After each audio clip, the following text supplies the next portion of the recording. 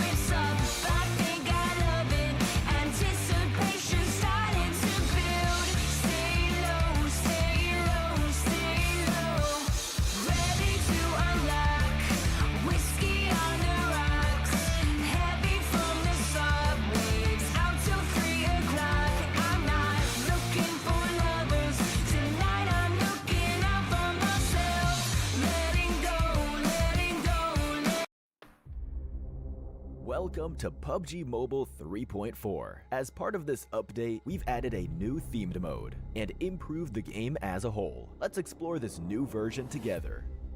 The conflict between the vampires and werewolves has lasted for several millennia, and now you can take part in it as well. Welcome to PUBG Mobile's newest themed mode, Blood Moon Awakening. Allow me to introduce you to the new themed areas, where the werewolves and vampires call home. Let's check them out. The area before us is vampire territory, the Crimson Castle. It has loads of supplies, and you can access the final reward crate sooner through battle. Here, the sky alternates between day and night. Hide in one of the many coffins inside the castle to ambush your enemies. You'll also find the vampire throne there. Legend has it that activating it unleashes an immense and mysterious power. The castle's altar room contains ritual crates that contain rich loot and the activation item for the vampire throne. Additionally, crimson keys can be found throughout the map. Use them to open a portal that will bring you or your teammates straight to the Crimson Castle. Have yourself a blood-sucking adventure. Here, we have before us the ancestral home of the werewolves, the Wolf Settlement. There are various ancient buildings here to explore. This area also alternates between day and night. At night, you can activate a puzzle via the ancestral statue beneath the spirit tree. Find the lost wolf spirits to get the ancestral treasure. Lastly, let's go over the new vehicle in this version, the two-seater animal vehicle, Horse. It can swim and jump, and you can fire from it while mounted. When you're with your team, it can follow allies. It can also be fed and recalled. A horse infected with crimson energy gains an additional double jump ability. Are you ready to explore the land of the supernatural? I look forward to seeing how you fare. Now, you can use the new character transformation mechanic to join the battle as a vampire or a werewolf. First, let's go over the Wolf Warrior. Use Wolf Salve to turn into a Wolf Warrior. After transforming, you'll gain a dash ability and the ability to scale walls by jumping. Finally, they have a special Howl ability that grants themselves and all nearby allies enhanced movement speed and damage reduction. Next, let's go over the Vampiric Fiend. Use Blood Oath Extract to become one. After doing so, eliminating an enemy in either human or vampiric fiend form will generate a blood orb. Touch them to quickly restore your health. Vampiric fiends can absorb these orbs from a distance. Right after transforming into a vampire, you'll grow wings and gain the ability to fly. Fly swiftly over short distances, or swoop down swiftly to strike a target area, dealing damage and knocking enemies back. Finally, vampiric fiends can fire energy bombs that unleash crimson gas on impact. Players caught within the gas cannot use medical items. Now then, which of these two creatures do you prefer?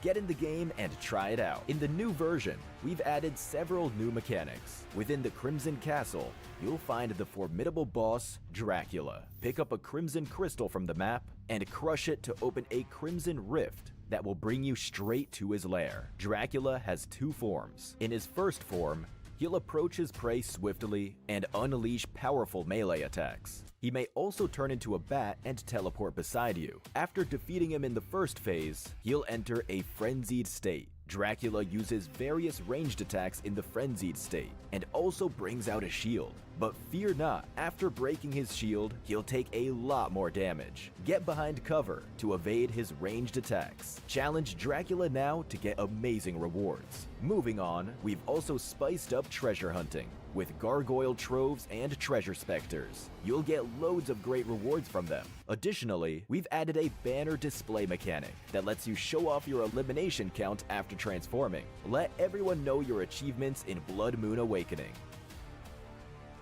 In this version's updated classic mode, we added a new dual-wield firearm, the Dual MP7. It equips to the pistol slot, is agile, enjoys a fast rate of fire, but does not support aiming down sights. Likewise, we added a new vehicle, the Hovercraft. It can be operated on land and in water, and is equipped with armored glass that prevents players inside and outside from firing at each other. We've also added the Self-AED to classic mode. We hope it adds another layer of tactics. Also, the Crimson Castle Plaza themed map has been added to arena mode. Defeat enemies with your teammates in intense battles like never before. Stay tuned for classic mode update videos to learn more. With Blood Moon Awakening's arrival, you can now also fight zombies in Metro Royale's Zombie Uprising mode as a werewolf or vampire. Choose from different abilities to thwart the zombie waves. We've also added treasure specters to the Misty Port and Arctic base maps. Defeat them to get great rewards. Furthermore, we've made some room and basic feature updates. Follow Metro Royale announcements for more details. The new version brings the debut of the Maple Courtyard Palace series of home items, along with an event celebrating its launch. New stylish items await you. Don't forget to join the home competition. Unleash your creativity and build your dream home.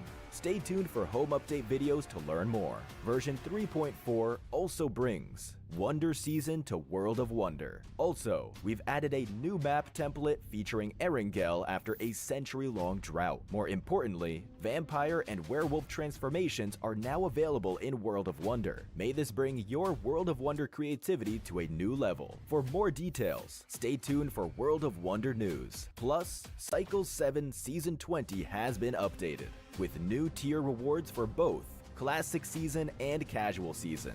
That's it for this overview of the new content available in Blood Moon Awakening. Get ready for the grand supernatural showdown between werewolves and vampires. Winner, winner, chicken dinner. See you next time.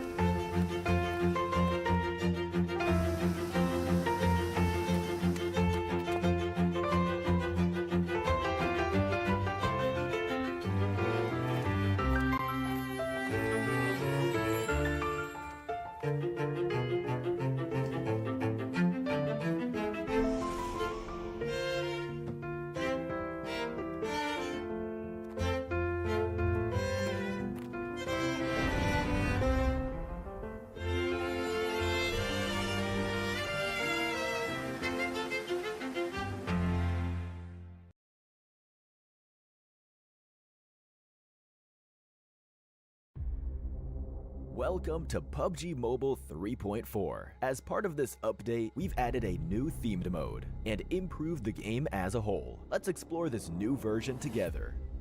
The conflict between the vampires and werewolves has lasted for several millennia, and now you can take part in it as well. Welcome to PUBG Mobile's newest themed mode, Blood Moon Awakening. Allow me to introduce you to the new themed areas, where the werewolves and vampires call home. Let's check them out. The area before us is vampire territory, the Crimson Castle. It has loads of supplies, and you can access the final reward crate sooner through battle. Here, the sky alternates between day and night. Hide in one of the many coffins inside the castle to ambush your enemies. You'll also find the vampire throne there. Legend has it that activating it unleashes an immense and mysterious power. The castle's altar room contains ritual crates that contain rich loot and the activation item for the vampire throne. Additionally, crimson keys can be found throughout the map. Use them to open a portal that will bring you or your teammates straight to the Crimson Castle. Have yourself a blood-sucking adventure. Here, we have before us the ancestral home of the werewolves, the Wolf Settlement. There are various ancient buildings here to explore. This area also alternates between day and night. At night, you can activate a puzzle via the ancestral statue beneath the spirit tree. Find the lost wolf spirits to get the ancestral treasure. Lastly, let's go over the new vehicle in this version, the two-seater animal vehicle, Horse. It can swim and jump, and you can fire from it while mounted. When you're with your team, it can follow allies. It can also be fed and recalled. A horse infected with crimson energy gains an additional double jump ability. Are you ready to explore the land of the supernatural? I look forward to seeing how you fare. Now, you can use the new character transformation mechanic to join the battle as a vampire or a werewolf. First, let's go over the Wolf Warrior. Use Wolf Salve to turn into a Wolf Warrior. After transforming, you'll gain a dash ability and the ability to scale walls by jumping. Finally, they have a special Howl ability that grants themselves and all nearby allies enhanced movement speed and damage reduction. Next, let's go over the Vampiric Fiend. Use Blood Oath Extract to become one. After doing so, eliminating an enemy in either human or vampiric fiend form will generate a blood orb. Touch them to quickly restore your health. Vampiric fiends can absorb these orbs from a distance. Right after transforming into a vampire, you'll grow wings and gain the ability to fly. Fly swiftly over short distances, or swoop down swiftly to strike a target area, dealing damage and knocking enemies back. Finally, vampiric fiends can fire energy bombs that unleash crimson gas on impact. Players caught within the gas cannot use medical items. Now then, which of these two creatures do you prefer?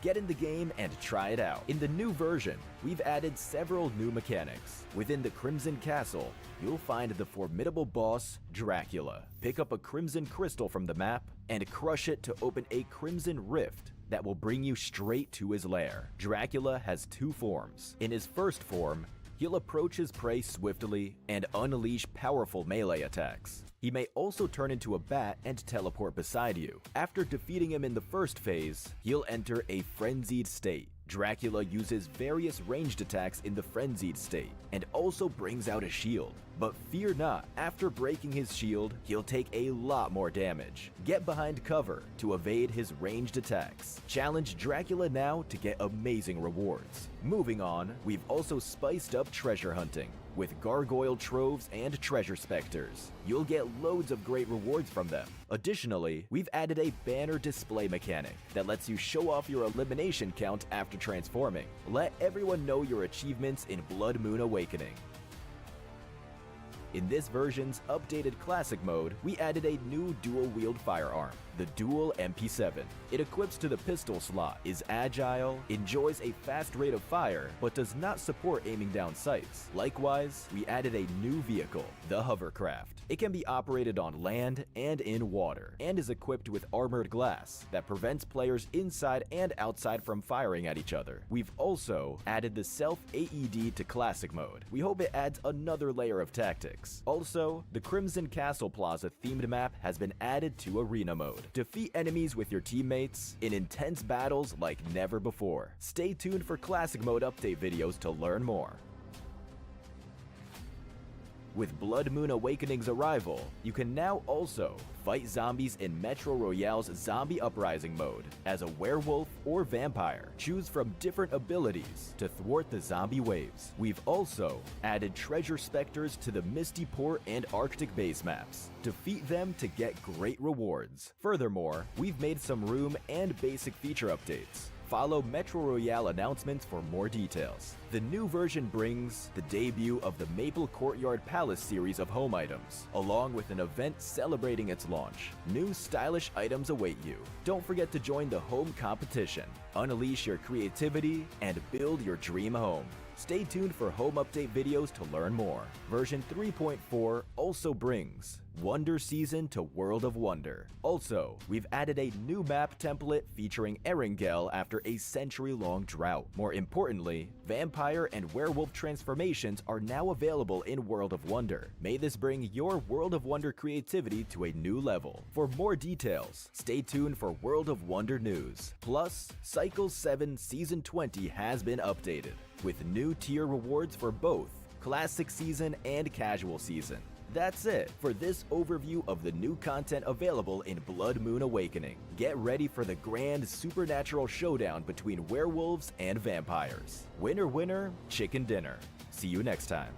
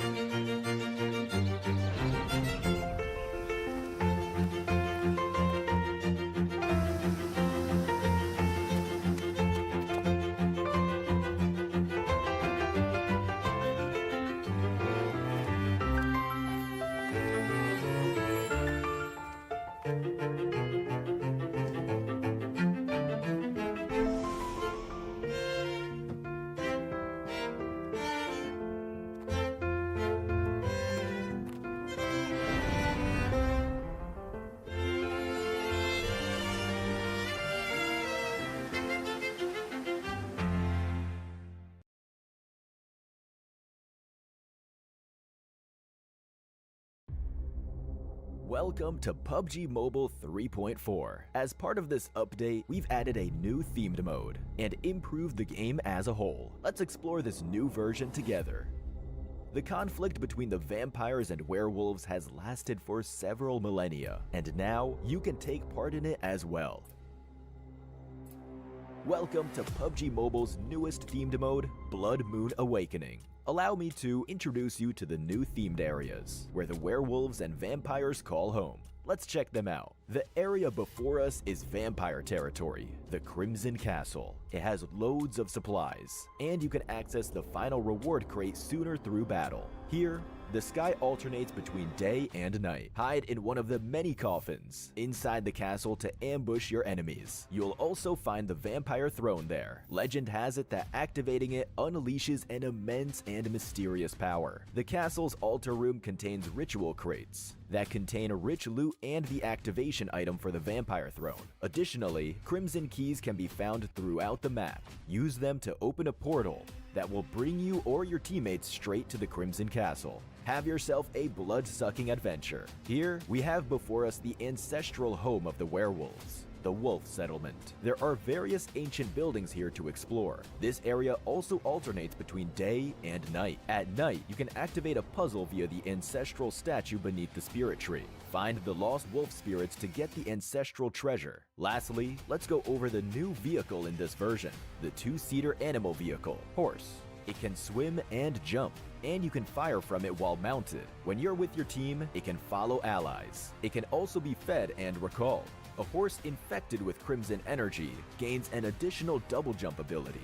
Are you ready to explore the land of the supernatural? I look forward to seeing how you fare. Now, you can use the new character transformation mechanic to join the battle as a vampire or a werewolf. First, let's go over the Wolf Warrior. Use Wolf Salve to turn into a Wolf Warrior. After transforming, you'll gain a dash ability and the ability to scale walls by jumping. Finally, they have a special Howl ability that grants themselves and all nearby allies enhanced movement speed and damage reduction. Next, let's go over the Vampiric Fiend. Use Blood Oath Extract to become one. After doing so, eliminating an enemy in either human or vampiric fiend form will generate a blood orb. Touch them to quickly restore your health. Vampiric fiends can absorb these orbs from a distance. Right after transforming into a vampire, you'll grow wings and gain the ability to fly. Fly swiftly over short distances, or swoop down swiftly to strike a target area, dealing damage and knocking enemies back. Finally, vampiric fiends can fire energy bombs that unleash crimson gas on impact. Players caught within the gas cannot use medical items. Now then, which of these two creatures do you prefer?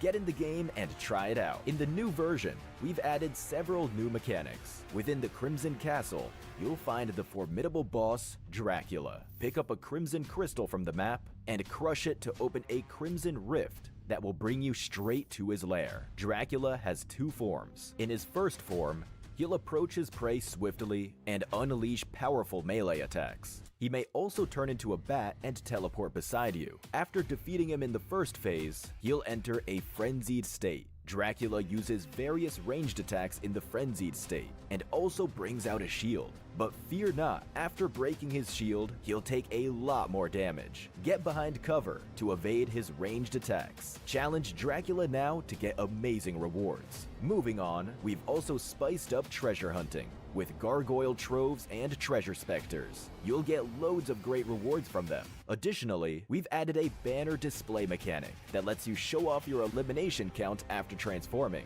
Let everyone know your achievements in Blood Moon Awakening. In this version's updated classic mode, we added a new dual-wield firearm, the Dual MP7. It equips to the pistol slot, is agile, enjoys a fast rate of fire, but does not support aiming down sights. Likewise, we added a new vehicle, the Hovercraft. It can be operated on land and in water, and is equipped with armored glass that prevents players inside and outside from firing at each other. We've also added the self-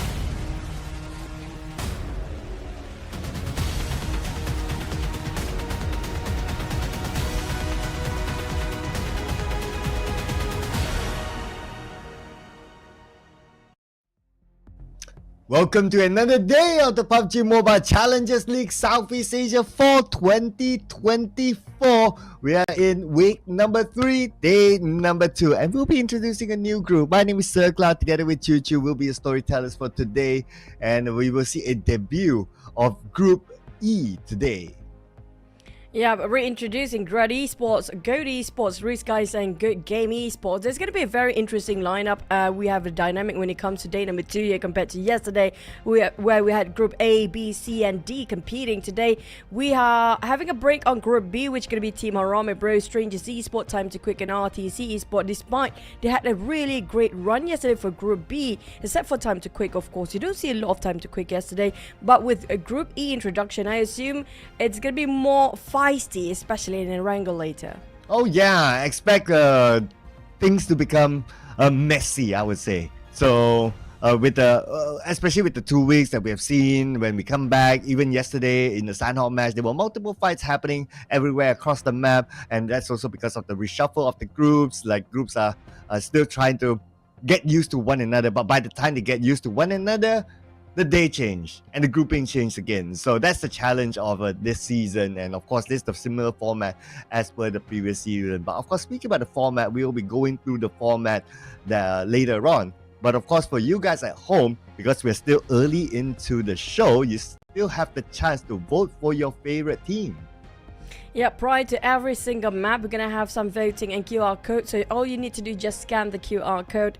Make sure you will drop your vote regarding for the teams and your prediction in every single map as well. And you get to vote for your best favorite player throughout the entirety of this week. So we're waiting for you guys to drop your prediction in case you guys might be the future oracle that's better than us. But for today's map and point system, as per usual, we're going to starting off our day with Sanhok, triple Erangel, and wrap our day with a double Miramar. Yeah, no oracle needed here. It's going to be the same format as per yesterday, and the timing is based on +8 GMT. So you gotta adjust your personal timing according to where you're watching this live stream. And of course, when it comes to the placement points, it's going to be the same every round. When the team gets the chicken dinner, it's going to be 10 points, and it goes all the way down to 1 point at the maximum of 8th place. Above 8th place, 9th onwards will be 0 placement points, but they still stand a chance to earn elimination points for every elimination that they get. So same format, nothing has changed, at least for now. Who knows for the next season, but we're going to stick to the regular point format as per usual. Yeah, in case you guys have no clue how the points distributed throughout into the grand finals later, we do have our weekly points, the points from the match played every single week, which could be 5 days per week, and it will contribute to as a weekly ranking, where the team ranking based on their weekly points, the total up accumulation points. The league points are awarded based on their weekly ranking for the first to the last place, the 20th that is, and also when it comes to the league ranking, it will be based on the team of the league points. So the head start points will be the most important points of them all. This is going to be the points at the start of the finals based on the rankings of every single week accumulated across all 3 weeks during the league stage. So the league points for the weekly rankings, first place 20 points, down to the last place only 1 point. So it might be a change when it comes to the final week here, because we do know Austria Esports been taking back-to-back number 1 with 20 points across all weekly points. So I want to see somebody else to take the number 1 spot for now. Yeah, so far Austria Esports still holding on to the number 1 spot, but of course we still have a good amount of days left for that to potentially change. But this week we'll also be looking at who will make the cut into the grand finals as well. So the league points will play a role into determining who will be the top 16 that will move on. And here are our current overall standings here for this week, that is. And Austria Esports is still at number 1, but the point gap between them and FRL is only 1 point. Very minor indeed, and for YG is still within reach, maybe perhaps down to the 5th place. We talked about this yesterday. When it comes to the first few maps, it feels like the gap was quite a stretch between the second place and the rest of the team. Now it's up to the top 5. I assume when it comes to the end of today, we might actually have a top 8. Very minute gap between these top 8, but we're gonna have to wait and see, because right now reintroducing the teams at the very bottom: Goat, RSG, GG, and Dread Esports. This is gonna be the 4th teams reintroduced. They might change the flow for the top 8 by the end of today. Yeah, so who knows, right? Especially when it comes to strategy and also the drop spot, the starting drop spot especially, that may push some teams down, or maybe they will give opportunity for teams on page number 2 to gather points because they need to get out of that bottom spot. Looking at you guys, GOT7, FV Esports, and of course, we want to see RTC do well too, since they did decently yesterday. It's just that too bad RTC isn't playing today, so we gotta hold on to that for now. But the groups that we'll be playing today is going to be Group A, C, D, and E. Yep, also Esports, GEYG, Dread Esports, Max V9, KE, PBE, Goat Esports, God of Death 7, Fearless Esports, Elevate Esports, Risk Guys Esports, Exquisite Esports, FV Esports, Sin Esports, and Good Game Esports. Now, speaking of all the teams that we talked about, especially the one that had a bit of a warm-up yesterday, and was just still taking the number 1 spot, not moving at all when it comes to the number 1. But we talked about as well our previous champions, GE. Can they come back? Because yesterday, last map, they did manage to have a bit of a wave of comeback in the very last map of Miramar. Yeah, at least it's got chicken dinner in the final map, right? So they can go to sleep feeling a bit happier as compared to the performance of the rest of the day yesterday. So let's see if they can bring the momentum today. And of course, they will be looking forward to a prize pool of 18,000 US dollars. This is only the league prize pool, ladies and gentlemen. So when it comes to the grand finals, the prize pool will be different.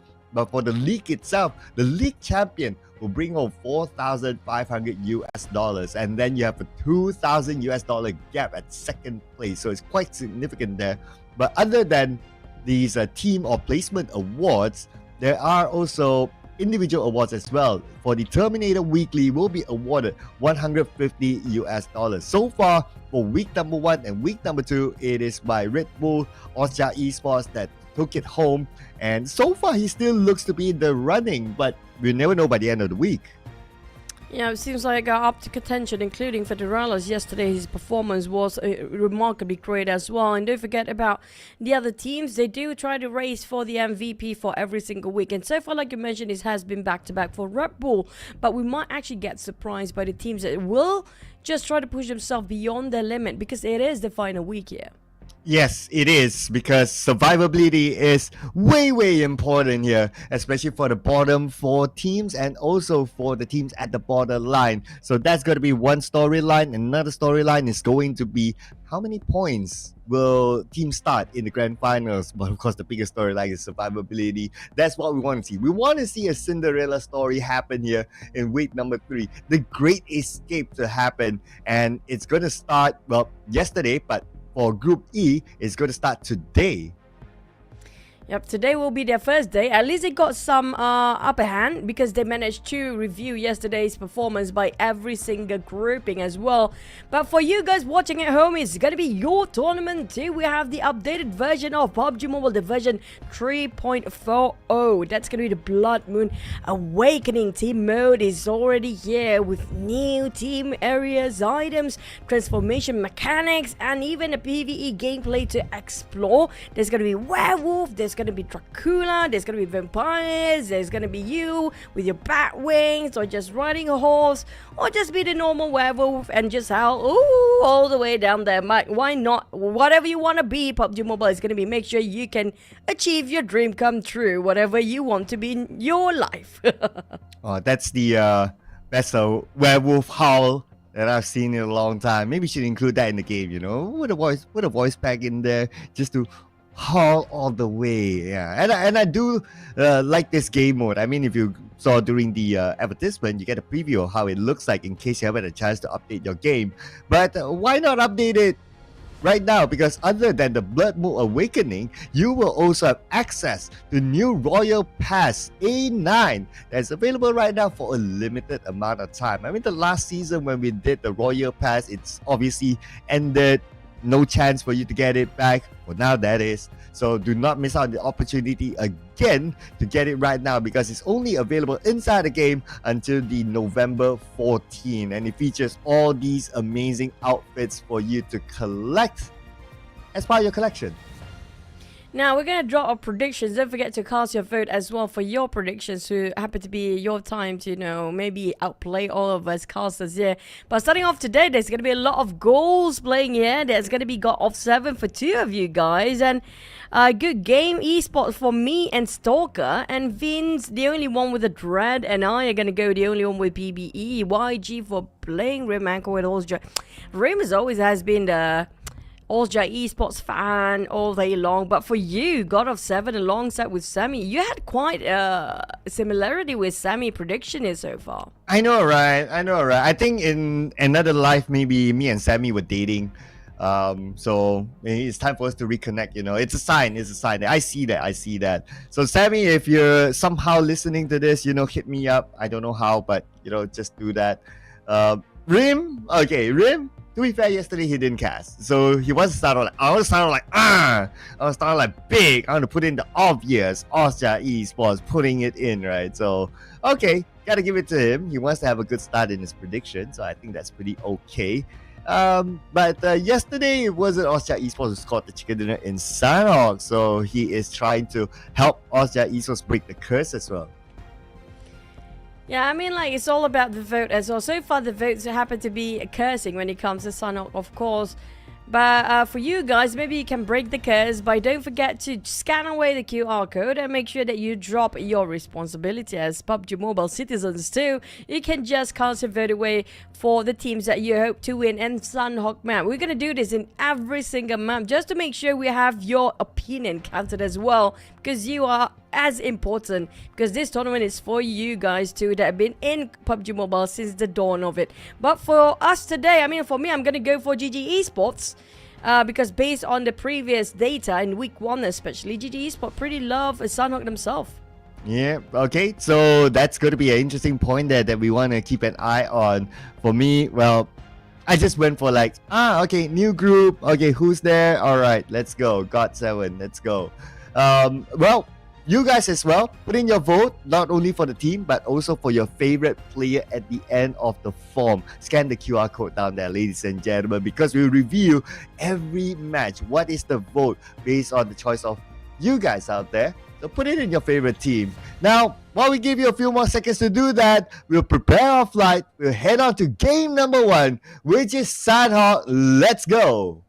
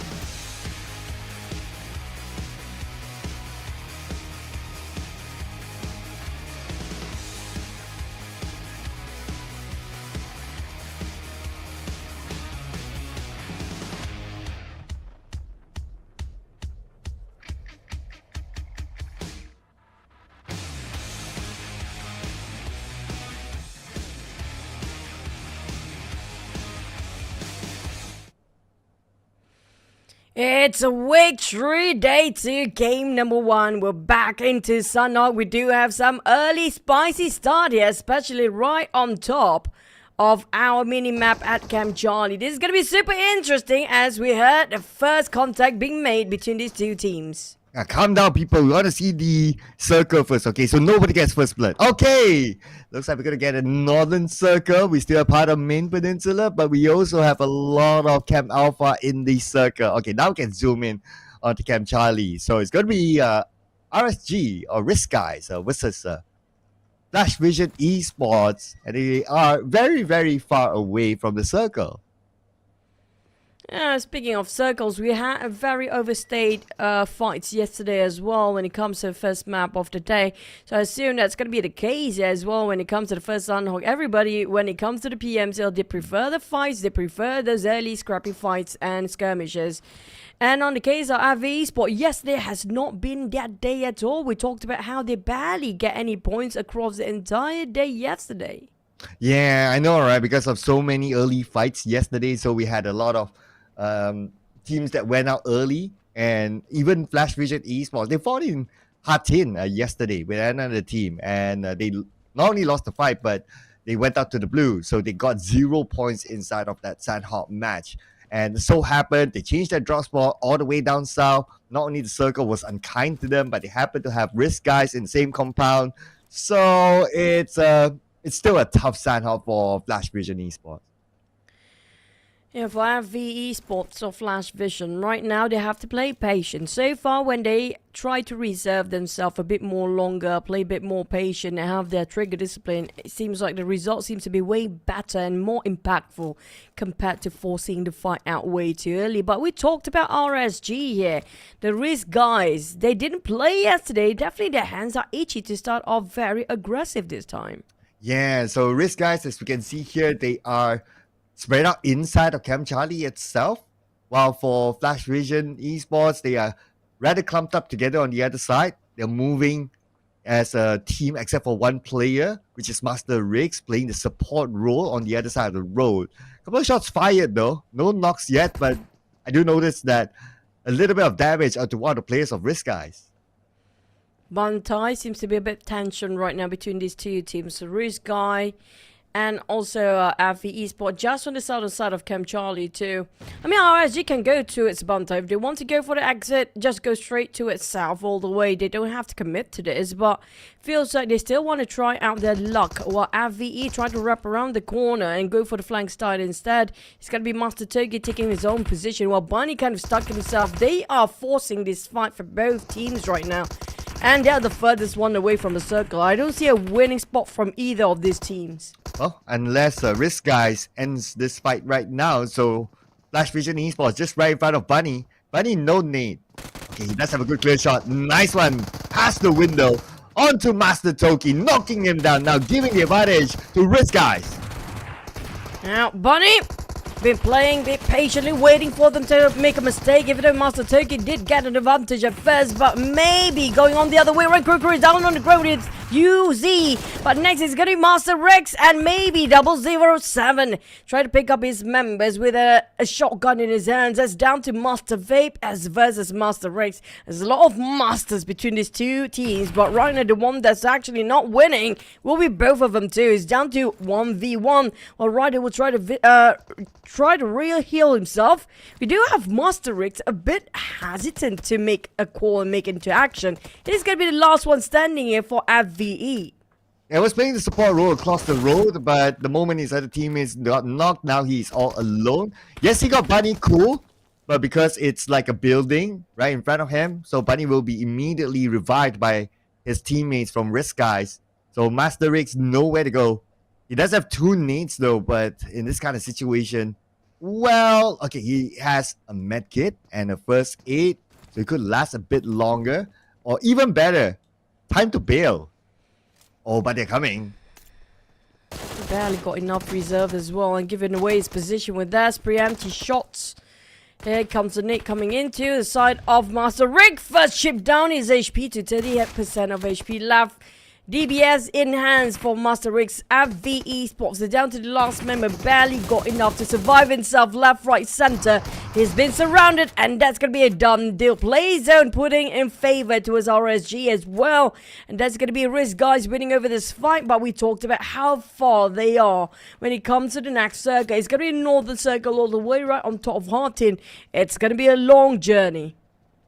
Yeah, at least they are done with this fight quick enough though. So time for them to move. Okay, stage 1 circle still alright, but they do need a couple of first aids. Looking at Master Vape, no first aid, but along the way they should be able to loot out something. They do have a good amount of houses for them to loot. Expect also teams like move up north, so it should be a clear path for them. Then it will be a question of how they're going to cross into Camp Alpha Island, but that will be a later question. We'll leave that for the later stages, that is. But we're coming into Sin right now, and they have got 7 in front of them. Yep. This is going to be the teams actually right on top of Harty in here. as well as Chem Alpha, and we talked about the small island duo being favored in the circle. There'll be a lot of choke points for the teams that's coming in very late. It's either coming up from the north bridge or the south bridge or the bridge in between the boot camps.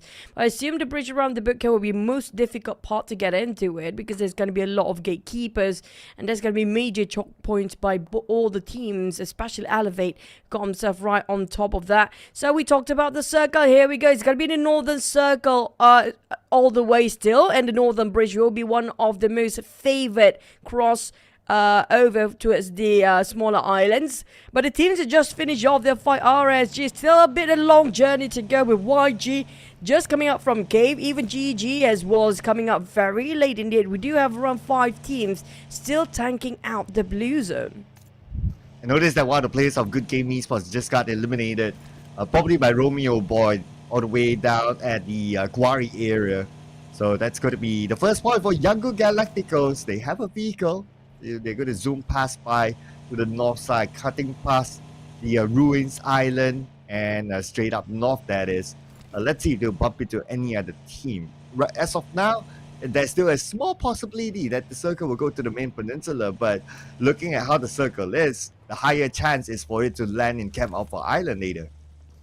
It's still going to be a 50-50, high chance it would be. Still Rahatin and slight northern side of the main peninsula as well, or the right side of the island. But on YG, they're taking their own sweet time while trying to how do we call it? Hop and loot and jump to one place to the other.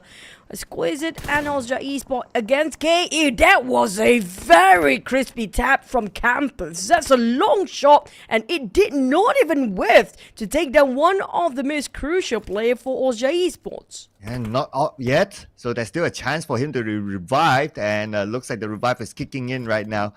God7, one of the players got knocked. And I believe that's in the Hatin area last we saw. Yeah, this is it. Sin had eyes on the God7 the last time we saw them. And it was Edward who got knocked down earlier on. But he's back up again. Long range tap. Second time by Wako. Knocking out Edward again. It's going to be a sniper rifle versus the rifles M416. Just now by God7. I have to say, recoil and control by God7.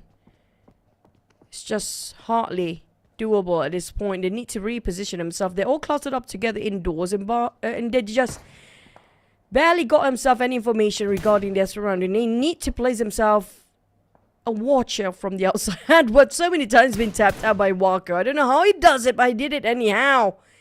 And this is going to be a hard angle for him to hold on to, but he still managed to do so. A couple of taps from afar. But reserve-wise, they don't have too much of utility, especially the throwables pretty much dried up, and none of them actually have on Wako.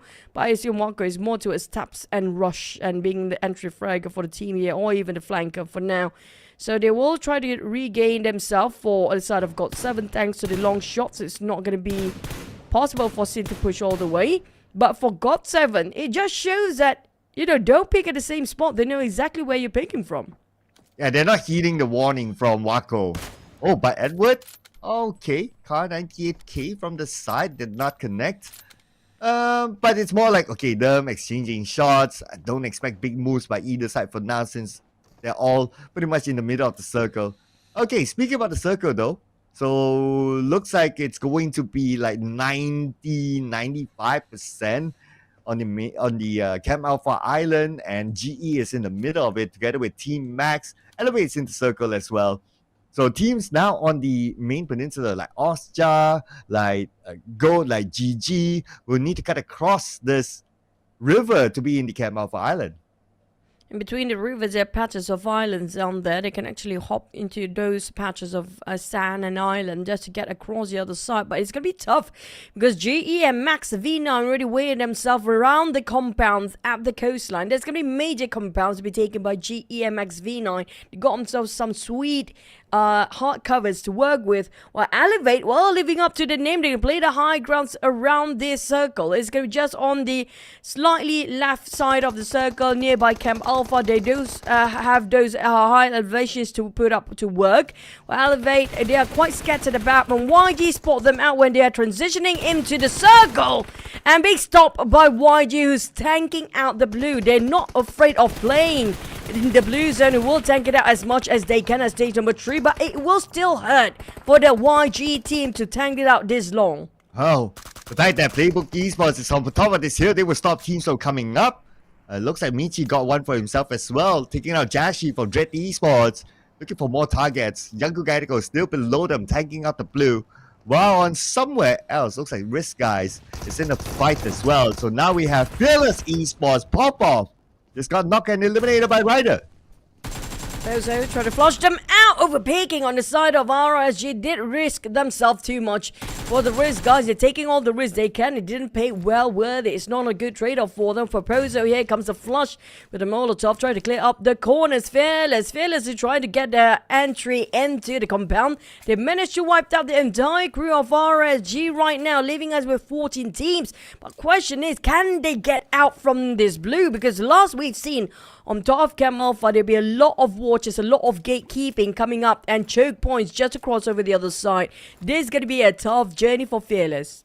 Yeah, they have to cut across the river, and who knows who's waiting for them on the other side. Yes, at least they won this fight against Risk Guys, but the next challenge is going to be even bigger for them. And we do have another knock here onto Goats.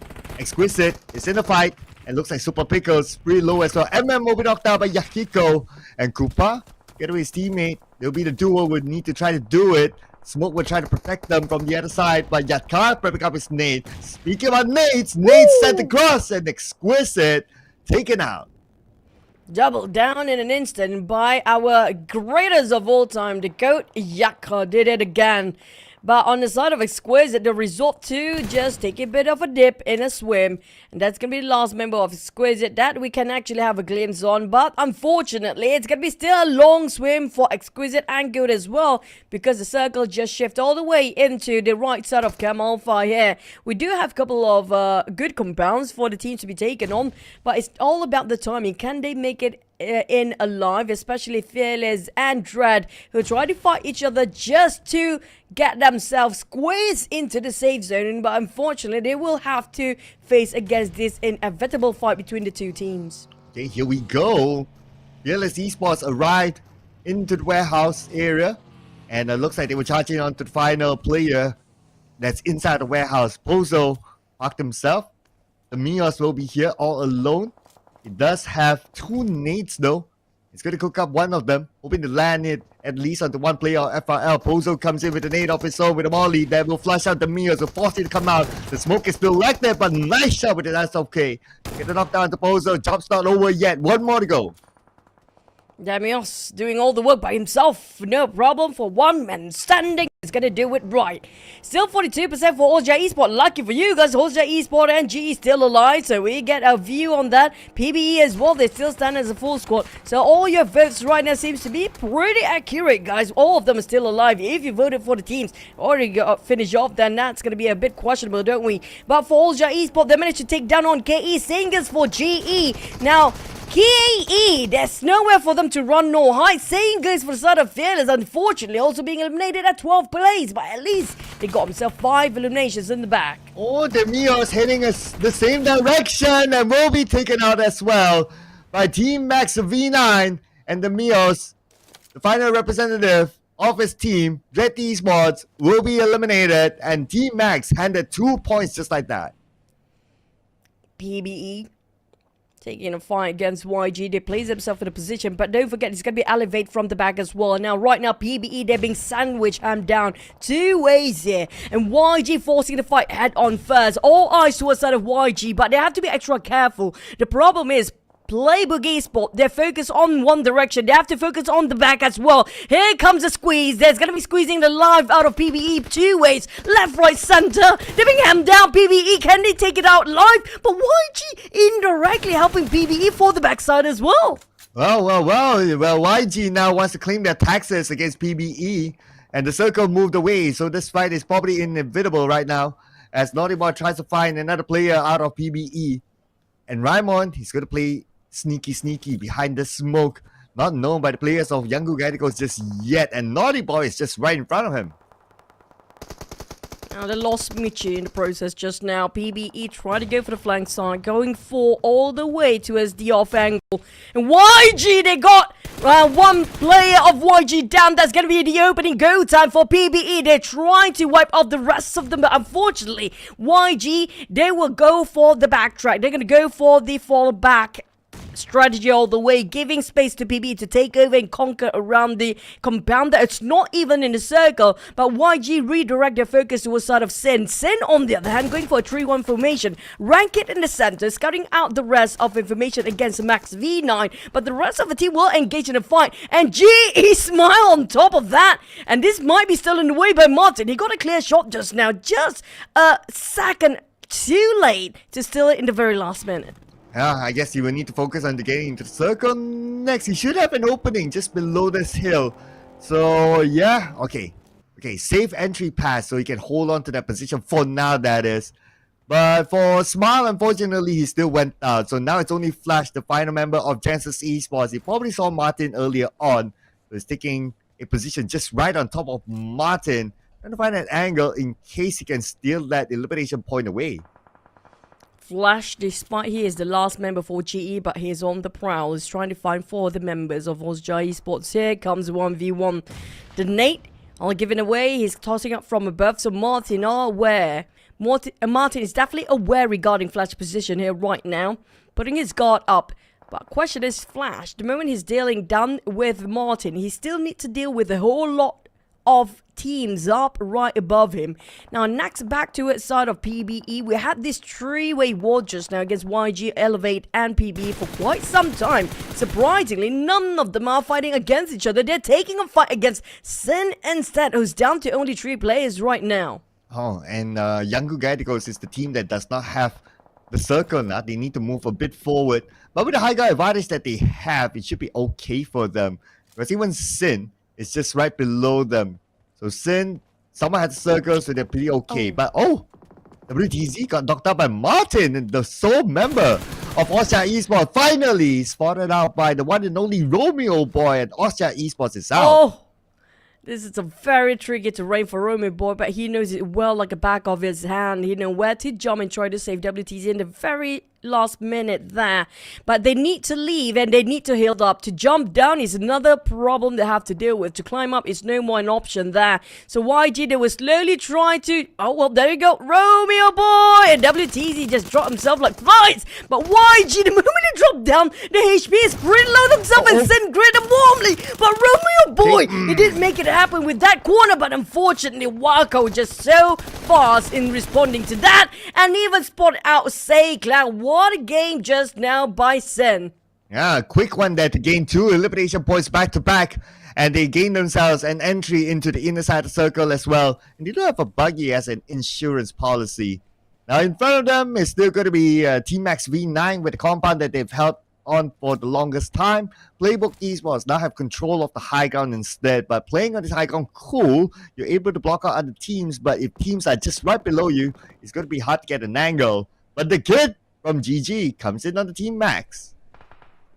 GG left 2 players who barely got any teams at full squad. Tackling him, Max V9 still have a full squad, but unfortunately, plus the players being knocked down, gonna be tough for them to get out from where they are, where they stand. They do have those low grounds, but at least hard covers will buy them some time. Unfortunately, they have to leave the compound. It's gonna be an open space the moment they left that place, but PBE taking what they have here at good use of those elevations. But unfortunately, it's time for them to climb down the high horses. Slowly Ryman try to hop down, but GG's both the kid being knocked down from the side. Jisoo is the last member standing, and PBE, they have to play with time here. Blue Zone start to kick in, and it's stage number 7. It's gonna be a suicidal mission for the team still on top, and the one that left is gonna be the one at the very low ground. Well, and the very low ground is going to be Team Max V9. Seem to have a good chance of scoring this chicken dinner, but there's still the final player of Playbook Esports and also Genesis Esports. Gerald is going to be the man, but oh man, tanking out the blue, he knows it's out, and it's going to be the final player of Genesis Esports. So Flash going for a 1v2 against Team Max V9. Come on, Flash, show us what you made of here to prove his worth to the side of GE. If he clutches this one, it's going to be a huge GE chicken. Based on yesterday momentum, they did carry forward for today as well. But Flash greeting warmly with Max V9 with whatever he has left of that hand grenades down to only mollies now. But Sean will respond back the same sort of answers with those hand grenades too. But it's gonna be a 2v1, so Flash have to tread this very carefully. He's at the edge of the circle. They got the center for Max V9, so he has to find one at a time, try to separate these two players and make sure he got slight advantage when they got separated. And the latest signing of Genesis Esports now. This is his chance to prove his contract. And he's going to play the sneaky move. And he might sneak up on the player of Team Max V9. They're all out of globals, now just down to guns. M4 stands up, he sees one, he shoots, he does take a bit of damage. But then again now, both players from Team Max V9 will be on the Flash. Flash gets one, but from the other side, Flash! He's got it! Wait! He got both of them! Whoa! Wait a second! Big clutch against Team Max V9! Whoa! What a clutch here by Flash! What a swing with the DBS. Casually just, tap and gun all the time with two different angles. He was swinging it big. I don't know how he does it. It feels like it's a miss, but he managed to secure it somehow, playing alongside with the blue zone. That was a remarkable feat coming up from Flash. The new upcoming roster of GE seems to be proving himself his high value play that they cannot let him go. Oh yeah, absolutely. He's justifying his contract right now, right? So Flash, what an ending that was. It was so quick that I thought like, oh, wait, did they get him? Did they not? Like, it was just like, there were two guns pointing at him. It's like he still managed to get it somehow. It's just amazingly quick, amazingly swift towards the end. So great work there. But let's relive the best moments out of Genesis Esports and Flash's Chicken Dinner.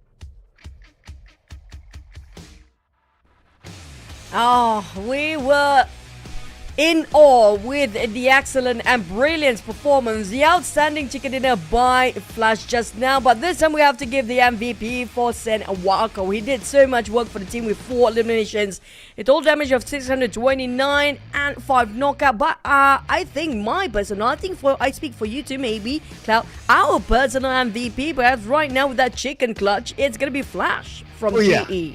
Absolutely. Hands down, I will personally give it to Flash as well. And that was a chicken dinner winning clutch there towards the end. But we're not gonna take away Wako, who did a lot of work for his team as well. For Sin with the stats that show up here with the 4 eliminations and 629 damage. No assist, no problem. He still brought in the elimination points for the team with 5 knockouts together with Dead. Well, although he did not survive to the end, but still he managed to gain those 4 eliminations. And of course, it's because of Flash that Genesis Esports is given the chicken dinner. Since the rise of yesterday's last map of Miramar, they just managed to carry up the momentum, putting up such a sublime great clutch against a 2v1 for Max V9. They let the chicken slip through their fingers just now by Flash. Amazing DBS play with the 2 different angles, 6 total elimination with total damage of 1,248, 5 total knockout, 2 assists, 498 total heals with survival time, barely almost 22 minutes. That's going to be 21 minutes and 48 seconds. But hey, we question what happened to GE. Seems like they're back on the rise when it comes to the final week in day number 2. And technically, it's a back-to-back chicken dinner for them since they scored the last chicken dinner yesterday in Miramar. And they started off the day with a chicken dinner, starting off with the right foot. So they need to carry on the momentum because they still need to gain the points to be at that number 1 spot still. And looking over at the other overall stats, so 55 total eliminations. But because it's Sanhok and it's a Camp Alpha Island-ish sort of circle, so naturally some players would go out to the zone. That's totally understandable. But yet there's still one airdrop being looted, even though the circle is as such. Yep, I mean, the circle was difficult. There's so many choke points due to that. A lot of players being finished off quite early due to the blue zone, and not much of throwers being used. Last time we saw barely got enough for the throwers by the players, especially the scrappy fights early. During the first stage and second stage, of course, they barely got enough gears on them, or any of their arsenals being geared up quite early, so there's not going to be a lot of throwables used except for the last few stages of the map that we saw just now when it comes to stage 7 onwards, especially the teams that actually got themselves the high ground. Unfortunately, a lot of them being finished off by the blue because they cannot make it out of the blue in the nick of time because how high the places they've been taking on. But hey, the match standings, they're still going to give it to GE with a total points of 16, 1 point shy from max V9. Yeah, if Flash did not score that chicken dinner for them, then clearly D-Max will be on top in terms of total points collected. So gotta give it to them. They bring home 16 points this round. Team Max V9, not too bad. 15 points, only 1 point behind Genesis Esports, followed by Playbook Esports with 12 points. So that's our top 3 teams in this round. While on the other end, Flash Vision Esports got 7, got eliminated early, so 0 points for them. Exquisite among these 3 bottom teams. They lasted a little bit longer, but they did not gain anything this round. No eliminations, no placement points, so they are another team with a 0. Unfortunately, this is going to be tough to watch for our VE Sport. I mean, they have been in the wildcard region for the longest time during the PMPL wildcard as well. Even before that, in the MYSG region, it just didn't turn out so well for FV Sport. They definitely have to go back to the drawing board to make a comeback and just, have to revamp so much. But on the side of overall standings here, PBE, the consistency speaks for itself despite not having the most chickens out there. But hey, they still scored himself at number 1. And G, who just got himself chicken back-to-back since yesterday, now placing themselves in the top 5. Yeah, so now they're up there. They're challenging for the first spot. They're only 12 points behind Playbook Esports as of now. So it will be interesting to see if they can actually do it by the end of the day. While speaking about the other end though, but yeah, to be fair, some of these teams, they've only played their first game, so got to give them the benefit of the doubt there. Dread Esports, 1 point. We have a good amount of teams with a single digit. But among the teams down there, Flash Vision Esports, God7, the 2 teams that have played extra games, they are still in a single digit. So they need to work out something here because it was another 0-point round for them. Yeah, especially, I wouldn't be hypercritical regarding the 4 teams just reintroduced here today. That's going to be Dread Esport, Goat Esport, Race Guys, as well as Good Game Esport. But the one that I'm concerned with right now, AV Esports, they played the entire day yesterday. There's going to be 7 maps already done, including the last Sanhok. And they're still in a single digit. If you compare with the teams that just reintroduced here today, which was Group E, and still is Group E, they can catch up to those points. That's going to be a hot statement for the side of FV or Flash Vision Esport. They have to realize, hey, we are behind. We have been falling behind so far in this tournament here. How to make a comeback? Yeah, and the games are running by them, right? Since they played yesterday.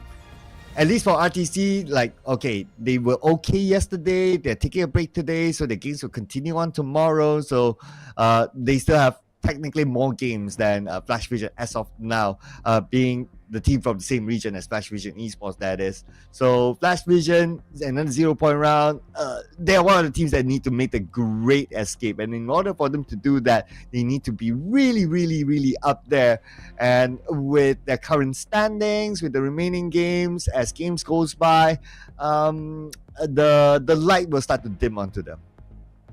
It feels like they're dwindling down, and we still have one more week only, and that's gonna be the last week here for them to just bounce back and do what they have left. Numbers wise, it won't be enough for them to make a comeback if it's gonna be like, for waiting out for tomorrow. They have to make it now. The transition have to make it now. Adaptability, they have to revamp everything now. If not, it's gonna be a bit too late, because we do know when it comes to your overall standing across all the league rankings of week 1 and 2, they didn't actually score very well as well. This is going to be the last chance and last shot for them to actually get themselves to the grand finals. Don't forget, it's going to be only 4 teams. I think 4 teams will be relegated out of this tournament. Only 16, the top 16, can make it through to the grand finals, and right now for FVE, that's going to be a tough climb for them for the rest of the day. But for the one that actually still taking like a champ, Alja Esports not budging at all when it comes to getting themselves in the top 5. It feels like the top 5 always going to be the same team every single week. Yeah, and looks like familiar names, right? Even from the previous season. So who's going to challenge them? We need to see new challenges here, ladies and gentlemen. But we also need to see you guys being challenged inside of this new game mode, which is the version 3.4. And if you have not had a chance to log into the game, be prepared for a major update, because I'm going to tell you it's going to be worth it to update this and join in the fun in the Blood Moon Awakening theme mode. It features new theme areas, items, transformation mechanics. If you need a preview, you will get to see it during the break time. We'll show some footages of how it looks like, and also an explanation on how this game mode is being played. So once you update your version to 3.4, do download all the resources, because you want to get the best out of your game, right, and enjoy this new game mode. And I can reassure you that it is unique, it is special, it is something that you probably haven't seen inside the PUBG Mobile universe, and it is worth it. Prepare your Wi-Fi. That is my advice. Speaking of experience, well, yeah, also speaking of experience, we have to remind you guys every single match, just because you might actually forget about this again. So we will have to remind you guys the new RP, the Royal Pass Ace 9, A9, available for you guys right now, already in the game. It will be on a limited amount of time. That's gonna be up to the November 14th. Still far one to go, but hey, you might actually get busy with something else, so make sure you remind yourself to get this new RP. So the Royal Pass Ace 9 will give you so much in here for the total price pool worth over 80,000 UC. And not just that, make sure you level up to level 50 so you have yourself an upgradable firearm Uzi. And at level 100, you have yourself a new custom color outfit, which could be the color spirit sentry set that you can see on the left side of the graphic here, which only available at level 100. So make sure you got yourself the exclusive elimination broadcast as well. And if you want to play like a zombie, just be sure that you get your hands on up till the level 40, because look at the numbers and look at the variety of the cosmetic you can actually get. I feel like it's gonna be a bit of a Oriental Halloween, a bit of zombies, and it's fun to mix both. Yeah, and it's also fun for us to put in a prediction, I guess. Hey, looks like we have the same prediction. KE is on our list. Ooh. Any other repeaters? Okay, Yango Guy goes for Rim and Bling, and everyone else have their own predictions. And Rim transfer Austria Esports to Stalker. It's like, okay, dude, I'm out. Sending Austria to you now. Either one of them always ended up with an Austria Esports. Yeah? They do have a strong vote against Austria Esports, but I don't disagree with them. I mean, like, due to how consistent they are at the very top, so there's no brainer for the even us casters do want to go for the normal names like YG, Harami Bro, BBE, Austria Esports. They're always going to be the same names that usually going to be up there, including Fearless this time as well. But for KE, they have the potential, right, Cloud? It's all about the timing of the transition and their navigation through the circle. They caught themselves in a trap most of the time. Well, yeah, so KE, we have not seen them scoring a chicken dinner this week yet, so we'd like to see new names coming up. And of course, if you ask me, ideally everyone to get their own chicken dinner. So I guess if it comes to like predictions, I might, now that I think about it, I might start to pick teams that, okay, you have not got the chicken dinner yet, and KE is one of them. So it would be nice to see like a new name coming up with the chicken dinner too. So KE, looking at you guys. Yeah, probably we should put our vote for the rest of the team that never scored a chicken since week 1. So that will be fun to watch too, and that's going to be a bit of a Cinderella story and give them some motivation and a morale boost. You know what? We have what it takes to be in here to get those chickens. So hopefully they have that belief in themselves. Maybe you're going to put more to us at VE Sports because that's what they really need here right now. Yeah, I need to look back at the history, right, of who has not got a chicken dinner at all. Do we exactly have that? Okay, so we'll come back with that probably by tomorrow then.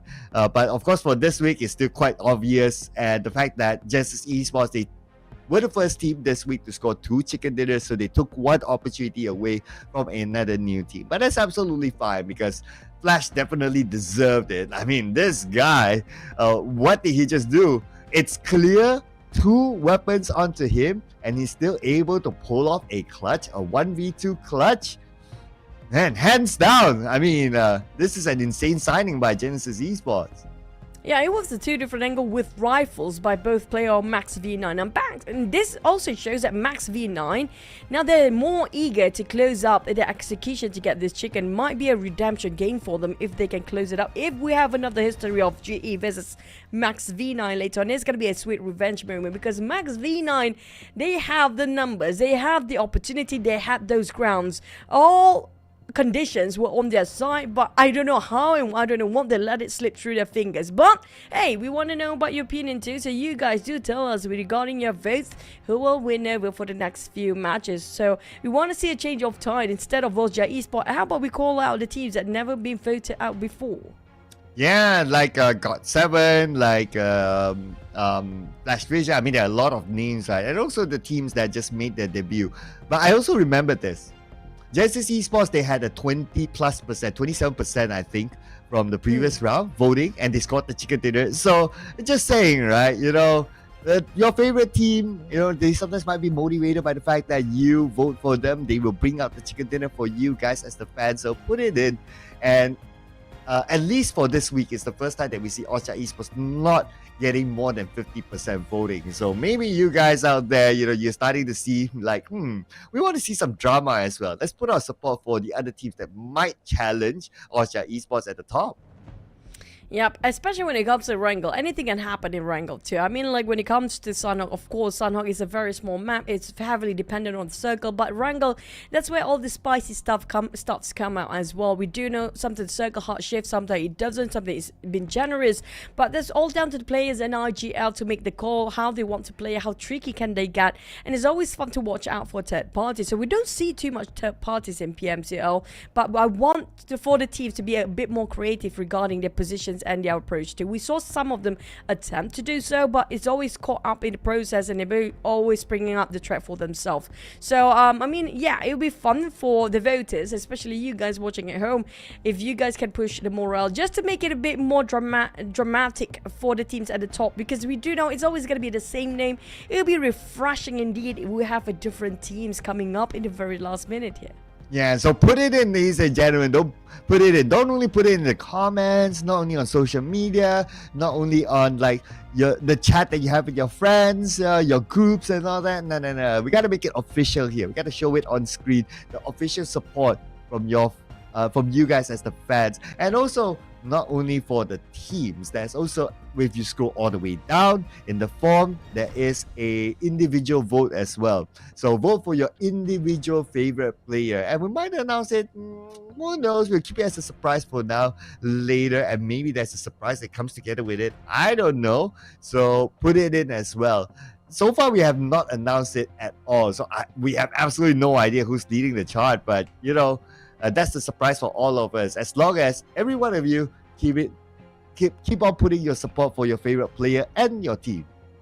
There's probably going to be a lot of Red Bull fans out there, but hey, I think there's going to be a lot of Federalis fans too when it comes to the individual as the best player. So maybe we get a bit of Flash till the very end based on how he managed to clutch that one out. So maybe you guys can vote for Flash this time. Then the rookie coming into GE lineup, they used to be champions. Right now they'll try to take back their trophy, but can they actually do it in this season? They're close enough, slowly shaping their dynamic of based on the last performance. Yeah, who knows, right? So maybe if he can continue to put on this kind of performance, the votes will swing to him even further. But we will swing to our new map, which is Erangel. That was also introduced. Group E. Without further ado, we head on to it. Let's go.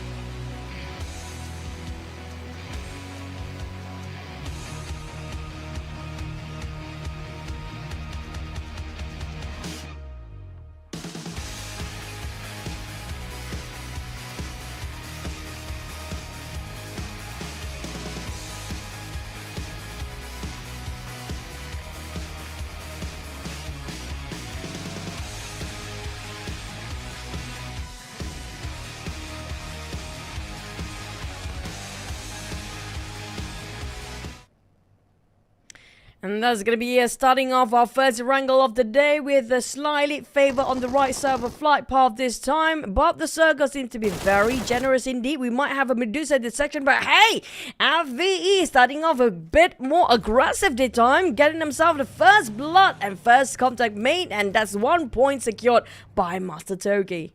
Flash Vision Esports, they can't catch a break, but this time at least, they break through their point for today, scoring the first elimination and also the first blood. But they also alert the other members of Sin as they're still around the players of Flash Vision Esports. Now, both sides, they're still looting up, prepping themselves to come in. And Sin sent one player to the high ground. I wonder what Mix is going to do, though. Is Mix going to go for it? Master Toki takes a bit of damage from across. He does not have any healing utility, so you've got to be extra careful there. And for Sin and Avi always the first few to actually start off some combats going into the game, and that might be costly for them. But if they actually play well and they actually play towards their strength, they can actually topple all the teams on top and just bulldoze everyone from behind. But Sin Mix just arrived, barely got enough reserve. 0 when it comes to Master Toki reserve, and it's gonna be only 40 ammunition that's left here, with no helmet, no throwables, and no first aids. And now one of the members of FVE being knocked down as well. So for Sin and FVE both having a bit of casualty on their side, but Master Toki is being knocked down as well. Here comes Migs. Yeah, everyone onto Master Toki, and that is Flash Vision Esports with only 2 players remaining. And one of them, Kurukuru, is on the other side, safe from that house for now, that is. So he's got to stay clear out of it. His other teammate, Master Rix, is on the other side. So now he needs to find a vehicle to at least get back together with his teammate and not try to pursue Sin.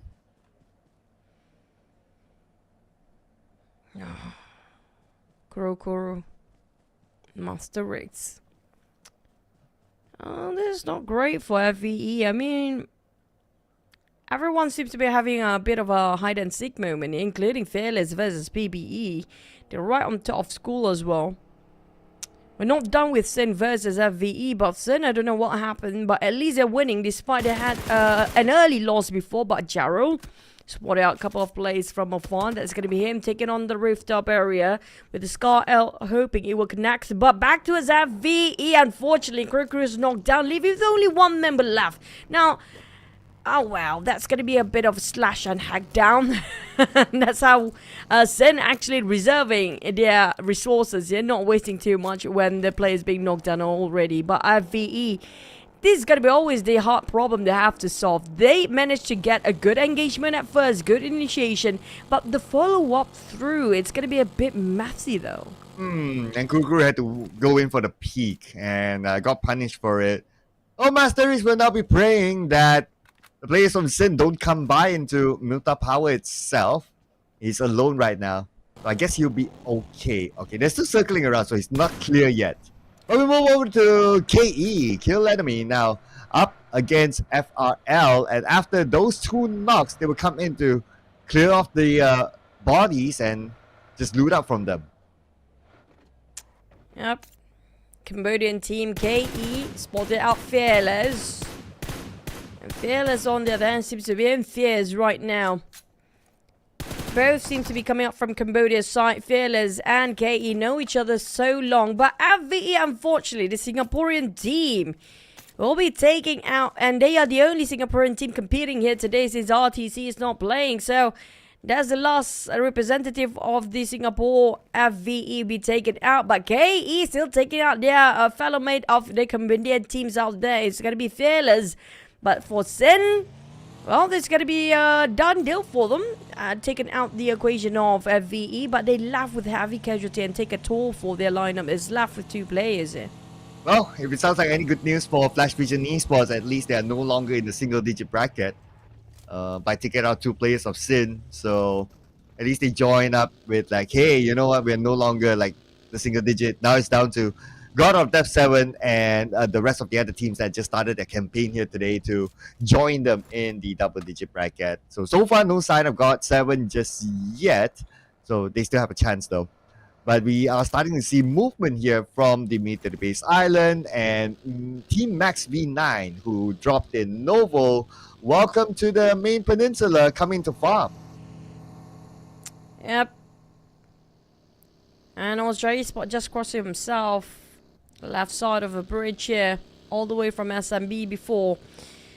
Now there's going to be, I love this new revamped version of Volja Esports. Despite they are playing for the flag of Cambodia, we do know they actually have a mixture of the Thai players too. That elevates entirely for their lineup on Sunday, including the PMCL as a whole for the wildcard region. But we do have Max V9, who just let those chicken in the last map actually slip through their fingers, and now coming into the right side of the bridge instead, but greeted warmly by the Riz guy. Riz guys hailing from the Myanmar, being taken a bit of a jab from Max V9 from Cambodia here. Max V9 will try to chase the tails. They will follow up the crumbs by Riz guys. They're committed to this fight. Okay, looks like they decided like, okay, nope, not going to do that now. We're going to let Riz guys go for this moment, and they will move towards the farm area instead while awaiting the next stage of the circle, which will come in about 30 more seconds. And Risk guys not taking any risks as well. They continue on their journey up north, passing by Milta, and they might want to get into as close as possible to the middle of the circle. They do have that chance of going up to the high ground, but might as well wait for the next stage since it's only about 15 more seconds to go. You talked about Milta. The last time we saw a bit of teams coming out on top of Milta, it's going to be Dread from the Philippine teams. And they used to take Milta early. I don't know where they're at right now. They're not showing themselves too much across our screen here. But for Rostock, it's been occupied by GG Esports. There's going to be another team coming out from the Cambodia side. And I don't see a lot of teams right on top of Rostock. Most of them taking those Medusa intersection here, including in schools as well. A bigger compound, a bigger building for them to take hard covers on. And for Exquisite, now there's going to be another team that have a very high firepower, hailing from the Philippines as well. And Mam and the rest of Exquisite definitely knows the information and gains so much info regarding the transition of perhaps 3 to 4 teams out there. Exquisite scored a 0 in the sign-out match, so they'll be looking to recover in this round. But wow! What a circle this is! Here we go! It'll be hilarious if the circle actually pulls down to the Novo area. So that will be interesting to see if the circle gods do grant us that wish. But that also means that with the current state of the circle, there's only like 60% of land to play with. I think this is going to be a circle that will be controlled by Max V9. They dropped themselves early and Nova up Noya, so they definitely have the advantage here. But for Osja Esports, they're playing around at the edges of the coastline. There's going to be a nearby farm on the very south, near towards the right side of the bridge. Well, we saw Max V9 can have a view here too if they got themselves a perfect angle towards on top of that bridge. But for KE, we've talked about them before. They always have issues when it comes to migrating into their third or fourth checkpoints. Now, can they make it out alive against Osja Esports? Will they part ways, or will they try to find a different way towards the center of the circle? Because right now for KE, they need to keep themselves a bit much longer alive. This team coming out from Cambodia right now always clash with a different team, and this time perhaps from the Philippines, PBE start to tailing them, and a couple of shots from across the other side too. Well, they managed to get themselves into this compound, so that's pretty okay. Somewhere in the middle of the circle. So for KE, they should be fine here as long as they can hold on to this, or just to try to fend off any gate crashes. As for Goat, it's gonna be Elevate. Goat does have the high ground.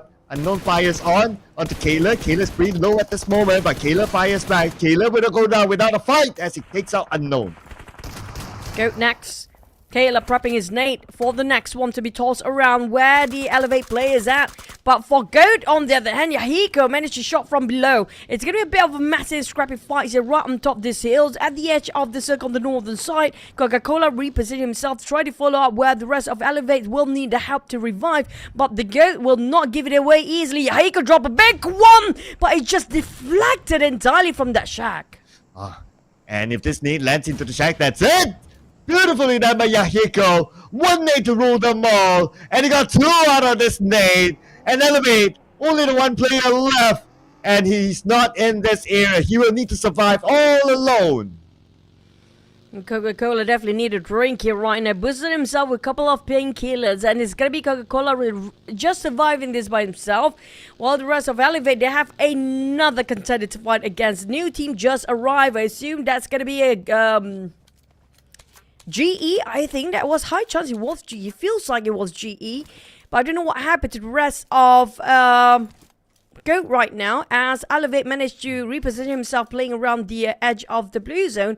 But I definitely witnessed the whole crew of GE just passing towards where the rest of Goat just now was taking their position. But the circle shifted slightly towards the north now, with Farm and Milto will be at the edge. Max Vina is still gonna take control over the bridge. They try to take it as their domain, while Osja Esports slowly pushing himself to the left side. But YG and Fearless, how to get into that side of circle? Though we won't see a Novo ending, but we still have like 40% of water in this kind of circle. So it's going to be pretty tight here as teams will start to come in from the outer side. Looking on the left side, Yango Galacticos, we got Goat on the north, and obviously Coca-Cola as he went out, tried to play a safer position, but now he's forced to come in. And like what you said, GE was just in front of him, and they are still waiting by the edge of the northern circle.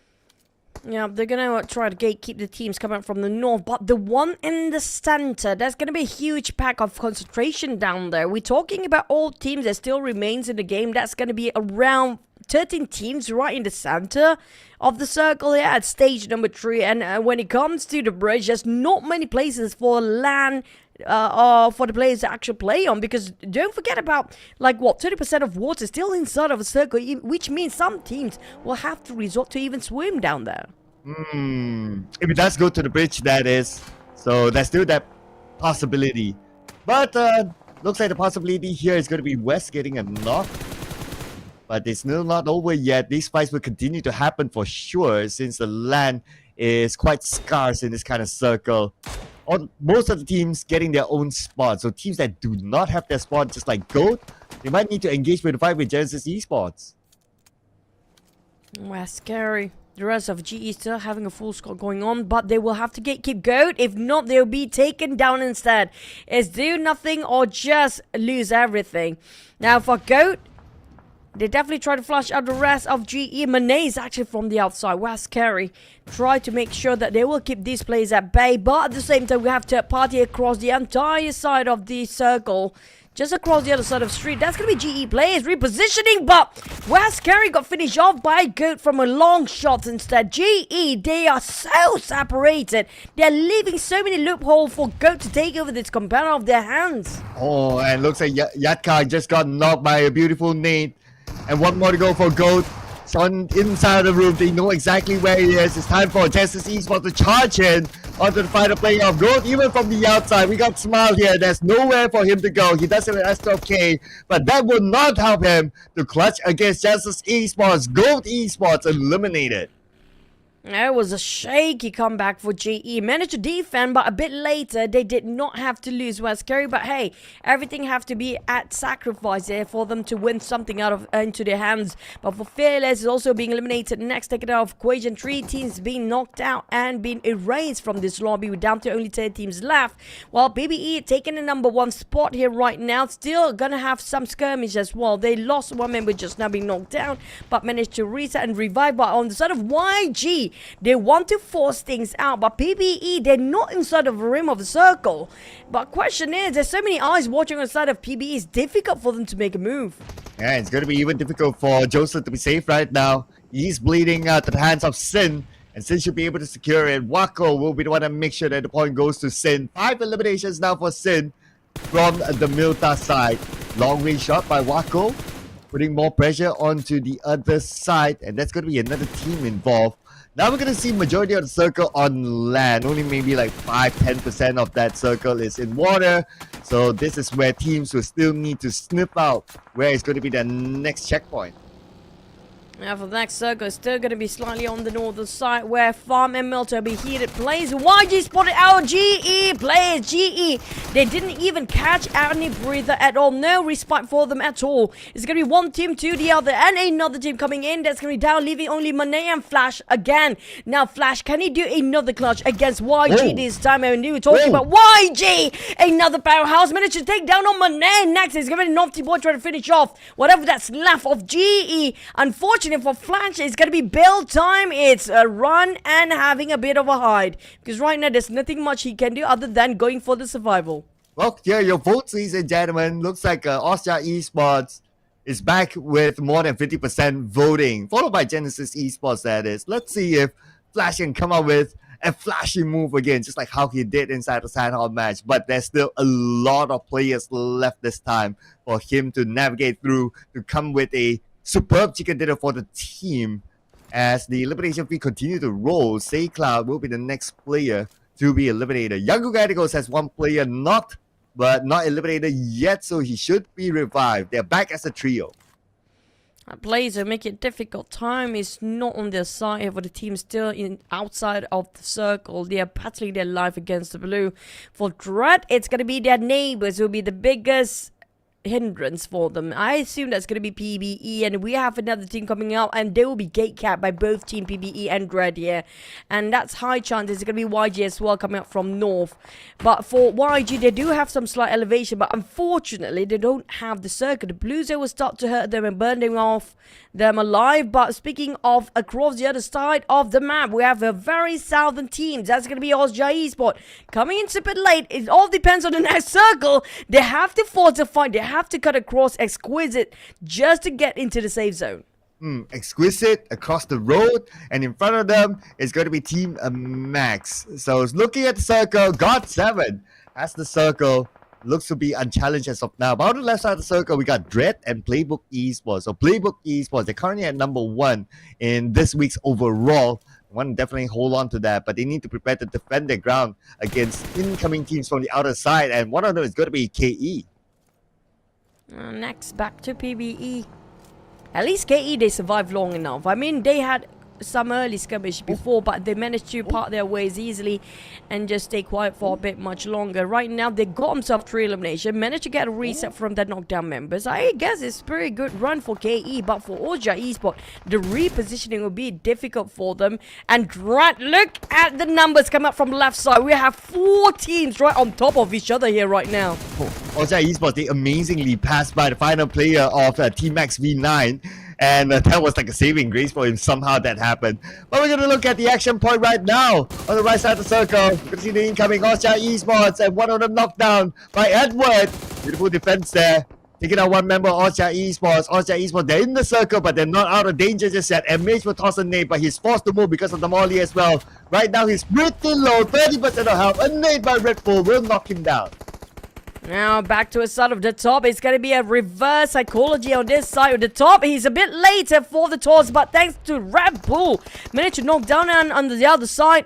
But it's going to be Ozja versus Golf7. G is fighting against YG and Ozja against Golf7 too. And Ozja, they have a big street in between it, quite an open space, while Labubu, that's going to be, I think that's the last one member coming up from Golf7 there is, and he has to survive this by himself. And worst case scenario happened to this side too, because there's so many teams trying to take across towards the other side. And next we have KE versus Exquisite. They're down to only man left. And they had a choice between Playbook Esports and Exquisite, and KE. They picked Exquisite as their next target. Nate sent across, and that is Exquisite eliminated by KE. Thanks to the final nade by Kaya to take out MM, and now they have this compound for themselves.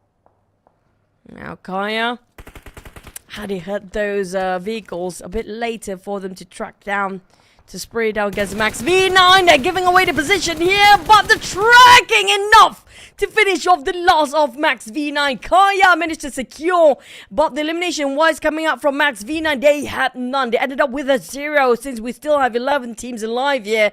Unfortunately, Max V9 did not end the run after they closed enough to get the chicken in the last game. But next we focus on Elevate. Now Elevate, this is going to be the last player, Coca-Cola. He survived long enough by himself. Yeah, they had an early fight.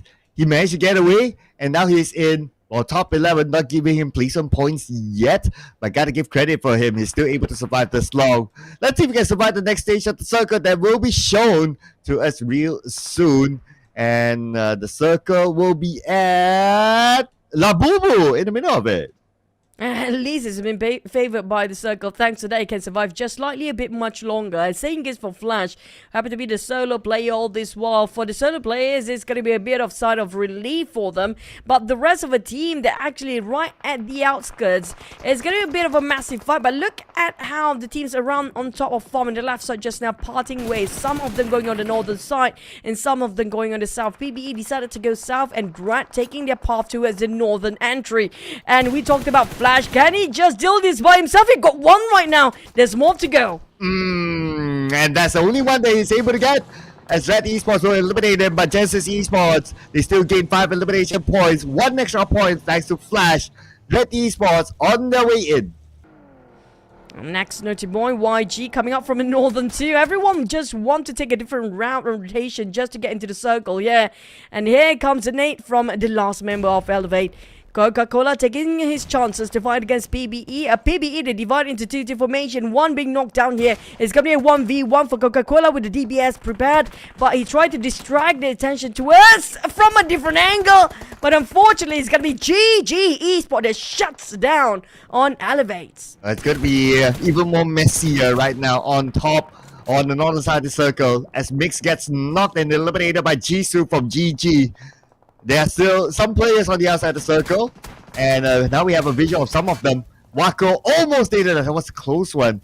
That was Wako was healing up. So he managed to heal up back to 80% of health. The final player for Sin right now. Surrounded and finally will be taken out. Now within a blink of an eye, we're left with only 8 teams here.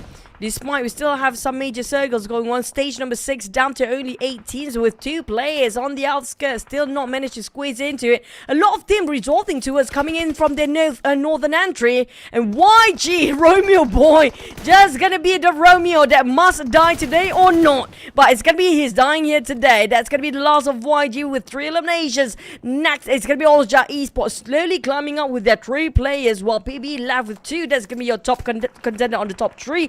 The rest of them are coming up from the second page. Oh yeah, so this is the rise of teams for page number 2. Okay, this is going to be real interesting to see if those teams at the end can get their chicken dinner, because we like to see a new team getting a chicken dinner as well, but they have to do the business.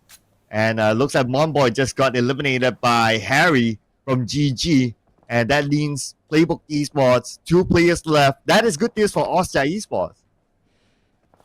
GG Esports. Well, they do have some clear space just to revive their teammate here. The one that will stop them is going to be, I think, RSG Risk guys, perhaps just across the other side. But we have, sorry, it was Dread. But on the other side, like you mentioned, how Austria Esports been slowly treading their footsteps towards the center here. But Circle will shrink in less than 5 seconds. It's going to be down to us. Whoever is the solo player might actually be favored by the Circle here. For God 7, Labu is still holding across the other side. But for RSG Risk guys, the only one team's coming up from the south east side will have to force a fight against Austria Esports, while KE and PBE do have a clear entry on the southern side. But it's going to be GG trying to control over the circle. Yeah, so GG right now still having that good chance of maybe getting this chicken dinner, but there's still like 6 other teams left.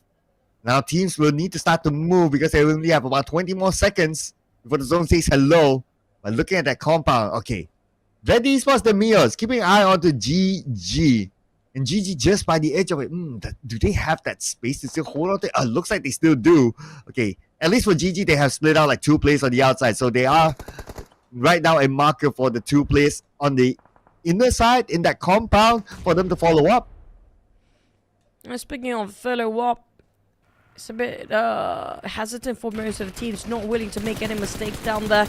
But for Master Vape, the long shot will actually be taken by PBE players. KE in trouble. 2 teams seems to be focusing on KE at the same time.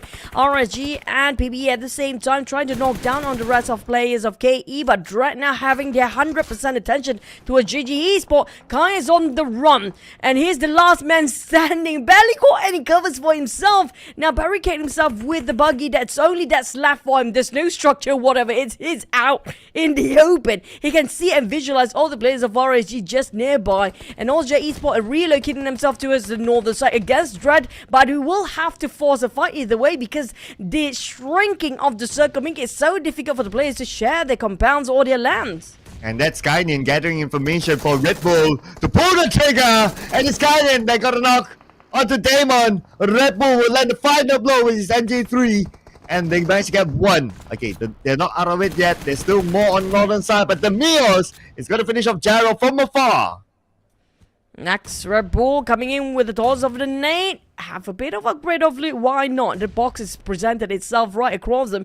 While Dread, it's a close one as well. They're down to 2 players. Nobody got himself a full squad except for Risk guys. Risk guys, they have the numbers, but can they utilize it to fall him back? And GG seems to be in the center of attention right now as well in the middle. But Austria Esports seems to be a bit busy battling with Dread. And Skynin received those damages. Quite painful at the receiving end as well. And Skynin, how would he fight back? That one rock will cover him temporarily, but not for long. Oh, and not covering him from the blue as well, since the circle did shift away from Austria Esports. Austria Esports, they also need to manage Risk guys on the left side. Risk guys, right now they're still a full squad, but one of them just got knocked. They having a hard time to fight back towards Austria Esports since they're on the lower ground though. So Austria Esports have that little bit of advantage, but time is not really on their side. Though the top will fire onto them. Not getting a knock yet. Instead, it's going to be Master Vape knocking down Red Bull. Here comes the top, giving the pressure to a side of a Risk guys. Skynin is just next to it. Just a little bit of terrain that's stopping him towards the side of RSG players. He popped the smoke just now. Here comes the DBS plays. He jumps up, but unfortunately, I have to give it to Bunny. There was a swift attack coming back. And what a comeback the side of RSG. They managed to wipe out one of our favorite teams out there. That's going to be Austria Esports. We're down to 4. And it's going to be a 4v3, v1v1 with Risk guys having 1 member knocked down. But Bunny will make sure he will do some pick-me-up. But GC from GG Esports find himself some Dread players, and that's gonna be the last of them. And here we go, top 3 teams. We've got Risk guys, Playbook Esports, as well as GG. And right now, Playbook Esports, Michi with the nade across, and the nade by Michi will knock down maybe.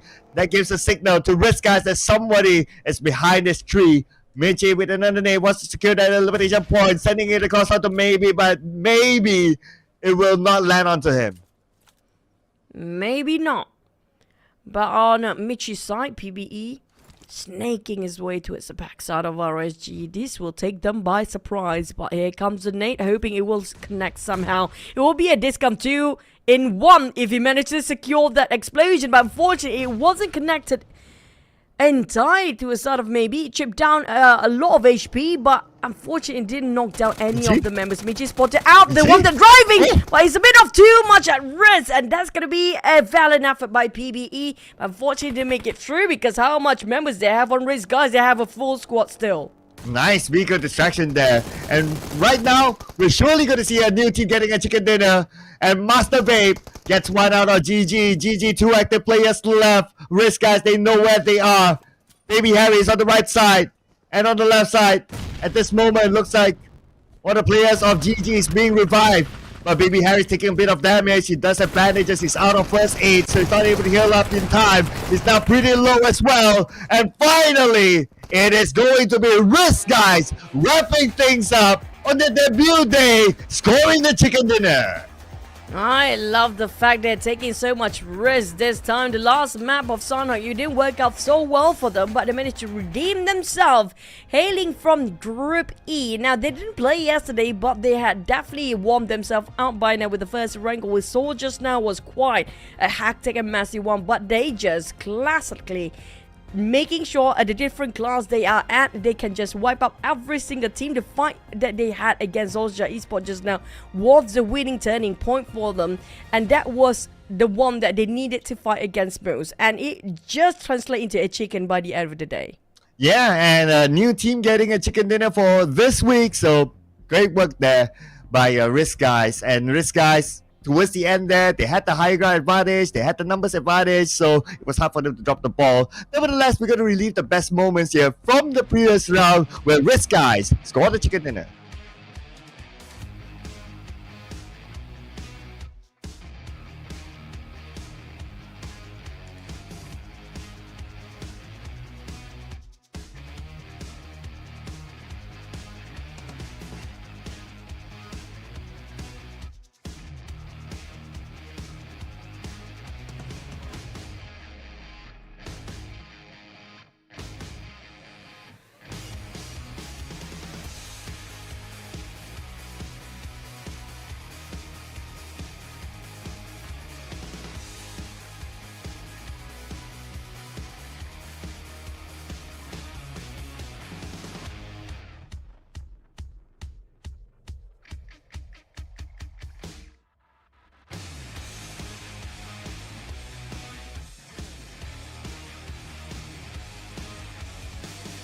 Our MVP for this match is going to be Michi, coming up from Playbook Esports with total elimination of 713 damage with knockout of 7, 1 assist, 224 heals at the survival time of 27 minutes 48 seconds. Michi did so much opening for PB, but just unfortunately they don't have the numbers just like how Risk guys did.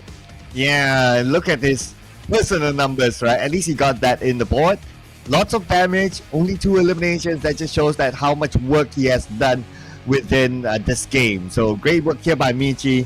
No chicken dinner, but still no problem, because based on the teams on top, they were the longest team to survive. So they should still be able to hold on to the number 1 spot. But we'll tabulate the scores again later on. As for Michi himself, this is just a testament to the amount of work that he has done in this round.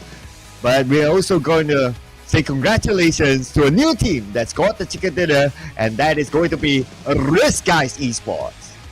RSG, Risk guys, Esports finally coming back in the final week. Yeah, they had a great run in week number 1. They have a couple of chickens in week number 1, but not so much in week number 2. They have no chickens at all in week number 2. So this is definitely them coming back in the final week with 10 eliminations, 7 total knockouts, so a total heals of over 8,000, 1,080, with total damage of 1,711.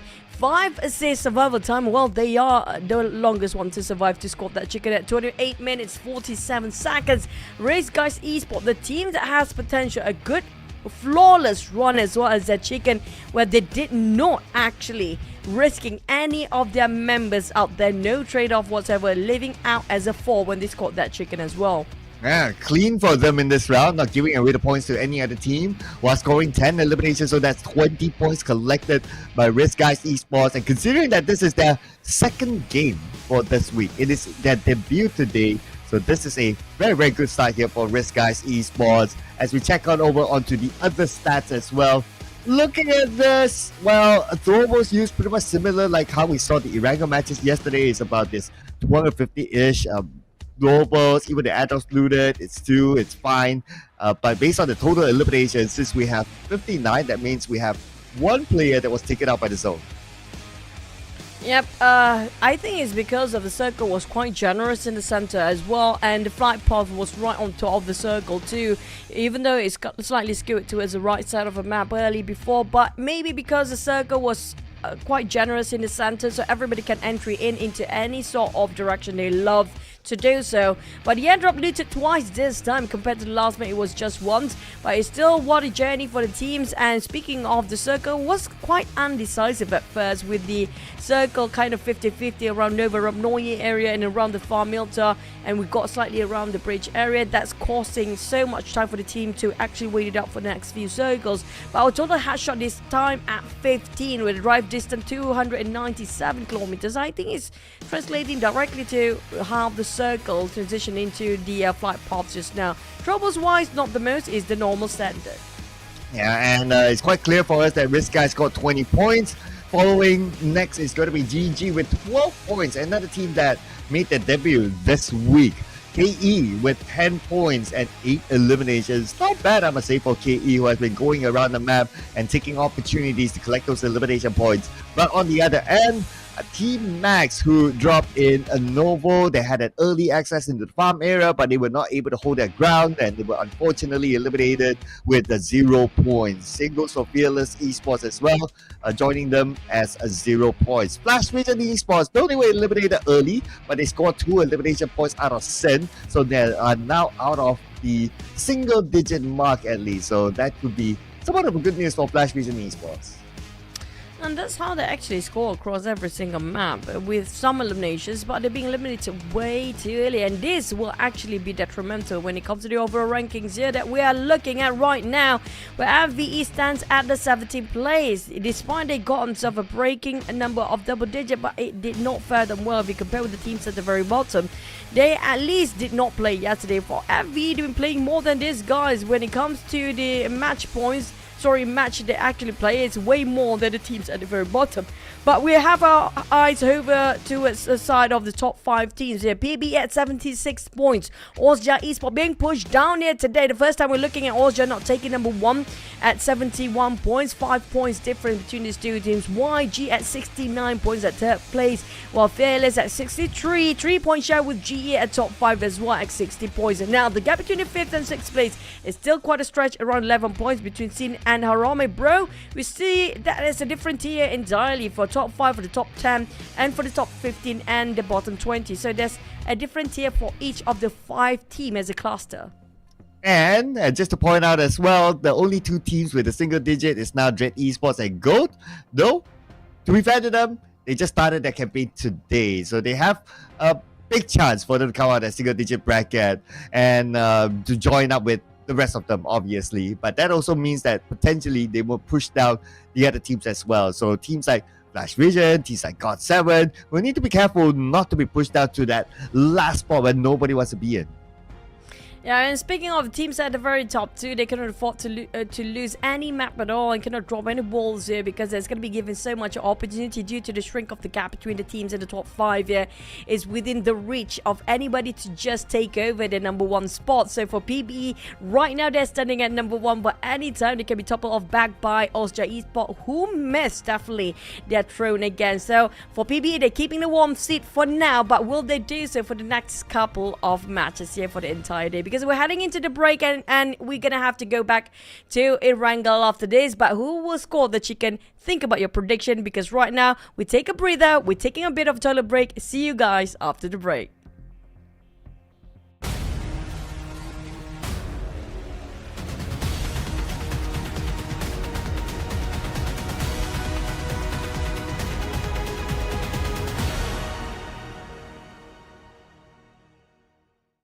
To PUBG Mobile 3.4. As part of this update, we've added a new themed mode and improved the game as a whole. Let's explore this new version together.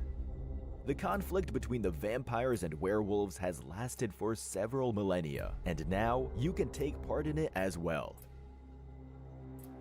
Welcome to PUBG Mobile's newest themed mode, Blood Moon Awakening. Allow me to introduce you to the new themed areas, where the werewolves and vampires call home. Let's check them out. The area before us is vampire territory, the Crimson Castle. It has loads of supplies, and you can access the final reward crate sooner through battle. Here, the sky alternates between day and night. Hide in one of the many coffins inside the castle to ambush your enemies. You'll also find the vampire throne there. Legend has it that activating it unleashes an immense and mysterious power. The castle's altar room contains ritual crates that contain a rich loot and the activation item for the vampire throne. Additionally, crimson keys can be found throughout the map. Use them to open a portal that will bring you or your teammates straight to the Crimson Castle. Have yourself a blood-sucking adventure. Here, we have before us the ancestral home of the werewolves, the Wolf Settlement. There are various ancient buildings here to explore. This area also alternates between day and night. At night, you can activate a puzzle via the ancestral statue beneath the spirit tree. Find the lost wolf spirits to get the ancestral treasure. Lastly, let's go over the new vehicle in this version, the two-seater animal vehicle, Horse. It can swim and jump, and you can fire from it while mounted. When you're with your team, it can follow allies. It can also be fed and recalled. A horse infected with crimson energy gains an additional double jump ability.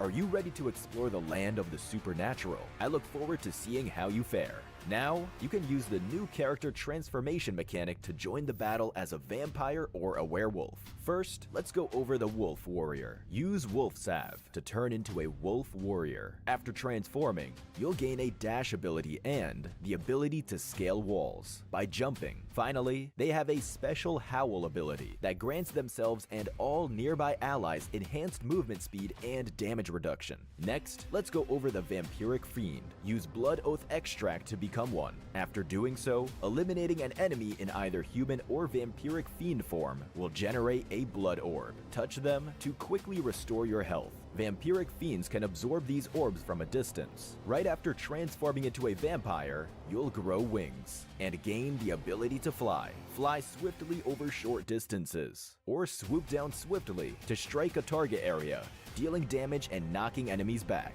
Finally, vampiric fiends can fire energy bombs that unleash crimson gas on impact. Players caught within the gas cannot use medical items. Now then, which of these two creatures do you prefer? Get in the game and try it out. In the new version, we've added several new mechanics. Within the Crimson Castle, you'll find the formidable boss, Dracula. Pick up a crimson crystal from the map and crush it to open a crimson rift that will bring you straight to his lair. Dracula has two forms. In his first form, he'll approach his prey swiftly and unleash powerful melee attacks. He may also turn into a bat and teleport beside you. After defeating him in the first phase, he'll enter a frenzied state. Dracula uses various ranged attacks in the frenzied state and also brings out a shield. But fear not, after breaking his shield, he'll take a lot more damage. Get behind cover to evade his ranged attacks. Challenge Dracula now to get amazing rewards. Moving on, we've also spiced up treasure hunting with gargoyle troves and treasure specters. You'll get loads of great rewards from them. Additionally, we've added a banner display mechanic that lets you show off your elimination count after transforming. Let everyone know your achievements in Blood Moon Awakening. In this version's updated classic mode, we added a new dual-wield firearm, the Dual MP7. It equips to the pistol slot, is agile, enjoys a fast rate of fire, but does not support aiming down sights. Likewise, we added a new vehicle, the Hovercraft. It can be operated on land and in water, and is equipped with armored glass that prevents players inside and outside from firing at each other. We've also added the self-AED to classic mode. We hope it adds another layer of tactics. Also, the Crimson Castle Plaza themed map has been added to arena mode. Defeat enemies with your teammates in intense battles like never before. Stay tuned for classic mode update videos to learn more. With Blood Moon Awakening,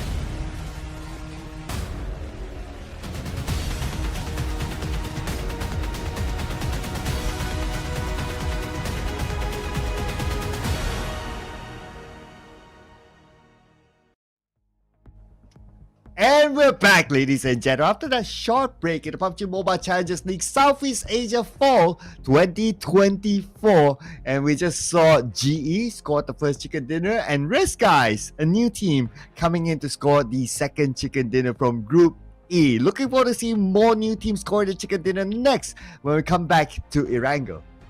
It kind of gave me the direction of the topic, which group it comes to group of death for this week here, week number 3, which is going to be the last week so far when it comes to chickens. Across the board, almost every single group did score themselves once. So for the side of Risk Guys, they didn't score any chicken last week, so they're finally coming back here in the final week. But for the teams that we talked about here earlier today, Cloud, I mean, which team do you look forward to when it comes to the chicken, especially the team on the second page? Either GOT7 or Flash Vision Esports. If they score a chicken dinner, it's a big celebration. So yeah, I want to see that.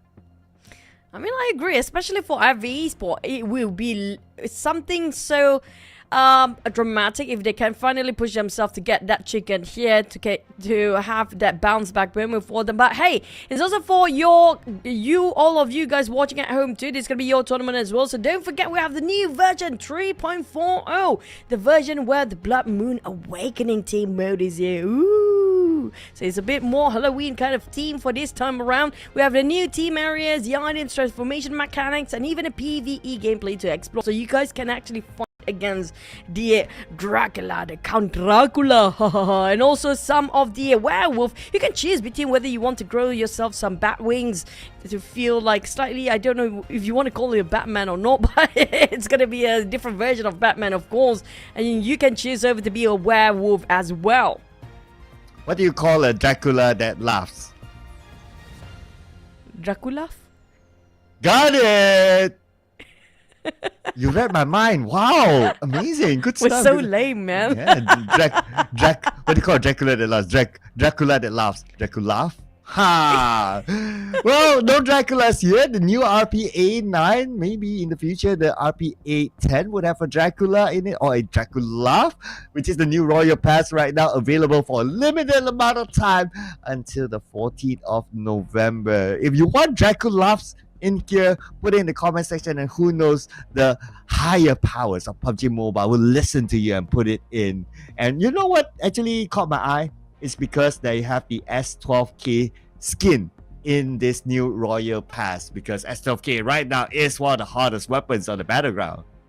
Now, before we talk about prediction, I also want to point out, you know, the new Royal Pass Ace 9 is actually really darn good to actually be implemented for the Metro Royale too, because you can, you know, blend yourself with the zombies in there. If you actually had the skin on as well, so nobody knows who to shoot at that point, right? That'll be fun to watch, maybe in the future. But hey, when it comes to prediction-wise, I mean, me and I are actually going for Dread. You're the only one going for PBE this time, Cloud. Yeah, nice to feel different, right? Yep. It's been Especially there. when you actually score a different and you the only one scored the chicken. I feel that yesterday. Hopefully that's gonna be your case here. Yeah, you already felt that. It feels good, right? Yeah, but you know what's not different is on our Khmer friends, there always is Austria Esports. Totally understandable, right? And Rim, well, well, if anyone doesn't know, Rim is also the owner of Team Max. And so obviously he has to show some support to his team. So just putting out there, right? Imagine how you will actually score by the end of today, where Max V9 just now almost scored that chicken, but they let it slip through just like that, their fingers. It was a 2v1 as well. You have to give a lot of respect for GE Flash. That's still going to be the highlight for this week. But for Dread, I think it's based on statistic and data. I think when it comes to the rotation of the map, this is where they start to warm up. So I kind of get the sentiment of Aya. But for Riz, guys, I mean, Vince, you're a bit too late. They just caught the chicken. Hopefully you can get it right this time, buddy. Wow, if he gets it right, meaning that Risk Guys gets a back-to-back. Just saying, right? Just say, hey, they get a back-to-back. Obviously, they will be on page 1, that's for sure. And considering that they started the campaign here today, it's arguably one of the best performances this week, if they score this next chicken dinner, that is. But of course, that is only from us. We want to hear from you guys as well, because you guys have the power this season to vote for your favorite team. Just need to scan this QR code. There will be a whole list of teams for you to vote, and all 6 maps, but of course, because we are done with the first 2 maps, we're going to showcase only the remaining 4 maps, and also your favorite player. Yeah, but when it comes to so far, we had the same sort of teams always across the board here. It's either PBE, it's going to be GE, and of course, it's going to be Ultra Esports. Well, maybe you guys jinxed them too much here today because it's been pushed down all the way, and PBE is still taking a #1 slot. So, if we change a different statistic this time, come on, guys, just vote for a different team this time and see the numbers will change or not when it comes to the overall rankings, because your vote will impact the players' performance and their morale boost, of course, and the motivation towards for the teams to get into the next Erangel map, which is going to be 10 more seconds to go. We're going to drop ourselves in the second Erangel in week number 3 and the day number 2. Let's fly into Erangel number 2.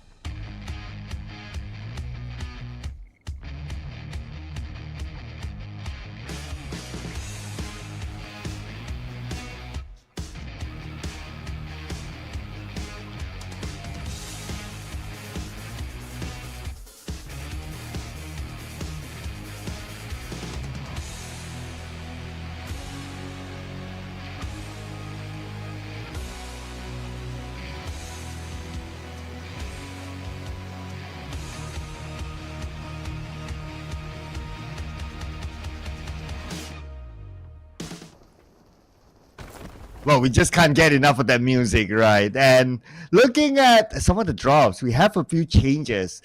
Team Max V9 dropping the both guy instead of Novo, and Novo is held by GE. But Flash Vision Esports, they still don't want to let go of Sin.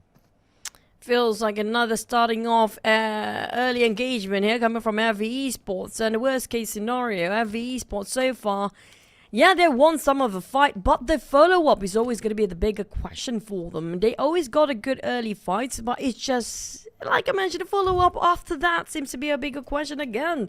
So Sen, Megs might spot out the footsteps of VE Sport, and I love the fact they pointed out that some of the teams dropping themselves at different initial drops due to the flight path itself, but Megs coming in with the first greeting, coming out with their hand grenades, now trying to clear up the corners with their shotguns in hand, prepared to take every corner possible. He knows where he's hiding, man. Yeah, his backside was showing there.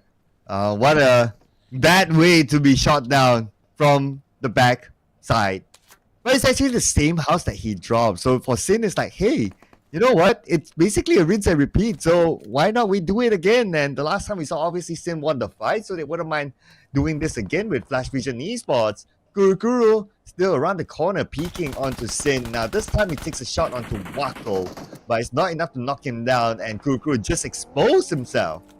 It's going to be redemption time if FDE can win this one fight, but unfortunately, it's going to be also a trade-off for the side of Sin. Mix down on the ground. There's going to be a Guru managed to secure those eliminations without any helmet, by the way. But two different sides, a big swing coming up for the side of Sin to finish off Guru. Masatoki managed to knock down on Ranked. A bit of trade-off, and it's down to 2 players left. Feels like a deja vu now, Cloud. It's just the same scenario as the last map. Unless these 2 players from Flash Vision can actually do something. Okay, they're coming in though. Firing on the left side is going to be Master Toki. Not able to hit his shots, but Wako is pretty low. Wako will be knocked down by Master Toki. Looks like there's a chance here. But Sin still has Ranked together with Cool. Okay, one down, one more to go. Time to rush in here and finish up the job, but it's going to be a reverse sweep here for Flash Vision Esports onto Sin. Thanks to Oreki, who managed to just stay alive a bit much longer, playing around with the terrain, as Senda's gonna hit them quite hard in the back. Feels like a rinse and repeat. They thought they are overconfident they can actually win this game for FV Esports, but it was quite a daily cost on the side of FV Esports. Still, they lost 2 members early on, but at least, hey, they got a huge upgrade of loot presented to them due to the death boxes of Sun just now laying around the corners. All they need to do is just keep up the loot and just find themselves a new extra buggy that been presented by Sin 2. So hey, that's a big win for FV Esports, but can they last a bit longer this time? Yeah, so they got the 4 points, cool. Now it's all about survival for these 2 players. At least the circle is still on the main peninsula, so it's not too tricky for them to navigate. But last we saw, even if they want to take the safe route of passing through Lipovka, Team Max V9 was there, so that's something they need to be aware of later on. But we still gotta give it to Flash Vision. They took their chances, they didn't want to let go of Milta, and they scored it. And speaking of another team that will fight, other than FV Esports, of course, it's going to be the Medusa intersection battle between KE as well as Dread Esports. Now, KE, they managed to knock down on Jashi first. It's going to be a 3v4 for the remaining players of Dread right now, taken by surprise with the sudden rotation of KE, who coming out all the way from Pachinki and happens to be right on top of Medusa intersection here right now. The northern side of the circle was quite vacant early on due to the flight path skewed to its more on the southern side. Gymnast managed to knock down on Master. Next, it's going to be Dread responding with only 3 players. It's going to be a 3v3 for both teams here. And this nade might make the number swing. Okay, nope, does not connect. KE still in the building. Sends a nade down to the lower ground, but it will not knock down anyone just yet. But Damon being a naughty boy. Here comes Campus with an AKM, but their reserve barely got enough. Switch over to DBS. Here comes a pick, and it's down. It's going to be 1-2-1. Also trade-off down to only Damios left on the side of Dread here right now. He's a bit later, but hey, never too late for another party, don't we? But Damios already prepped himself with a shotgun. Here comes a shot. Can he do it? A bit of left and right, and unfortunately, Dread will be dreadfully going down as well as KE trying for their victory, but we're not done, Cloud. PBE seems to be interested as well. So they gotta prepare themselves for the incoming Playbook Esports, but gotta give it to Carillo, who is not the version from Alpha 7, pretty sure, but still came up with a great performance there to win it for KE. And now, because he has his other teammate, Campus, to do the revive for the Kaya, he can be the one to just shoo away Playbook Esports. Oh, calm down, Carillo. We can see how agitated he was just now with his crosshair. And they will try to reposition himself and make sure they have enough gears. Problem with Carillo right now, he doesn't have any vest at all. And it was quite scarce based on KE's looting. Right now, they have to make sure they have enough to just sustain for the next few fights against PBE. Raimon, you can actually spell with a hair down there with the help of Mom Boy. They managed to squeeze into a couple of bullets across KE. One knockdown. It's going to be go time for PBE. Straight away going for the rush instead. And Gerald already repositioned himself with Raimon towards the front line for PBE. Well, here we go. Campus still not waked up yet. He's still sleeping on the floor now. And Playbook Esports wants to make sure that they take advantage of this. Okay, the revive is kicking in though. But Playbook Esports, they're getting closer and closer. One needs in on the second floor. Nobody's home. And Campus is back up. So now he needs a little bit more time for it to revive himself by Carillo. Will be knocked down by Gerald. Gerald always chose a perfect nade with a perfect angle as well, but unfortunately there's coming out shots from the side of GE across the outside of the intersection, and Peachy and the rest of PB have to wrap things up quickly. If not, there'll be a trouble for them as GE start to closing their distance. PBE managed to wipe out KE just now, who managed to try and slowly, but unfortunately right now they're in the same boat as KE, as PBE right now be surrounded by GE. And GE, do they respond to commit to this fight or just wait it out? Because Allja Esports seems to be passing by as well. That's going to be a powerhouse of Allja Esports versus GE if it happens way too early right now. Still in stage number 2. This is going to be fun. 3 powerhouses teams onto each other at this stage. Interesting.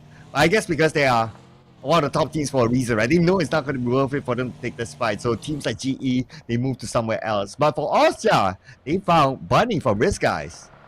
Whatever that move, they start to shoot it down, and it's going to be a very tempting bunny too. I mean, if you're going for a hunter, and also Esports already surrounded RSG left, right, center, and maybe we'll play around the wall side area while Martin and the top, they have those smokes to take temporary covers, but unfortunately still being discovered for Austria. I mean, maybe made a huge one against Skynin just now. Will actually handicap on the side of Austria Esports rush, and unfortunately they're being eliminated here quite early for Austria. Next, RSG, they're not done yet. It's going to be PBE and another team from the back. How would they deal with the current pressure on both angles here for our risk, guys? I know, right? They need to do the revive quick. Okay, the revive is in, and now it's time for them to reset. But they were bought a bit of time by other teams around the area. And although there's still a lot of space up north, but a lot of teams, or majority of the teams, are on the southern side instead. So there's like, what, only 50% of the land is being utilized? So we're going to see a lot more fights at this stage. Thanks to the flight paths just happen to be favored more on the southern side. A lot of teams just moving into one direction, and like it or not, they have to collide early on. And for you guys that actually asking for where is the Ramen Bros, they are in Group B. They are on a rest here today, so they'll be back here tomorrow just to update you guys. Group B is not playing here right now. We have Group E instead. So Exquisite now back towards the teams that reposition themselves during the navigation into the circle. We have some teams that are playing it super safe and just stay out of the crossfire, but not for GOT7 against FVE. We talked about FVE finally getting themselves a good start here today. Unfortunately, they're down to one player due to the earlier fights they have before. They're left with the member that managed to clutch it out against Sin before. Oreki from the Panther fight. Where to run, nowhere to hide. Oh, Smile would definitely love to take down Oreki. And Oreki, one last hit onto him. Okay, Smile should get a good clear shot. There you go. Smile will be smiling back to the bank as he will cash in onto the elimination points taken out of Flash Vision Esports. It's quite an open space. A couple of structures in between for them to take some hard covers. It's down to the next stage, where it's going to be a very particular circle we've seen many times before, Cloud. The Rozhok River will be one of the hottest spots, but when it comes to the teams that are playing 10 steps up ahead than the rest of the teams inside, it's going to be Goat that actually taking on northern side. It's super vacant up there. Same goes for YG. They'll wait out around the bridge of Yasnai Piliana so they can bridge camp. And one of the biggest choke points that can farm their eliminations there as well. This is going to be interesting, right? With this kind of circle, thanks to the river. And since we have majority of the teams still on the south side, choke points will be very, very important for Young United Coast Guard. But they still have the option to rotate on the right side to the north, right into circle scams, and it pulls back down. Then, well, that's going to be a different problem altogether. Speaking of problems, there's going to be a lot of problems for them to overpick themselves. Yeah, they can't afford to just give away the position freely, but not the case of the teams that actually got themselves in the northern side. They are definitely very confident with their positions here right now. Got themselves quite a space to take control over the northern side of the circle here with not much of contestant, except for the teams coming out from the down south. Exquisite spot out Risk guys, and they fought back, and seems like a bit of trade-off fires between those teams. And next it's going to be Exquisite trying to push themselves up into the crossfire direction of PBE. They're taking those highland areas here for now for PBE, but it's going to be slightly a flat plane if Exquisite want to challenge PBE on the very top of elevations. And Lufa is playing this round, though it's a short-lived round for him. But he still managed to get 2 elimination points for Exquisite. But they'll be playing the rest of it without Lufa, so that's going to be 3 players for Exquisite alive still. Still rotating around, trying to find a good spot to be at, but a lot of the spots on the south side have been taken by these teams, since majority of them are there from the start. GOT7 by the edge. Okay. Since they're by the edge, stage 4, they might need to move, and that's where they will need to decide on where to go, and potentially may need to take the fight against GE. how to get across the other side. We talked about some street in between, and the moment they pick themselves right on top, it's going to be a flat plane, barely got any structures in between there. So they have to reroute themselves towards the left side or the northern side, but if they go down south, it's going to be another contender just next to them, and quite a neighboring as well. That was the last time we saw Exquisite. Is still lurking around the corners. The best way for them to go up north, which not many players try to go out of their way to push themselves up north, is quite vacant still. Yeah, last we saw was like 2 teams. I can't wait to see like when the stage 4 circle comes, like how many teams are up there now. Like, are there any other new teams, or is still those same 2 teams? If it's still the same 2, then they'll be pretty happy. But of course, hoping for the circle to pull up north as well. But we'll find it out in a couple more seconds as the circle will shift. And look at the minimap. Looks like it's going to be majority on the south side. It's do or die for GOT7 here right now. Atwood with the rest of the teams leading over towards the crash into the compound of Exquisite. They try to hold and defend. There's a Claw, got himself caught in a trap. A spring their own trap for the side of GOT7. Managed to trade it off in 1v1. And 1 member knocked down for each of the team. While GOT7 for Vincari, he managed to reset himself. But Atwood and MH already on the ground bleeding out. Leaving with only Labubu to make it work. But Pickles, can he actually do it? He tried to outplay GOT7 here. A bit cheeky plays, but the ring around the rosy will not work things out because the PBE seems to be having fun being the third party from above. Yeah, from afar, they managed to steal away 1 elimination point. But Exquisite, they still have MM, though he's not out of it. Okay. Oh, he was reloading when he showed himself to Vincari. And Vincari pulled the trigger first. GOT7 will take over this compound. Now for GOT7, left with only 2 players, have barely got himself in the center of the circle, at the edge of it. Hopefully for the next few stages, the circle will still favor them around the edge side, because to cut across, to get out from this compound, is going to be super, super difficult because of how tight PBE is keeping their eyes on the side of GOT7 here right now. Still, a win is a win. And even though they got themselves indoors, but look at how many ways for PBE to shoot, have their bullets flying across inside of the compound. Yeah, we're talking about the windows and the doors will be their biggest enemy. Next, we're heading over to GG Esports versus Elevate. Here comes the name. Elevate winning this fight by taking out Jisoo.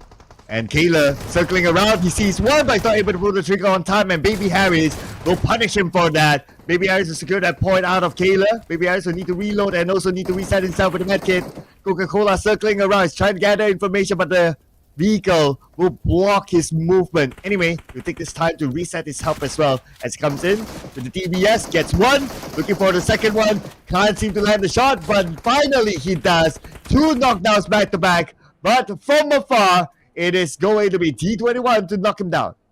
It's also going to be YG coming into the fray as well. This is going to be tough for Elevate and GG Esports. Both teams seem to be too hyper-focused on each other. That the third party coming in without any harm at all and not being spotted at all for the side of Elevate. And that's going to be them taking out themselves from this lobby. We're down to only 8 teams. Yeah, with another split by GG Esports. YGWTZ taking it, not breaking any sweat. YG is the cleaning up crew against Elevate as well as GG Esports. That means we're down to 8 teams still, but some of the players that remain for GG Esports, the kid is taking a bit of a dive, and it seems like a tough entry into the circle because both islands seems to be very occupied right now. Yeah, I know, right? Even on the northern side, there's still teams there, so the kid gotta be extra careful not to be spotted out. He will spend majority of the time in the river now, trying to hold on for placement points. I mean, we're only at 8 teams left, so he's starting to collect placement points by itself. As for GOT7, they moved from their earlier compound. Now they're by the edge of the circle. 10 more seconds, we'll see stage number 5. And that may mean that they will need to be forced into a fight with Playbook Esports. It's down to the next circle, whether they've been favored and at the mercy of circle or not. And the circle shifted away thanks to the kid who can actually play underneath the bridge. Hey, solo play. I mean, you have to give it a bit easy for the solo play, including Yahiko. He's actually way far apart from the rest of GOAT teams, of course. That's a very bold move coming up from Yahiko, but it will pay the rest of GOAT team very, very big reward if they can actually find a flank and a blind spot towards the team just across them, which was Fearless. But the rest of the team is not being favored. The circle, good luck having an entry in on the very south side. And there's still that river by the circle. Man, the circle is really, really not easy. But we're going to see Genesis Esports, 1 player knocked. No follow-up just yet. Maybe the follow-up will happen right now because Young Galacticos is going to rush in onto Genesis Esports. They will take out Mernat, and that is going to be the end of him. Eliminated by SayCloud. When it comes to the voting, well, you guys from the other teams gotta do better, man. You guys gotta do better. Genesis Esports 21% right now. But anyway, coming back onto the fight, Genesis Esports do not have the circle. You guys need to change your votes here because I feel like you guys are jinxing Zolot's Esport right now. You guys try to pull them at number 1, but unfortunately being eliminated early. But speaking of the teams that are not being eliminated yet, GE Flash managed to just connect the dots against YG. There was a big spray coming from Flash, and he's putting his value into the lineup. Yeah, on YG prepping up the nade against PBE. But you know what? Don't think too much. And Ryman shows that if you're overthinking yourself, you'll actually be on the ground. But outside of Master Smile, there's gonna be a fish wall out there, three-way wall between these 3 teams. Oh, he'll be happy to get that knock and also elimination as Smile secure 3 elimination points for Genesis Esports. They need to fight their way through. Next is going to be Younger Galacticos, who's going to hold the front line against Genesis Esports. We still got Flash here. He will circle around. He will play by the edge of the circle. His teammate Smile is now a marker, so they managed to slide into the edge of the circle.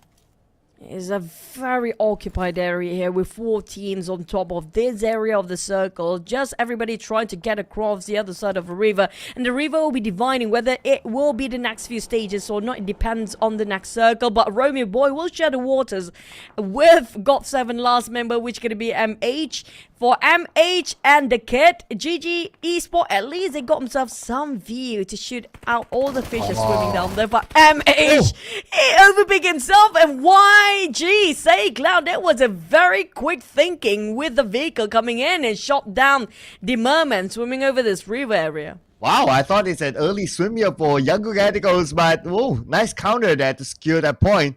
The kid! Oh, come on, the kid's position. Are you kidding me? Underneath this bridge. He might even get the next stage of the circle. Nobody's going to spot him from here. It is very quick thinking. I love this phenomenal run from Kid. The way he just hid himself is just so sneaky and so cheeky as well. On the side of Goat, little Yucca spotted out the YG players that swim over with their vehicles there just now, but the circle will talk for itself. If we shift down south, it's going to be tough for the kid with his position here right now. The hiding spot will not last him long, but if we got ourselves a bridge circle, hey, the kid, I mean, he can actually just scout out for YG players that's actually swimming, even Goat players who try to take a dip of a dive down there. But for the southern side, Fearless can get control of this circle if they start to move now. The best part is look at Kid's position. Oh, Kid spotted out, jumps into the water. Now he can't shoot at all. And Younger Galacticos reacted quick enough to eliminate Kid. And that is GG, well played to Good Gaming Esports. Yep, he got shredded entirely, despite it was a very good hiding spot, by the way. But next we have the battle of the right side of the circle. Back to a side of GE, we still have Flash and Master Smart against PBE, who had more man in terms of their firepower. Is it going to be a 2v3 here? That Flash, he tried to get some information. He even got himself in a blind spot. Gerald's down on the ground. And it's going to be go time for G, but unfortunately, Master Smart being knocked down by Monboy as well. So it's back to 2v1, but we've seen Flash again 2v1 before. Can he actually do it again? Oh, at this moment, it's really down to him. He tries again. Did he get the knock? Oh, he got it wrong to Michi. Okay, one more to go though. With the high ground advantage, no nades. And right now, if he has a magic lamp, he'll be wishing for more nades so they can toss on to Playbook Esports. But it's only his trusty M4 right now. Coming in for the high ground from another angle. Taro is back up. They fire back. Flash will lose this 1v1 this time. And Genesis Esports eliminated. It was a close one. Almost again a clutch, especially for Flash just now. But unfortunately, Monboy, his experience plays way more better for BB. Even for PBE, they had only one player that they lost across the process just now against GE. So they're back on their feet, managed to get themselves in respite. But the next fight is going to be brutal because we're left with only 5 teams here. And some of the players still have to resort themselves inside of the water. And that's going to be YG for now. The top 2 teams, PBE and YG, managed to push down OGR down to the third place with their survival here this time, but YG down to 1 player, which could be Naughty Boy, but might be spotted out by Yucca. Yucca knows! Here comes the sprays. Oh, there you go. Naughty Boy abandoned ship. Or more like abandoned car. Still focusing on the vehicle though. But Yatka, he moves into the water as well. Okay, try to get a visual because he has the other teammates anyway. So might as well get in. He has a loot box there, and hopefully able to get back information to his teammates that Naughty Boy is still somewhere around the river. Yeah, it's going to be tough for them to spot out your Naughty Boy here. If they are tunneling their vision to a side of YG, there's going to be a pain in the back later if Fearless start to move and making some actions. For Naughty Boy, there's going to be some dive area for him. He can heal himself back up inside. There's so many vehicles in there as well. I mean, like, he's not going to move. But for Naughty Boy, they will last him for temporary covers. But back on the side of RSG, Riz guys has got himself a last chicken here with one member left. There's a lot of solo players out here, including for RSG and YG. The rest of us still have a trio, but PBE, will they last as a trio or will they finally get themselves as a solo player as well? Because Fearless having a full squad seems to be super strong right now, taking one members out of PBE. Anyway, the circle is not too far away from Fearless Esports. Let's see if they can eliminate Playbook Esports and also Young Radicals, the two teams that are above them. If they can take them out, they stand a chance of maybe overtaking them in the overalls, but with the amount of bodies left, okay, maybe not so. But at least they would definitely close the gap here. As for the other teams that have not scored their chicken dinner yet, we still have a GOAT still in the game as a trio. So it's pretty nice if we see GOAT score it. It's going to be tough for Naughty Boy, of course. Still healing up with the band-aids. Last first aid. Health going down with every second he drowned himself in there. But for GOAT on the other hand, this will be a surprise for them if Naughty Boy can actually give a surprise attack out of the risen suddenly from the water area. But Fearless do have the majority of the circle. They can take control of this. But the northern side is barely hanging on to this due to the river area before this. So I don't know what's the plan for the GOAT right now. Yeah, it's going to be kind of hard. Okay, but anyway, we still need to make it happen. Okay, we can see them. We can see Yaka at least. Just right in front of Naughty Boy. Not that Naughty Boy can do anything about the situation. Notice that two different gunshot areas onto Naughty Boy.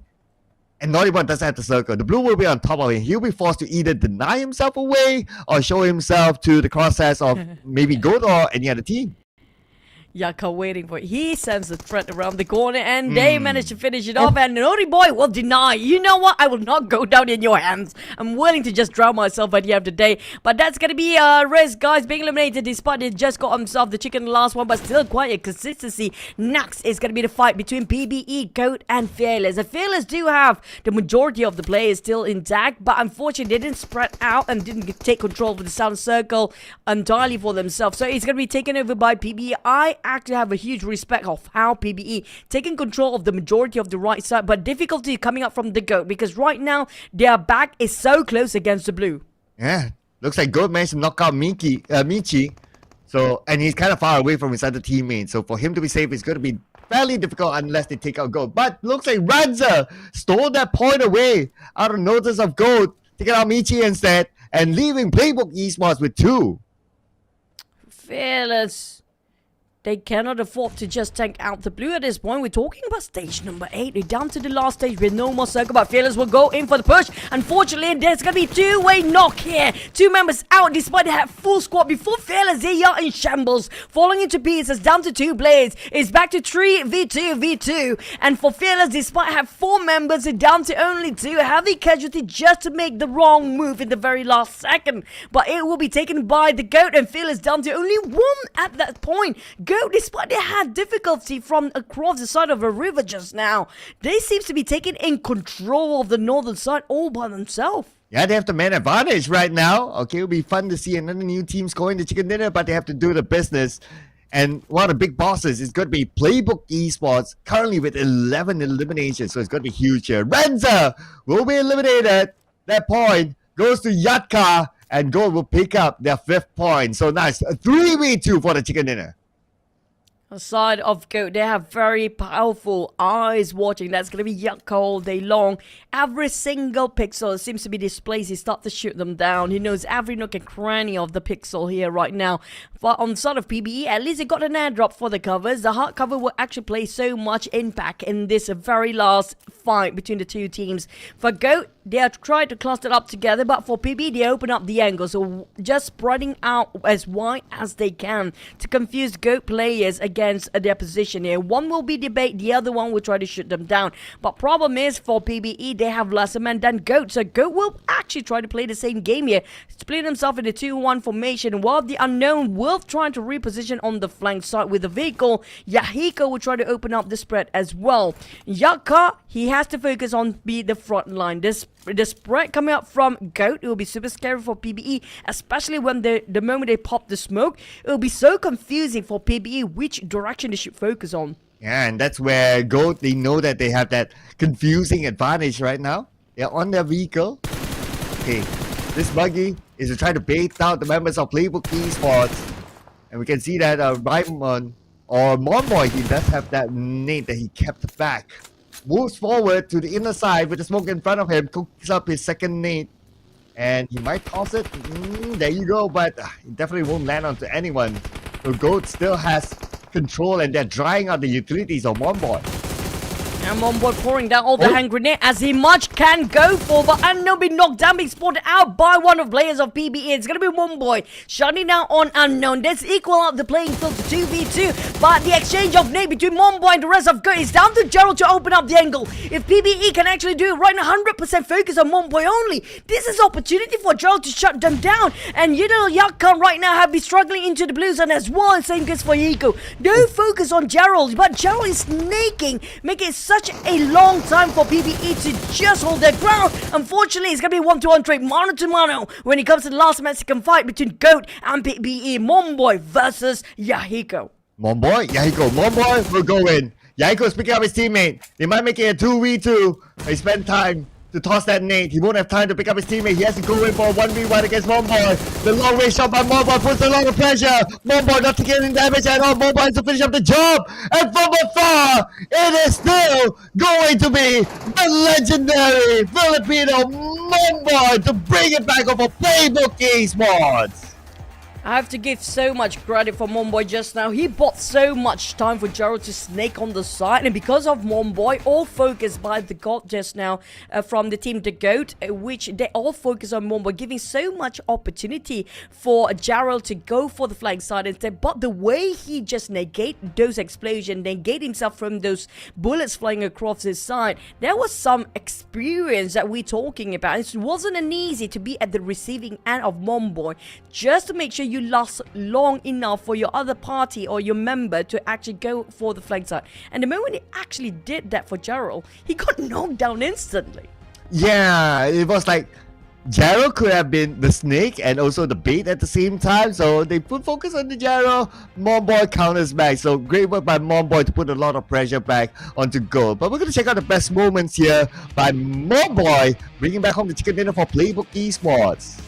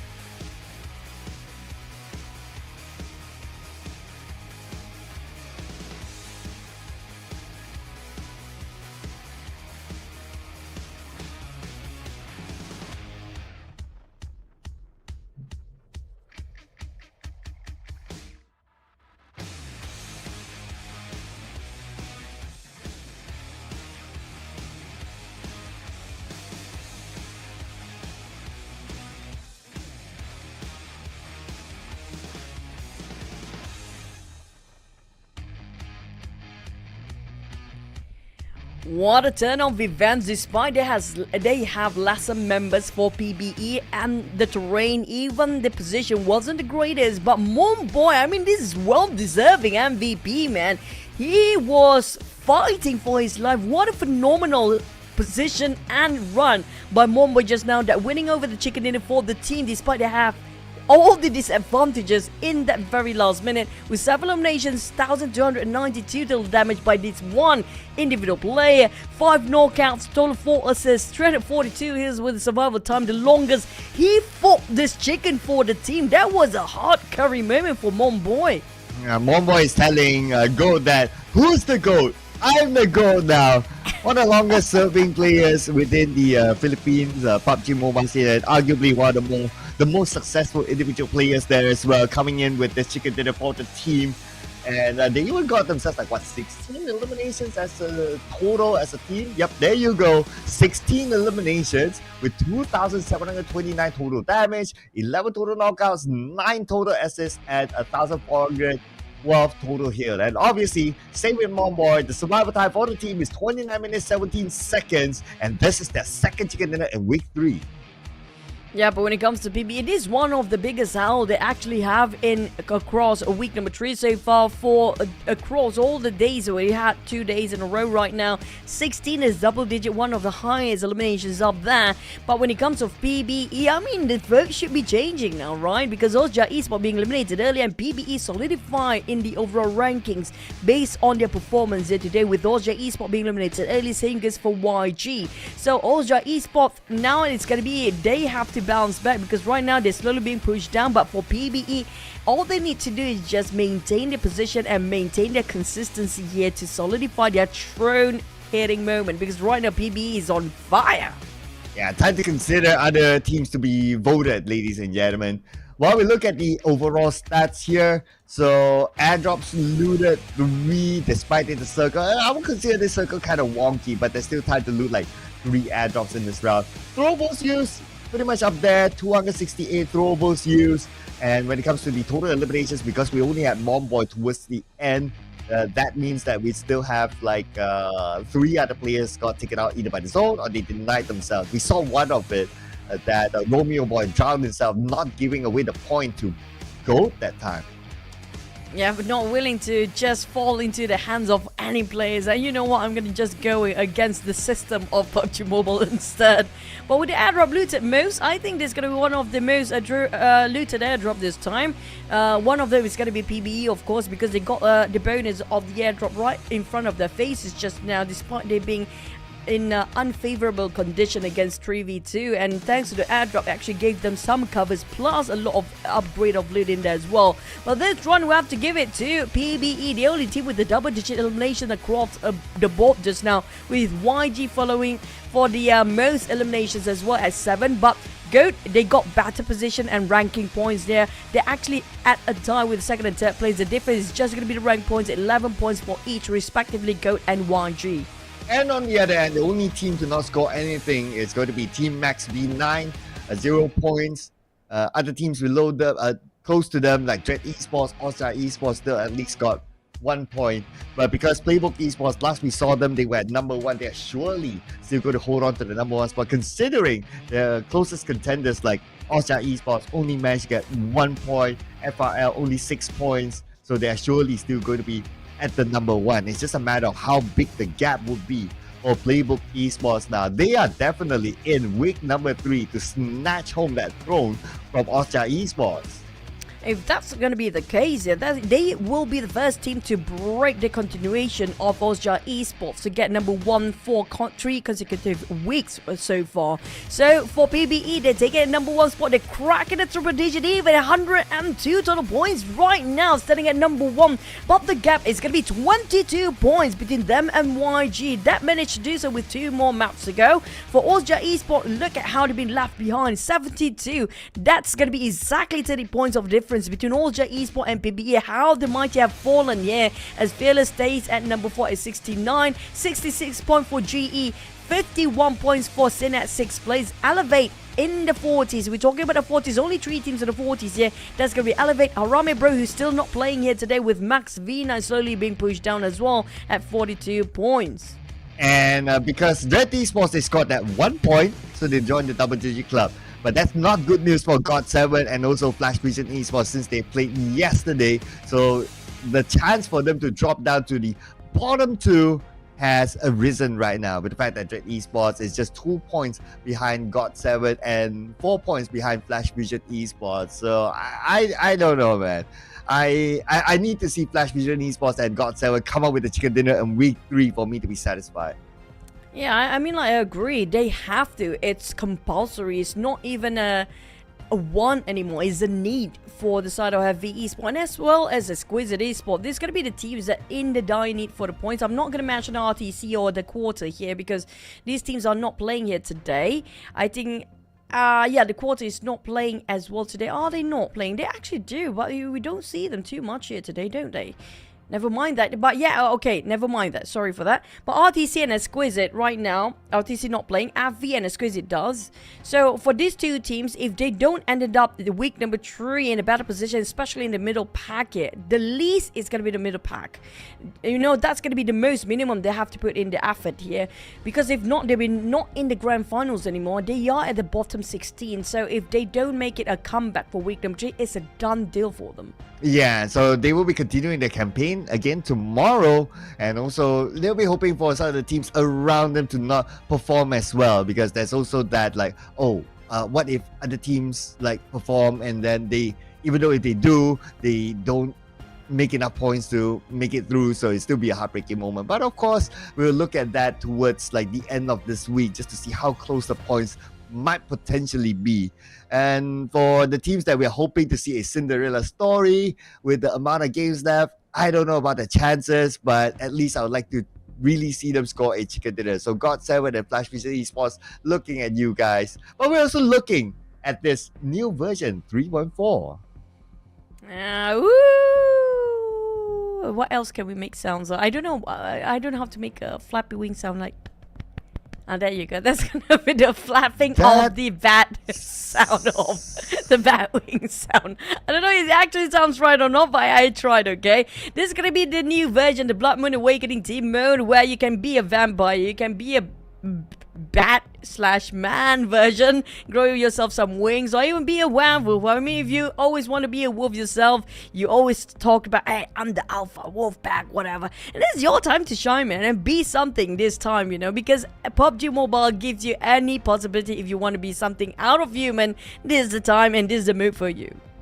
That definitely sounds something to do with the night, but it's not something that I would like to elaborate further. I'll leave it as it is then. Man. Okay. All right.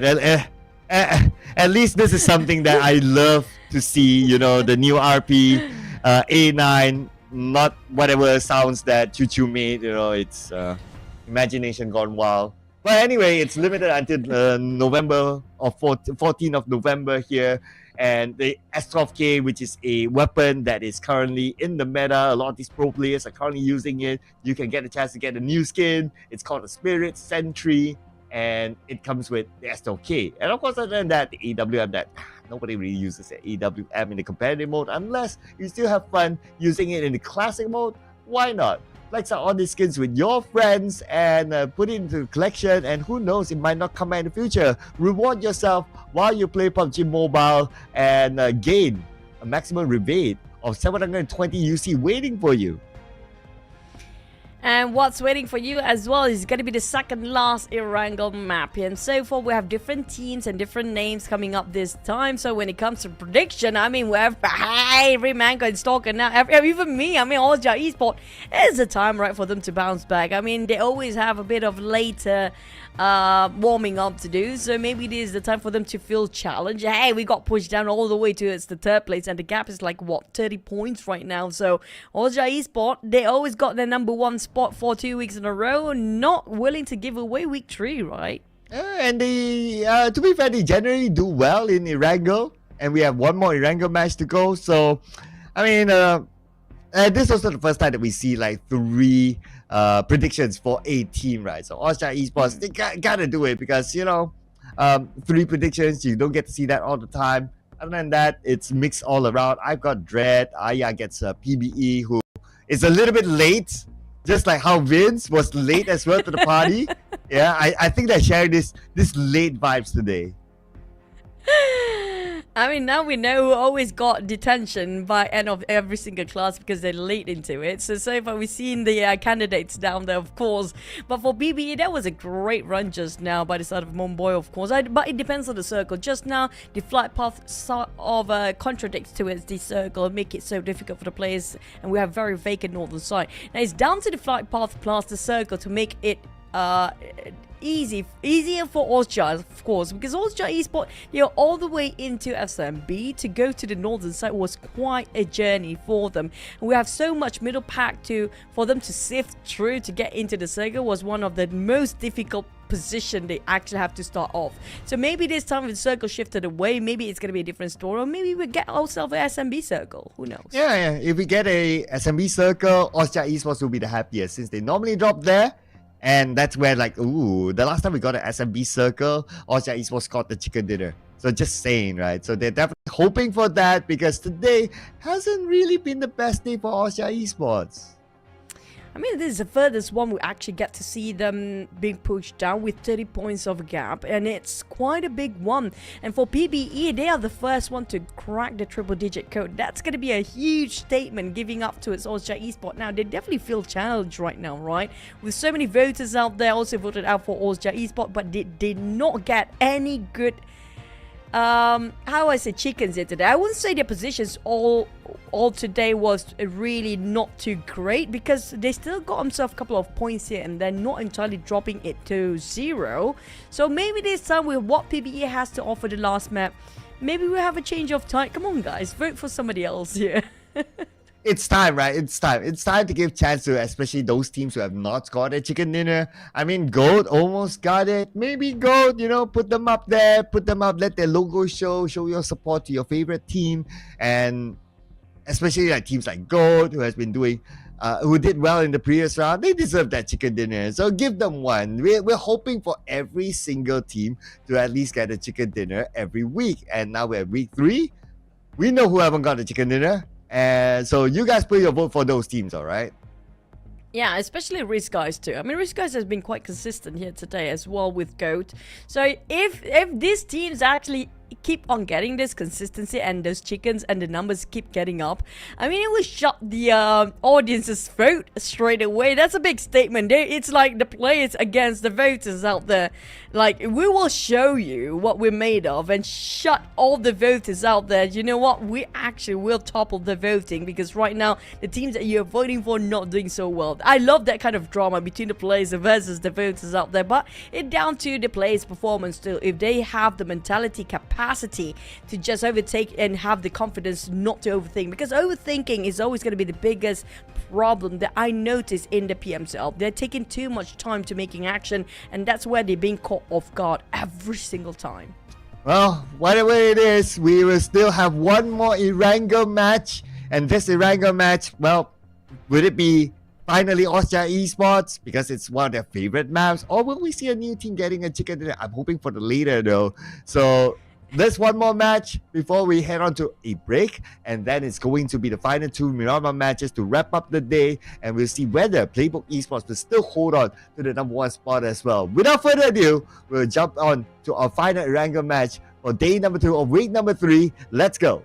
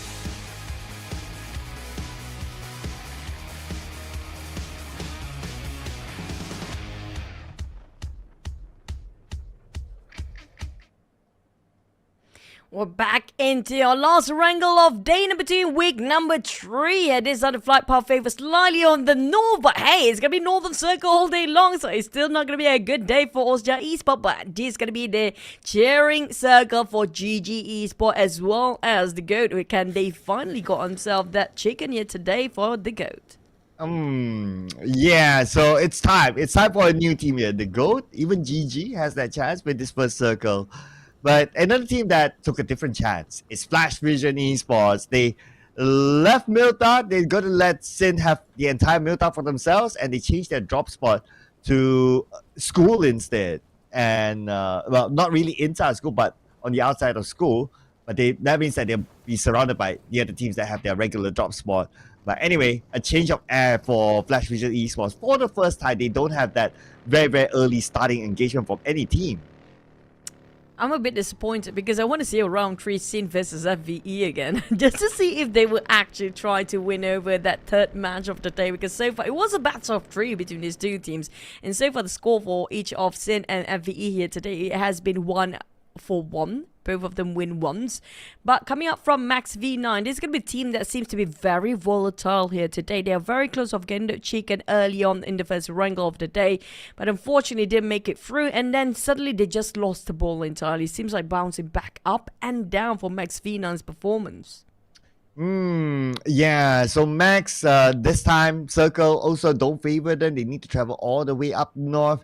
And a little bit more pressure to Max since the boss is not only watching, he's casting the game. So they have to perform. If not, the boss will, well, I don't know what he's going to do. I mean, Rim is a nice guy, but I'm pretty sure that he won't be nice if he sees this kind of performance. And Rim used to be one of the pro players too, and they have a lot of expectation. There's going to be a lot of pressure for the side of Max V9 right now, but hey, pressure never going to be very good when it comes to being a pro player, so they have to just play their best and have fun with it too. And since Max V9 is very close with Austria Esports, I do want to see when it comes to the timing. I'm very super curious about regarding their timing to cross over that right side of a bridge, whether they can actually make it both at the same time, or will Austria Esports actually willing to leave a bit earlier than Max V9 first, because it's going to be a good camping for RSG. The risk guys can actually just gatekeeping towards those bridge area before these teams start to rotate, especially 30 more seconds into stage number 2. That's where things get really messy and scrappy for the teams. But also when it comes to congested area, don't forget around the school area seems to be very occupied as well. Yeah, and that's where we want to see whether they will want to take that aggressive approach to try and clear off their sides, right? Or they're going to take it cool because the circle is kind of there. And if we were to like reflect on the circle, right? It kind of feels like a similar circle like before. You kind of think about it. It feels like a deja vu. So if it's like a similar circle, I mean, it is a similar circle. I'd like to see something different from the circle, like pull up north instead of going down south like before. Yeah, just now it was slightly towards the center, more generous compared to this circle, which is very contradicting. But at least the flight path is right on top of the circle still, so it's not too detrimental or too punishing for the players based on the flight path here. Because the last one, we're slightly on the south of around the Milta area, just down to SMB for the flight path before. And this time we have the circle. Before it was straight on top of Medusa intersection, but this time it's way up north, but at least still on top of the flight path. I think this one is a kind of flight path versus circle compared to the last one, but due to how far, especially for the teams dropping in SMB, it's going to be a very northern journey for them. And this time we have more teams occupied on the northern side as well, so it downs to who get control of the northern side. Right now GG Esports do have the advantage, same goes for GOAT, and I would love to see if it moves all the way towards the northern side, which we had experienced around the PMSL before Cloud. Will be a pick of Stalber's sort of circle, because Stalber is right at the edge right now, but there's still a chance for us to end it up right on top of the pick of Stalber still, right? Yeah, as long as there's the circle there, we can't say no to it. Although the chances are kind of slim, but yeah, as long as there's the circle there, it could still happen. The circle can be wonky. It was wonky today, so might as well just continue on the wonkiness trend and put these players to work. Of course, players won't like it, but we as viewers, we do love wonky circles. If it doesn't go there, if it goes all the way up north, like to the beach where Severny, further up north than Severny, and open space, that'd be pretty nice as well. Yeah, that's kind of true. I mean, we don't like urban warfare. Of course, I definitely loathe it. I think that's pretty straightforward by now. But we mentioned about school area just now. It was taken by PBE and they're quite spread across to a school. But the apartment area where we had another team just now was, I think was it FVE or maybe a different team entirely. But I'm looking forward for the teams in the middle pack, right on top of Rovshog, Pachinki area, even the school area. This is going to be congested entirely for them to push forward, especially Rovshog, of course, because Rovshog will be one of the most difficult choke points if there's too many teams having the same mindset to rotate. And speaking of teams, KE, they made first contact with a different team and just chipped some damage, but no first blood yet so far. Yeah, so KE still sticking with their same lineup, though they have a couple of reserve players that they can put in, including Davan, who, well, he went from one team to another, and now he's back with KE. So we haven't seen him play yet, at least for week number 3. As for Exquisite, Lufa is still in the lineup. So he played in the previous round, but he was the first player for Exquisite to be eliminated, and he'll be looking forward to at least play a little bit longer. Though he got 2 elimination points for Exquisite, but I'm sure a player with his experience, being in PMGC, being with overseas teams like Nigma Galaxy, like Japanese teams, he would definitely be an important player for the team that they want to keep alive as long as possible. Yeah, important asset, I agree. Lufa will be one of the most respectful team or player that I actually have. I still remember his interview last time where I actually had it. Like, would you want to stay in the PMGC, the global teams that actually have a slot straight away to PMGC? They're definitely already in the highest level of games that time. But he actually wants to play for the Philippine team. He wants to fight for the Philippine region just to show that he will try to bring forward the best standard of the Philippine teams out there as well. But we do have still Northern Circle, but slightly on the left side this time. Nowhere near Stelbo, of course. But it will be in between Shooting Range and Ruins. And Ruin will be one of the best places for them to actually get on top as the hot cover and a good place depending on this circle shift. And we do have the small patch in between Ruins as well as the Shooting Range, right? And last time the circle did ended up there. Last time in a different tournament, of course. Yeah, might as well go there, right?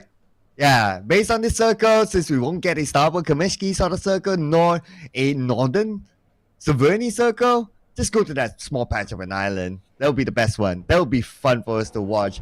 And of course, the teams will be grieving if they get that kind of circle. For Max, their boss is watching, so they better put in a good show for the boss especially. And now Max, they're still taking the time since they had a long rotation from Novo. But we're going to get a first knock and also elimination. And it is gold against Osja.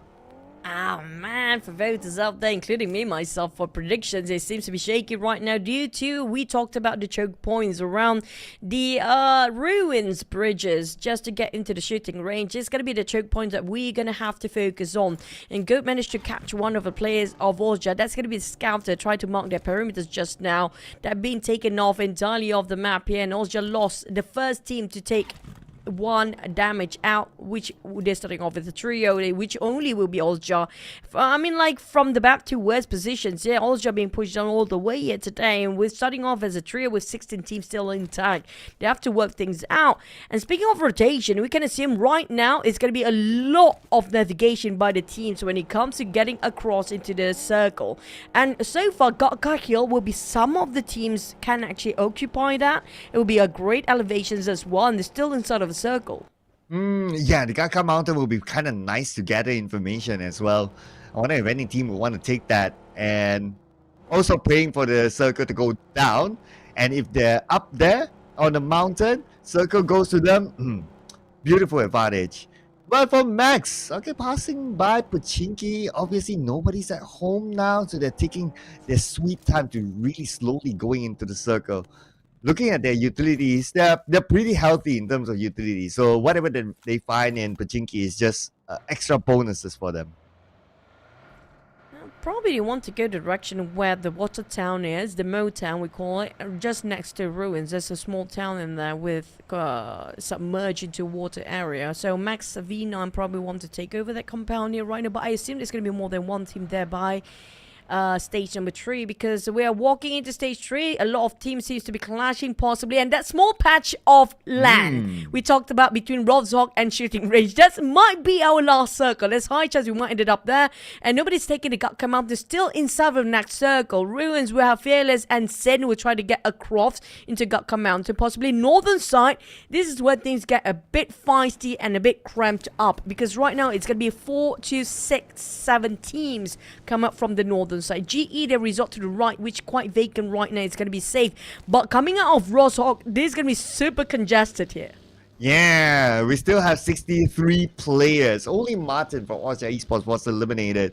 So now that we're on the stage 3 with this kind of circle, like what you said, being congested, that means we're going to see a lot more fights for territories. As Flash Vision Esports, this is their longest surviving game so far today. Not gonna lie here for Flash Vision Esports. Let's see if they can make the most out of it since they have a full team now.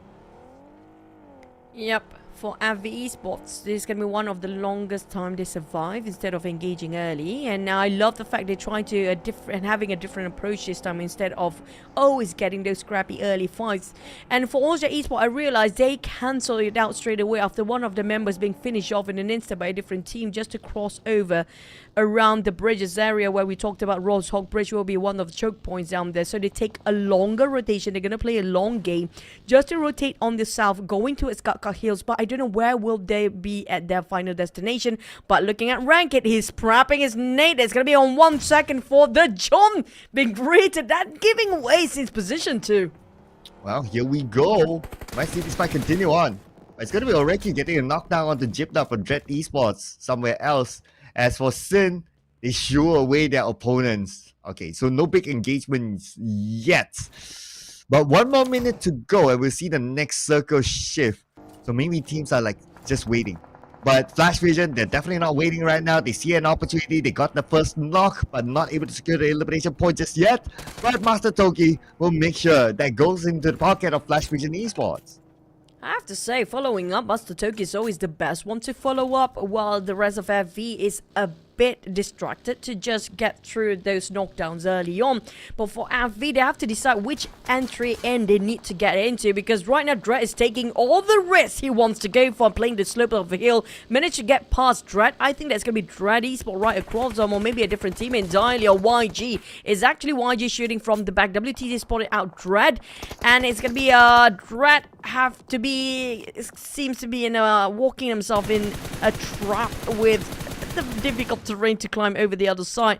But unfortunately for WTZ, they did not actually spray right on top of it. But next, God7, you talked about them against Risk Guy, and they're winning over it. Oh, God7, there you go. Picks up 2 elimination points. Labubu will take out 2 members of Risk Guy. So Risk Guy's now down to only 2 left. With Smoke Up Vehicle, Master Vape, and maybe sharing this damaged vehicle, there's a big risk that this vehicle might blow up, and it's going to be a 2-for-1. Okay, shots fired at to them. They have to be extra careful, but more teams are waiting in front of them. Oh, straight into the eyes of a Dread. Oh, what a day. And RS, yeah, at least both of teams are swimming here right now. Whoever get to dog themselves first, or maybe it's going to be a fishy day for some of the teams waiting around this choke points area. They will be gatekeeping this bridge for the longest time. And it's going to be a big howl for the team just around the bridge area if they manage to secure those eliminations. One of them probably is going to be God7, I think, assume, or Exquisite. But hey, maybe we'll survive for another day. He's put out another player of Dread, which is going to be Jashi next, and he is tempting to just go in for the eliminations here. Ooh, okay. Let's see where this nade land though. Santa Claus. Nope, not the first one. But he's not going to take that risk because he probably has an idea that maybe some of the team is there. Ah, perfectly tossed finally by maybe himself. Very slippery slope. GG on the other hand might still await those eliminations. And Exquisite taking on the Sin. While RSG, Master Fate will try to make use of the death boxes laying around. So for RSG, that's still a big eliminations coming out into their back. And outside of PBE, even though they stands at number 1, but they left with only 2 players, while Sin versus Exquisite is still ongoing across the other side. Well, we have a lot of bullets flying over towards the bridge. Let's over into Sin versus Exquisite, where Exquisite left with 1 or 2 players. And on the side of Sin, they have better numbers, but they need to have that reset. The Winters will be their biggest bane, and Max V9 just crashing at the perfect time. Oh, here we go. Time to show it to their boss what they are able to do. Oh! But now Viv, he was surprised by Wako. Nice follow-up there by his teammate to take down Wako instead. So the John, but the John! Ooh. Shot from the outside. Black shows himself. Black needs to reload. Black needs to reload, okay? He needs to reload quickly. But before that, he will loot up. But, oh, he did not clear his corner. He did not clear his corner. Joseph was still on the outside. That was a cheeky time, Joseph. For Max V9, they attempt to flush into it while they're still licking their wounds on the side of Exquisite here as well. Sorry, a different team. That's going to be Sin just now. For Max V9, at least, hey, they managed to prove they can be the cleanup crew, but unfortunately, they left with a very costly ending.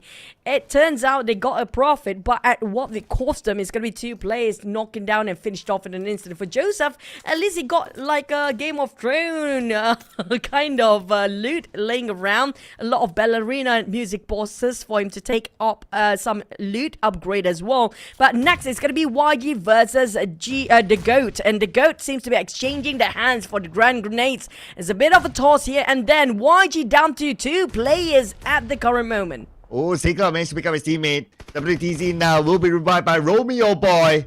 And looks like Naughty Boy went out to the zone. Oh, he might have took a bit of damage there while he was trying to run away from the zone itself.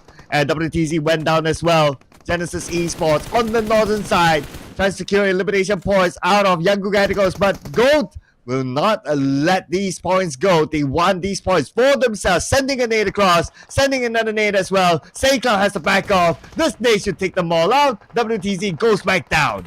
Oh, what a perfect toss of that Molly against the Blue Zone as well. They've been cornered down, but GOAT, they still not expect they will fall back. Say Cloud, he still got the fight in him, still want to survive, but GOAT, will they wrap around here with the cause of another member knocked down? Say Cloud, what do you say this time? He's not keeping it quiet, he's not taking it easy, he will not go down as they hope for, but GOAT, it's kind of a big loss for them to go against that one particular player of YG. The Blue Zone will hurt this time, it definitely will kill the players if they just gonna stay in the blue. Unfortunately, Ozja Esports will still get the number 1 vote. I'm sorry for that, but yeah, Ozja Esports still survive for now. You guys got it right for the call, but for GOAT, they spotted out Cloud, the last member of YG, with the Blues and pressuring on his back, with Unknown also pressuring from the front. Where would YG last play to run himself to? Oh, see Cloud gets on the buggy. Buggy's an open top. Spray down by Unknown. And Say Cloud is still alright, but he has GE now to deal with. Passing by GE into the water. Into the water. He's going to share the water with Coca-Cola. It's slowly sinking in, but he still got shot either way from the surface. GE been waiting for the longest time to fish things out and finally secures those eliminations. Thanks to Master Smile. They scored himself 8 eliminations. What a perfect day for them to go fishing all day for GE here. Wow, 8 eliminations already? Alright. With the fact that Yangu Gaticos have been eliminated, they at least want to catch up to Yangu Gaticos by the time this round ends. As for Ozja Esports, playing as a trio, just still behind Genesis Esports in terms of the chart. GE secures Coca-Cola, Elevate Esports out at number 9, no elimination points at all, and GE will score their 9th elimination.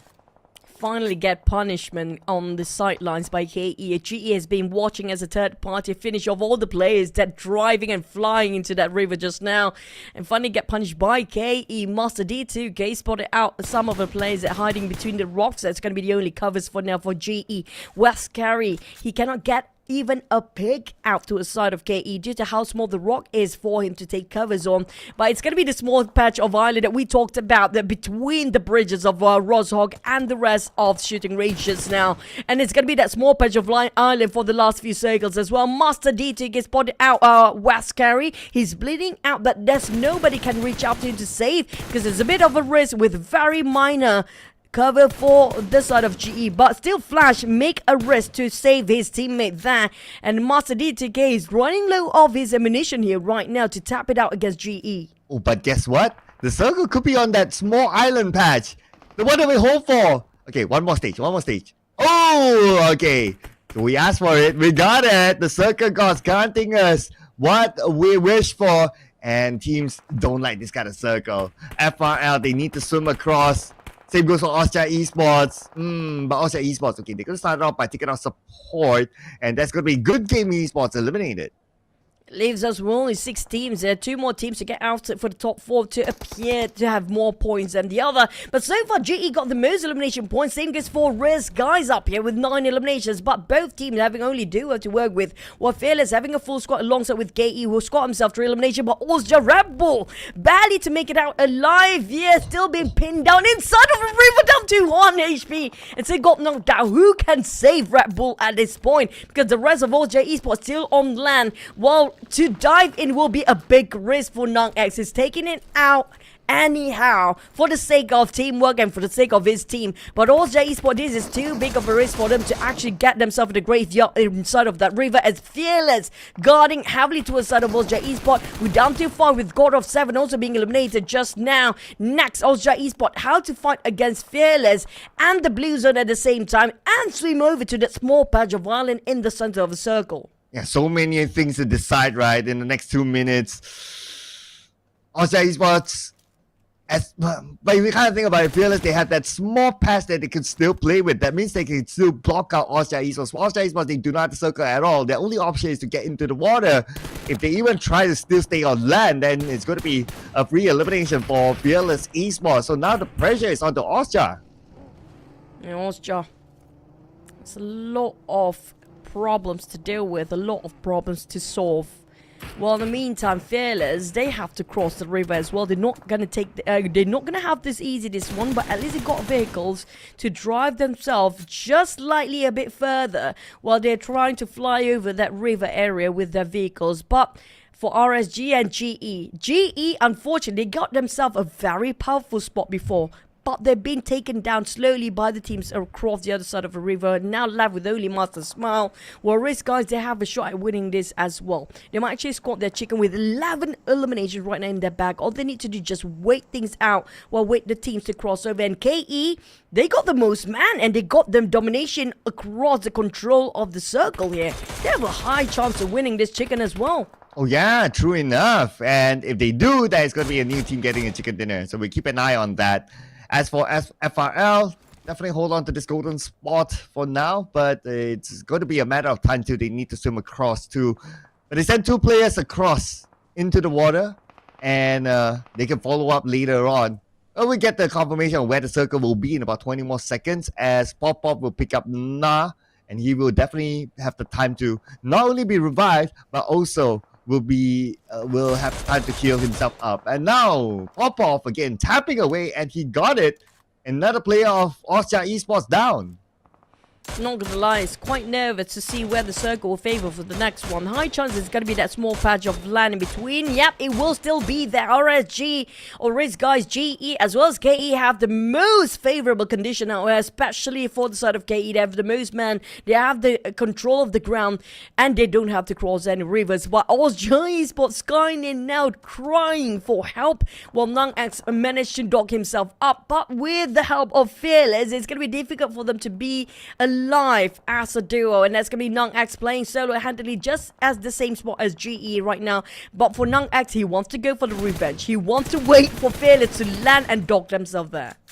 The fact that Austria Esports still has that one player that managed to make it across, that is still an amazing moment if you ask me. The fact that FRL had them on their track, but NungX, he actually got one out of FRL from behind, so a bit of a revenge there. As for KE, they're looking to secure some elimination points out of the hands of FRL. And FRL, some of the players are still in the water. So that's going to be bad. The fact that KE knows that they are swimming across.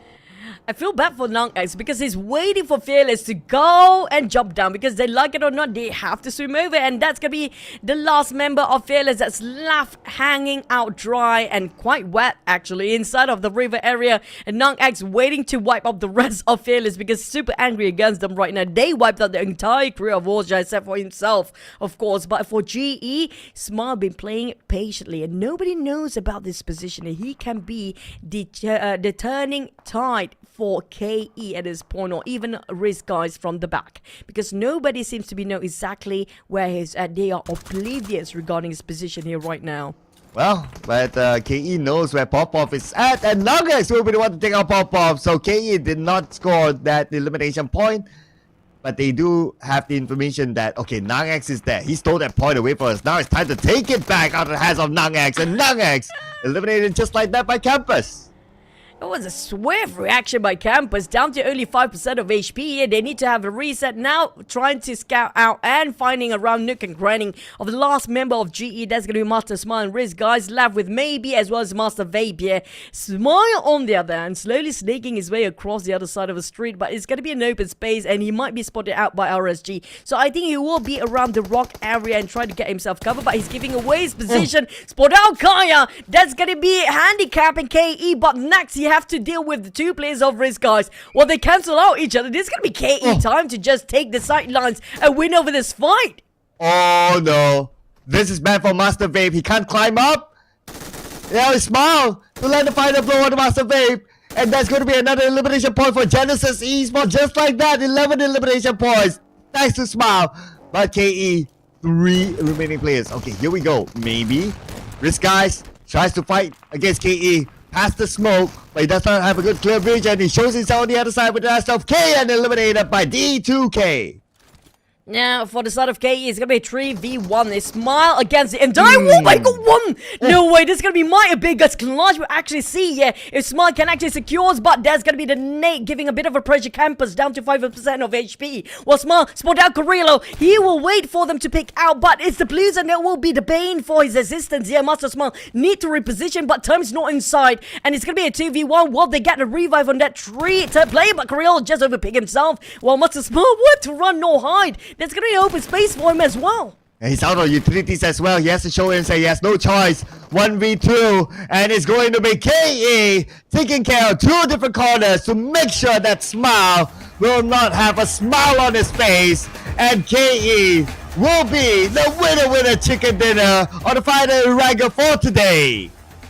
Kill enemy, did kill every single enemy they have actually in the game. And just now, what a circle. And since we talked about the small patch of the island between Rozog as well as the shooting range area, a very northern circle since the start, by the way. It was down to whoever get the bridge area in between those choke points. That's going to be the teams that have the total control of the circle. And that person was actually KE. I mean, GE had a sweet spot, like I mentioned before, due to too many teams actually crossing at the same time. They went down to only one particular player, and that was Smile. And when the poster came up, I noticed that Carrillo is actually Davan. So he's actually using a different name. Okay, inspired by Alpha 7. Okay, we'll take that. I mean, finally, we see another new team getting a chicken dinner. So that is great work by KE. And this is our time to relive the best moments here from KE's chicken dinner.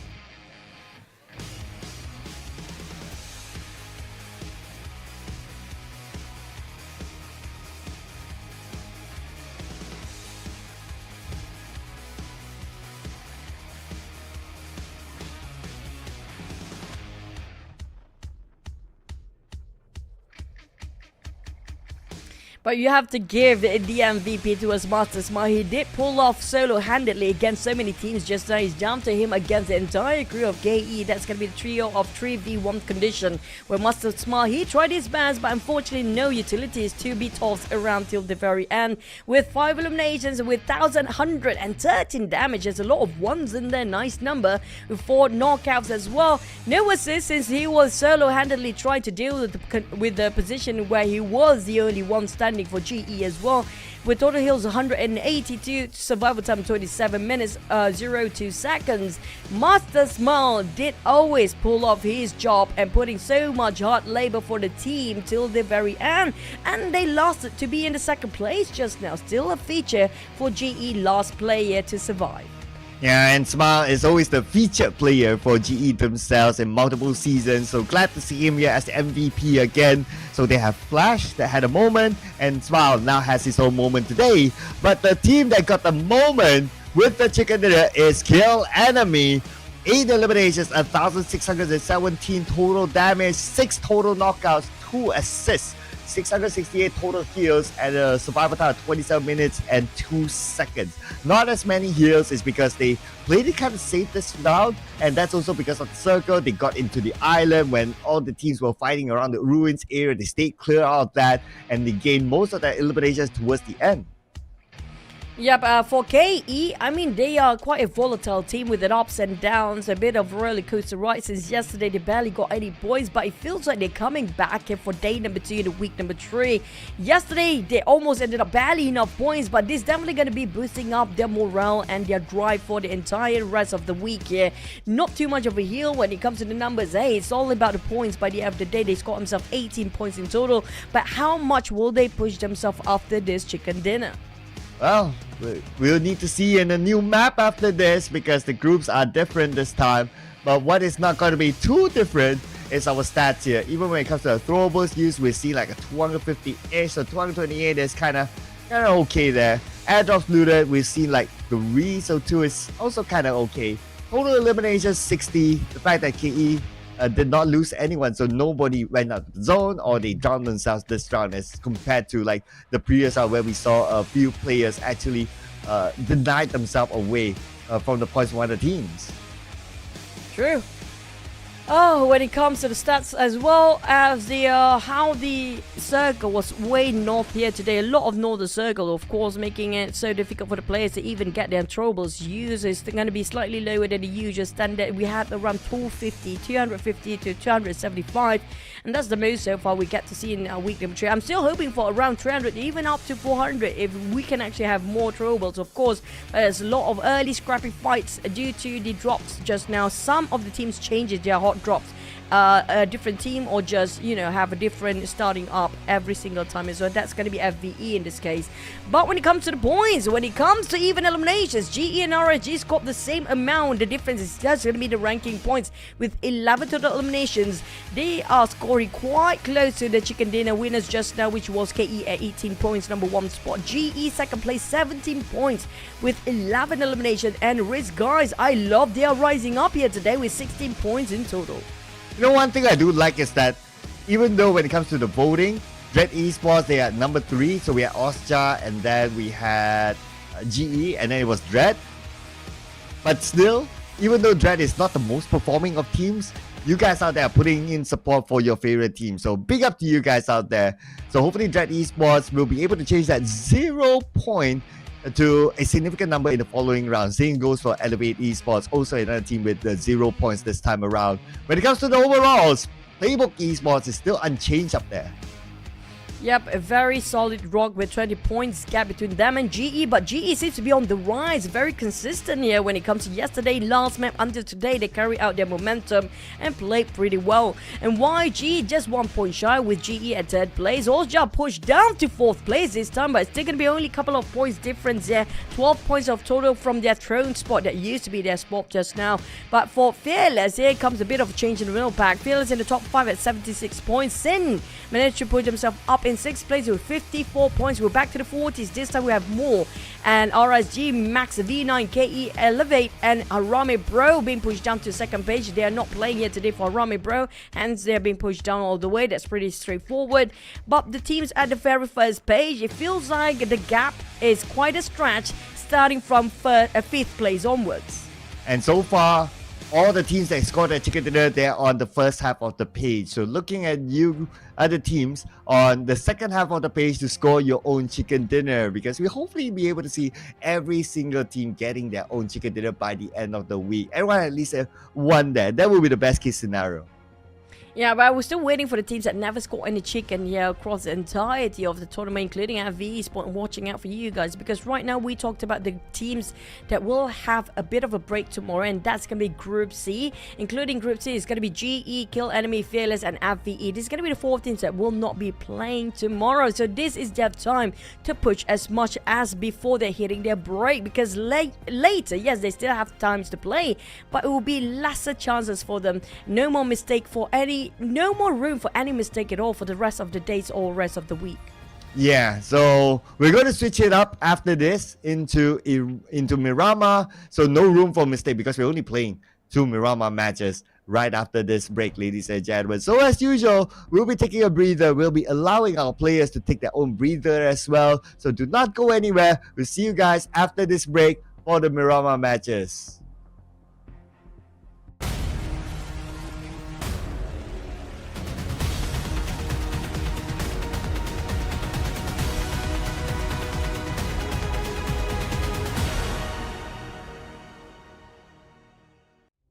Welcome to PUBG Mobile 3.4. As part of this update, we've added a new themed mode and improved the game as a whole. Let's explore this new version together.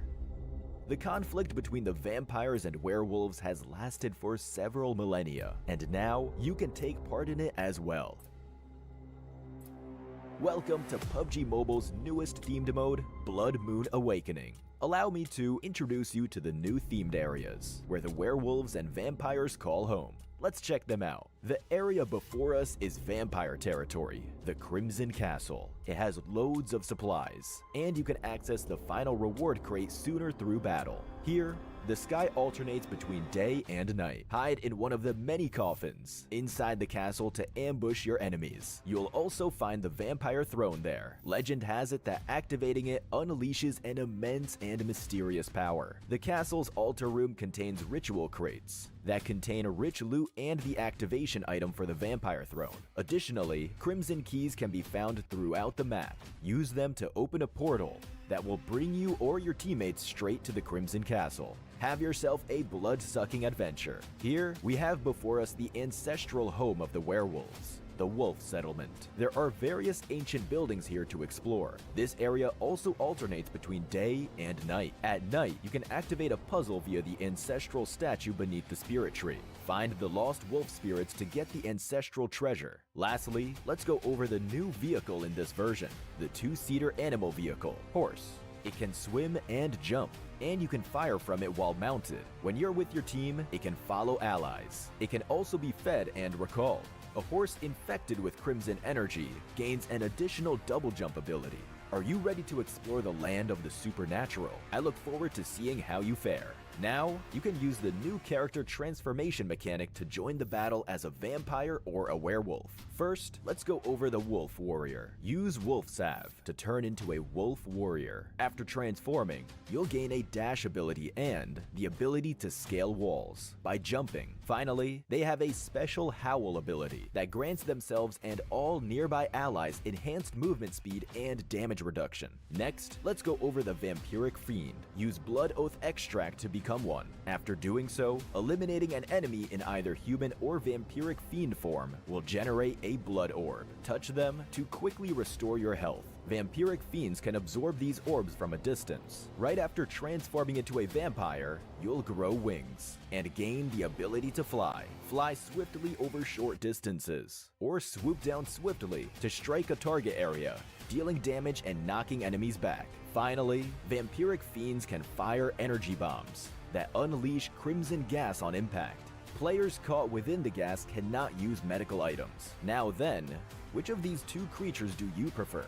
Get in the game and try it out. In the new version, we've added several new mechanics. Within the Crimson Castle, you'll find the formidable boss, Dracula. Pick up a Crimson Crystal from the map and crush it to open a Crimson Rift that will bring you straight to his lair. Dracula has two forms. In his first form, he'll approach his prey swiftly and unleash powerful melee attacks. He may also turn into a bat and teleport beside you. After defeating him in the first phase, he'll enter a frenzied state. Dracula uses various ranged attacks in the frenzied state and also brings out a shield. But fear not, after breaking his shield, he'll take a lot more damage. Get behind cover to evade his ranged attacks. Challenge Dracula now to get amazing rewards. Moving on, we've also spiced up treasure hunting with gargoyle troves and treasure specters. You'll get loads of great rewards from them. Additionally, we've added a banner display mechanic that lets you show off your elimination count after transforming. Let everyone know your achievements in Blood Moon Awakening. In this version's updated classic mode, we added a new dual-wield firearm, the Dual MP7. It equips to the pistol slot, is agile, enjoys a fast rate of fire, but does not support aiming down sights. Likewise, we added a new vehicle, the Hovercraft. It can be operated on land and in water, and is equipped with armored glass that prevents players inside and outside from firing at each other. We've also added the self-AED to classic mode. We hope it adds another layer of tactics. Also, the Crimson Castle Plaza themed map has been added to arena mode. Defeat enemies with your teammates in intense battles like never before. Stay tuned for classic mode update videos to learn more. With Blood Moon Awakening's arrival, you can now also fight zombies in Metro Royale's Zombie Uprising mode as a werewolf or vampire. Choose from different abilities to thwart the zombie waves. We've also added treasure specters to the Misty Port and Arctic base maps. Defeat them to get great rewards. Furthermore, we've made some room and basic feature updates. Follow Metro Royale announcements for more details. The new version brings the debut of the Maple Courtyard Palace series of home items, along with an event celebrating its launch. New stylish items await you. Don't forget to join the home competition. Unleash your creativity and build your dream home. Stay tuned for home update videos to learn more. Version 3.4 also brings Wonder Season to World of Wonder. Also, we've added a new map template featuring Erangel after a century-long drought. More importantly, vampire and werewolf transformations are now available in World of Wonder. May this bring your World of Wonder creativity to a new level. For more details, stay tuned for World of Wonder news. Plus, Cycle 7 Season 20 has been updated, with new tier rewards for both Classic Season and Casual Season. That's it for this overview of the new content available in Blood Moon Awakening. Get ready for the grand supernatural showdown between werewolves and vampires. Winner, winner, chicken dinner. See you next time.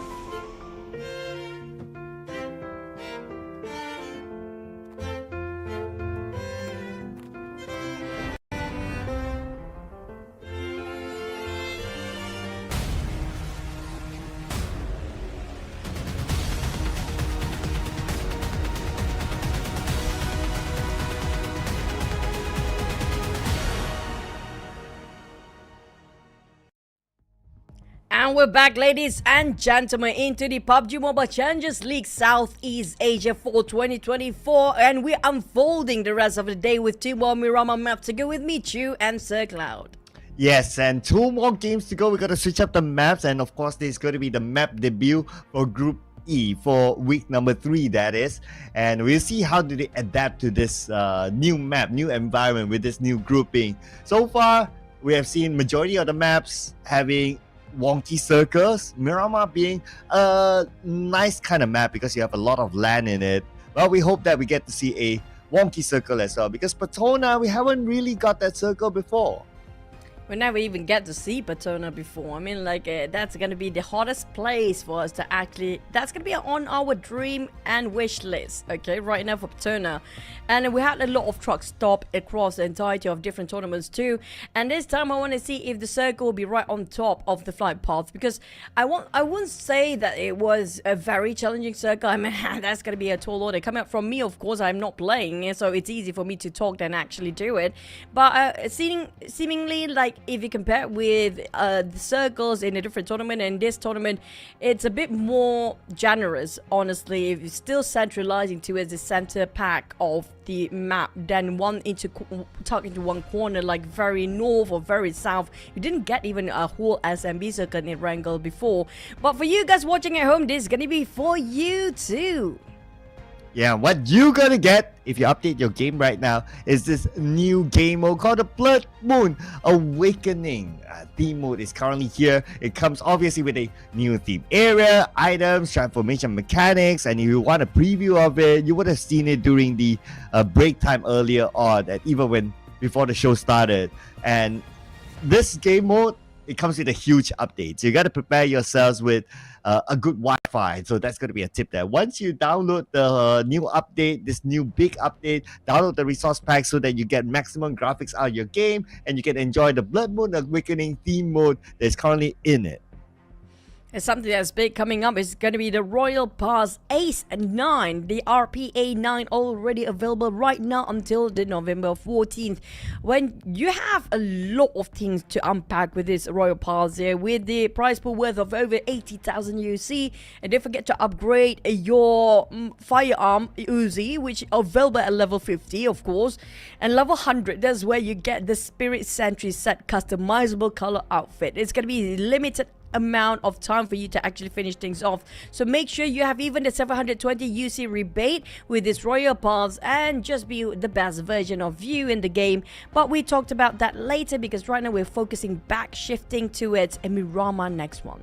Yeah, and here are our predictions, and no clash of predictions. Oh wait, except for GE. Okay, so Rim GE, yours is GE. Okay, cool. So looks like there's also no Austria Esports, just saying. So I guess everyone's also thinking the same, that maybe Miramar is not Austria Esports' map. Yeah, I agree. I mean, like, GE, they one of the specialists coming out for Miramar. Once upon a time, of course, but today with their performance, I'm not surprised if they can score one. But I feel like I'm feeling you for the exquisite part as well, because they need those points too. I have absolutely no justification, except for the fact that they have not scored a chicken dinner today, and I just rolled like A, B, oh no, A, C, D, E, A, C. Okay, yeah, I just picked names from there. But of course, since we're starting to shape like the which team has not got a chicken dinner yet, so yeah, I guess that will be my current justification of exquisite. But what will be your justification at home? Because you have a voice as well. Put your voice in the game by putting up your I- vote through this QR code. I personally very curious, will we have the same vote of favorite teams, because it's going to be a different map entirely. And so far, even our predictions across the casted analyst desk right now, nobody actually dropping the vote for Ozja Esports. That speaks a lot for you guys who want to vote for your team right now. Do you still want to go for Ozja Esports here? Because right now today is not their day here. It's all about the numbers, guys. Let's go and see if your favorite team can make it or not when it comes to the last two Miramar map. And also don't forget to vote out for your favorite player, because don't forget about that one particular player that you think that they deserve to get an award or something. Just pick it up for yourself for the QR code, because you don't want to waste any more time. Let's fly into the second last and the first map of Miramar here today. Let's go.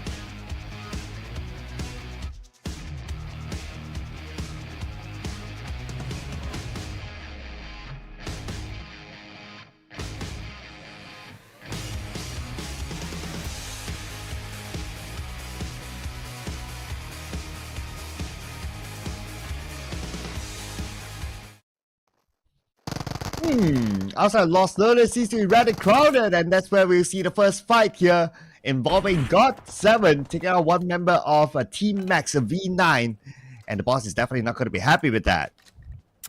A lot of pressure for Max V9 here today. Not just the boss casting the game, but it feels like they're dropping the balls entirely. For after they lost that almost got the chicken map, then they start to dwindling down when it comes to performance. Got 7 on the other hand, they got nothing else to lose. So it's a good start for them to force the fight early on. But we do have a lot of teams around. The Dread is just next to them as well. We have a lot of neighborhood around Los Leones here right now. And the circle, as you guys can see, is down on the southern side, and it's quite near towards the flight path early on as well. So I'm surprised nobody tried to take over Patona, because Patona is still inside of that circle. Yeah, so I guess maybe all of them would think that, will the circle really go there? Okay, maybe not. So maybe not. But because of the maybe not, then that made Lost Learners pretty crowded, especially on the left side of Lost Learners. We still have these 3 different teams that we can see on the mini map here, including God7, as they had a pretty decent start by taking out one player out of Team Max. And if they can get one out of Dread, they would kind of like stamp their position in Lost Learners for at least the next round. Yeah, it's super crucial for them to stand their ground here, because this might be one of the places a lot of team will pass by later on. So this is where they want to farm the eliminations as much as they can. For Max V9 on the other hand, I'm super curious, how did they respond after they lost their members here? Are they willing to still commit to the fight against God7, or they just gonna part ways and go for a different compound to loot up? Because the next best thing is gonna be Lambadita, and last time we saw Lambadita, it's taken over by Sinners or Sin, so they are taking over the northern side of Los Angeles for now. But speaking of the circle, just now a lot of teams did not drop themselves inside of a circle, including PBE here. They're just next to Fearless, just on top of nearby Impala. So it's going to be a bit of a journey for them to cut across La Bonita and Los Lunas. I assume they might actually take the rotation out to Los Lunas, or maybe go down to Puerto Paraíso, which is quite vacant last time we saw that place was. Even down to Patona and Minas del Sur, there's nobody down there. No teams coming up from the southern side. Yeah, if they happen to go past by there, then they can continue to loot, double the loot that is. But they also need to time themselves. Like, okay, we are 1,300 meters away. Our utilities, do we have enough? And they might decide to go there later on.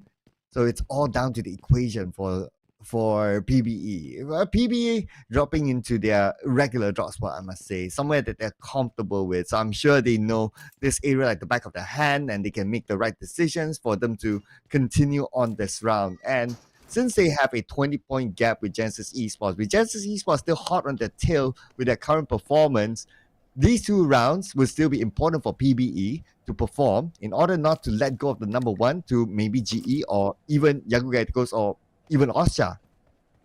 But the one that I have high hopes for is going to be KE here, because they got themselves quite a powerful sweet spot, which high chance we ended up in Chumacera. And Chumacera, they already conquered for KE. Despite they dropping themselves early on the southern side of Picado early on, they made a super fast rotation, swiftly just get into Chumacera, knowing the fact, hey, this might be the last few circle. If they take the town of Chumacera and play the low ground, it is a bit more safer compared to Chumacera high ground, which taken by Goat just now.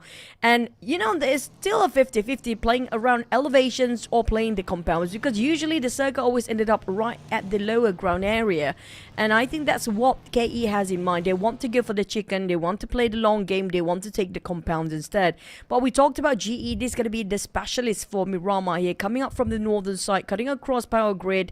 But the different team that actually engaging is going to be Elevate against Dread. Now we talked about Dread just nearby towards Max V9 and Got 7 before, but it's assuming they are engaging down south all the way here. Here we go. Elevate in engagement with Dread. And Dread, they will lose Jashi. Nathan will need to fight back. He's pretty low on health. Does not have the time to heal up because Damon is still in front of him. Sending one nade across, and he will circle around. Damon with a jump shot. Damon will not find his target. So he still needs to continue on this fight. Oh, he actually got Nathan. Okay, he's going in for the revive, but Kayla will come in. He's super low right now for Damon. It's going to be a big risk for him to just go for the pickup. But here comes the manage to get a reset, but he's down as well. As Kayla managed to just get that collateral damage at 1% of HP. There's no brainer for him to actually get knocked down. But how does Scardy respond to this? For the rest of Elevate, they're quite spread out. And it's going to be difficult for them to reunite once more. Dread Damios trying to go for the revival. But Elevate Coca-Cola is right in front of him. It's a bit risk for him as well. But he got it swiftly. What a response from Damios. But it's not done yet. From the off angle, there's a different team taking a shot from afar. Well, now they want to steal away those elimination points, but before that, it is going to be... Oh, okay. I noticed that name is actually Team Max V9, so they actually stole one elimination. All right. So this fight in this compound is not over yet, though. Scotty is the final member for Elevate, and he needs to navigate through this area, considering that there are shots onto him from afar. Jibna will be thanking Team Max V9 for giving him backup. And Max V9, they're parting ways against God 7 early on, and now bumping into Dread, one of their closest neighborhood in Los Leones before, and seems to be picking up their crumbles. The bread crumbles be dropped by the rest of Dread. But for Max V9, their utilities and even their ammunition is not the best yet. Right now, it's not enough for them to reserve themselves later for a long fight. So they have to reconsider whether they want to commit fully towards this fight or not. Just go for looting phase back in stage number 1, which we have less than 10 seconds to get into stage 2. Very close. And speaking of Los Lunas, we can assume there's more teams coming by towards this direction cloud, because last time we saw, yep, it's gonna be a very undecisive circle. Go back to the north, scamming all the players. Look at the crowd on top of Chumacera right now. My god. Oh, the best coming down from the hill. But look who's in the middle of the circle. Flash Vision Esports. Okay, play the defensive game. Teams will definitely want to come by. Teams might want to take that middle spot. So Flash Vision will need to be prepared for that the potential fights there. And there are heavyweights there as well. Austria Esports, KE, GE, oh man, Flash Vision Esports, they need to open up all their eyes to take care of all those angles. Well, I love how the long play and long rotation come out from Risk, guys. They're coming up all the way from the northern side, which right now is super vacant. Montenuevo is very empty, and it's a good place to loot up as well. There's a lot of vehicles laying around the corner too, so they can have a reserve and spare vehicles in case they're tired being punctured or being exploded later by the teams. But a lot of teams taking the blue zone, including RSG and GG Esports right now, so they might actually getting into late compared to the teams that's transitioning from Chumacera up to Montenuevo area, and it will be a massacre right on top of La Rilera, perhaps, for our massacre city later on. And speaking of which, what is starting off? We got 7 versus GG Esports. Yeah, and support got eliminated. So GG still in the blue, playing with 3 players. I wonder how far they are from getting into the circle at least. But by losing that 1 player on the outside of the circle, that means they will be extra careful, extra aware of the next step to come in. That might slow down their movement into the circle. And so far, speaking about in the circle, Flash Vision Esports in the middle of it, no challenges just yet. But we're going to see a challenge here by Monball campus. Yep. Right on top of the high ground of Chumacera. Well, the one that actually we have the rest of the team, they will cutting across La Direla right side just now. But for Momboy, we saw how he actually clutched for the team here today. So he's definitely on fire, on adrenaline high here. So he's actually trying to proud for the hunt. He's going for the eliminations, but unfortunately it's difficult to play around the terrain of the south high grounds of Chumacera. Has to be extra careful, and speaking of which, the circle at the edge of it too, so he couldn't waste too much time. I don't know where are the rest of PBE right now, but it seems to be very lonely up there for Momboy. Yeah, last we saw Mombo was doing the scouting work, so hopefully the other teammates are not too far away. On the outside of the circle, got 7. They're still spending time here together with Skadi to find a member of Elevate, or the second last member of Elevate. Skadi just got knocked, and it's going to be Kayla from afar. Well, Kayla, 5 first aids. Okay, and say all the best to Kayla now.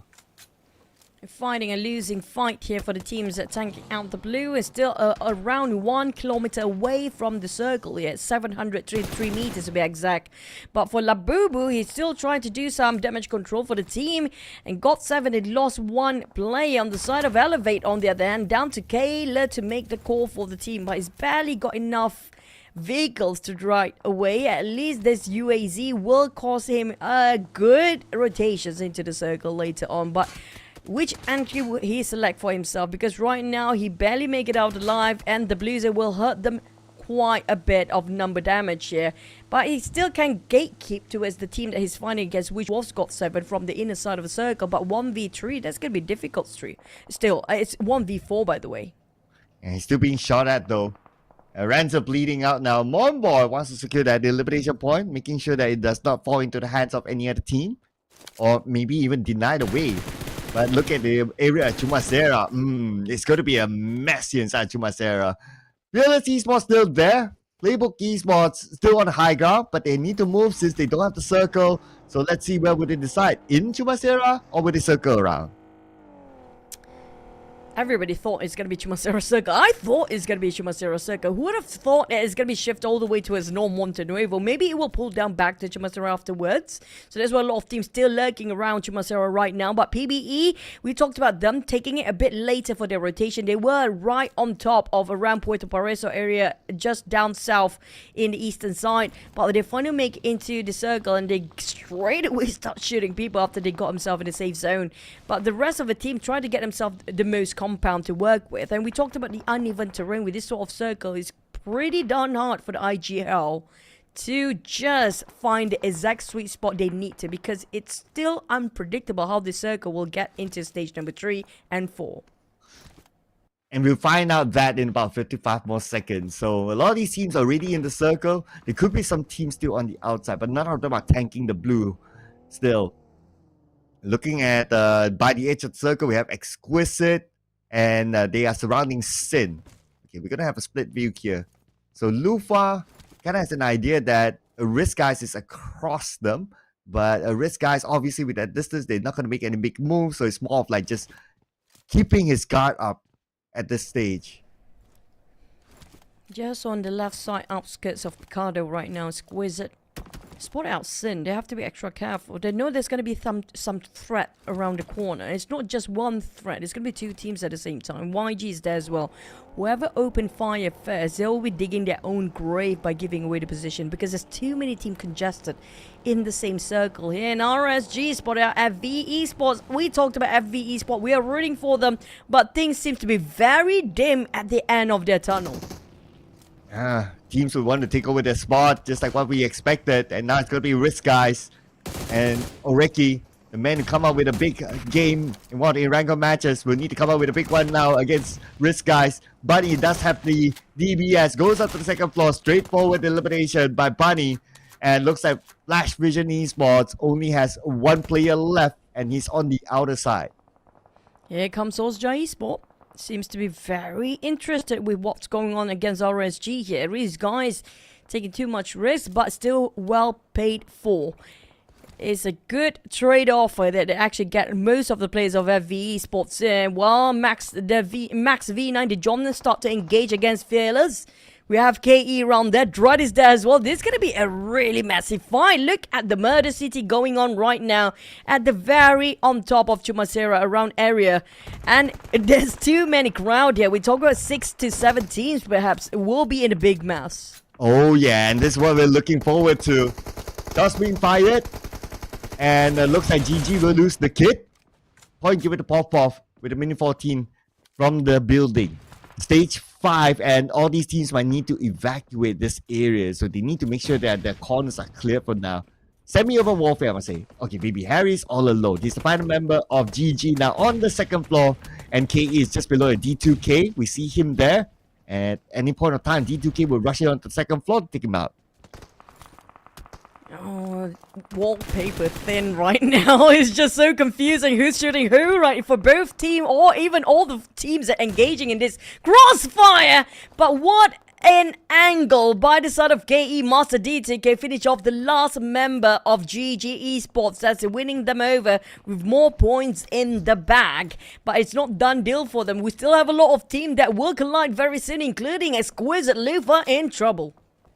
Oh, Lufa needs to be picked up. But the smoke, okay, smoke's being popped. Now we can see the incoming Sin. Okay, passing by. Are they going to go for it? No, they're going to let this one go because they have to save their teammates. 2 teammates currently knocked. They'll prioritize that first. Rankid and Mix calling up for help. And with this building, with this compound, they should be able to be revived. 2 of them been knocked down. It's going to be pick me up. Time for Sen, and we have Elevate across the other side too. And not just that, Max V9 is also right on top of Sen. They got himself just parked in between the crossfire. I don't know, is it a blessing or is it a curse for Sen right now to be in the center of attention here after they drove all the way straight in the center of the crossfire. Blanks, on the other hand, thanks to the closed door and the hard covers they actually got himself, they can get for a revival. They are in respite, managed to reset and recuperate themselves for the next step. They have to reassess the situation, but with the smoke going on, they will have to disperse themselves and open up a wider angle just to see what's going on the outside. But boy, Sean got a clear shot on Kayla, and that's the last member of Sin. Not really. Yeah, that was, sorry, Elevate Esports. They've been ousted as well. It's down to 14 teams. And straightforward elimination there from the high ground. And it looks like Joseph got knocked as well. Okay, so now Boyshan will need to get back to his other teammates to give them extra cover. Circle-wise in move, Genesis Esports, Osja, Risk Guys, Goat in the circle. Together with Master Riggs, still in the game. It's going to be the uncharted land of on the northern side of Chumacera, where there's no even a title for that area here right now. But it's going to be quite a tricky terrain for all the teams to play around this area right now, as we have Osja Esports still at your number 1 most voting out there with GS second, Dread form to third place again, but the one that actually taking those elevations in Highlanders area, it's going to be Max V9, but unfortunately not being favored by the circle. The circle shifted slightly just towards their left side, and it's going to be a tough fight since Exquisite, Max V9, and there's another team right in the center, and that's going to be Sin. This 3-way war will be over for the next stage. Yeah, since the blue will be on top of them, they have to move anyway. Including Exquisite on the outside of the circle. On the other side of the road. But at least they have this hill to give them a bit of cover from Sin. Sin kind of knows that they are there. But Sin needs to put a bit more attention towards a Team Max V9 instead. But they're going to ignore each other. They're going to focus on getting into the circle. And Sin with a smoked up van will be able to arrive safely. And the side of GE, they got themselves some sweet spot up there with some elevations and some compounds to work with. The ones coming out of Tumatsera, northern side, it's going to be super rowdy, of course. It's going to be wild as well as GOT7 being showered by so many bullets of KE players. And Ozja Esports, they got quite a vacant left side. There's going to be a clear view for them to go against PBE and Red Bull trying to make a comeback. Ozja Esports, they've fallen from the mighty spot of number 1, fall through to 4th place. While PBE will be their next contender. Unfortunately for Dread, they have been very proactive in the start, but unfortunately they have to bow out and just wait it out for the last map Miramar later on.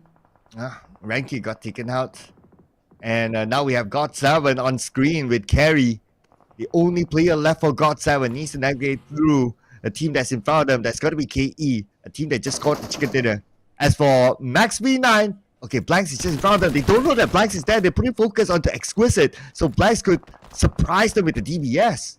But look at the rotations coming up from GE. They want to be part of this crossfire too. Insane Blanks going in with the DBS. Unfortunately, it's going to be a flash coming up from the back, giving some favor towards Max V9 down there. And despite they're losing a lot of men, Max V9 managed to just have a bit of a breather thanks to GE that finished off the last member just now of Sen. And that's next. It's going to be none other than Exquisite. Here comes the hand grenade. And here we go. Super Pickles rushing in, being at the forefront on the lower ground, goes up to the high ground, gets a knockdown to Joseph. Looking for the other members of Max V9 on the other side, but before that, he secured that point out of Joseph. Boyshon is going to be the next target for Super Pickles. Super Pickles now with the UMP. He needs to reload, but he did not reload in time. Boyshon will punish him for it. The other members of Exquisite will need to follow up to save Super Pickles now. Boy, Sean couldn't last long enough. Oh my god, man, what an off angle coming up from the back. Sneakily just backstabbing. Max V9 last player here. We're down to only 10 teams. Next is going to be GOT7. Only have himself that one particular corner. He needs to climb up the wall. But KE will keep him at bay. They will gatekeep the last member of GOT7 here. He's fighting for his life. Down to only 20% of HP and maybe less than the 50%. And here comes Campus Nade and a finish off. That's going to be Vin Curry and Campus making sure GOT7 will not make it through, and we're down to 9 teams. And here we go, 9 teams with Carrillo, Eke, and Dava. Whoa, wait a second, this Nate sent across to 21, but 21 responded quickly to take out Master Riggs. And Flash Vision Esports, number 9, not even making it to collect placement points, so they will be going out with 0 this round.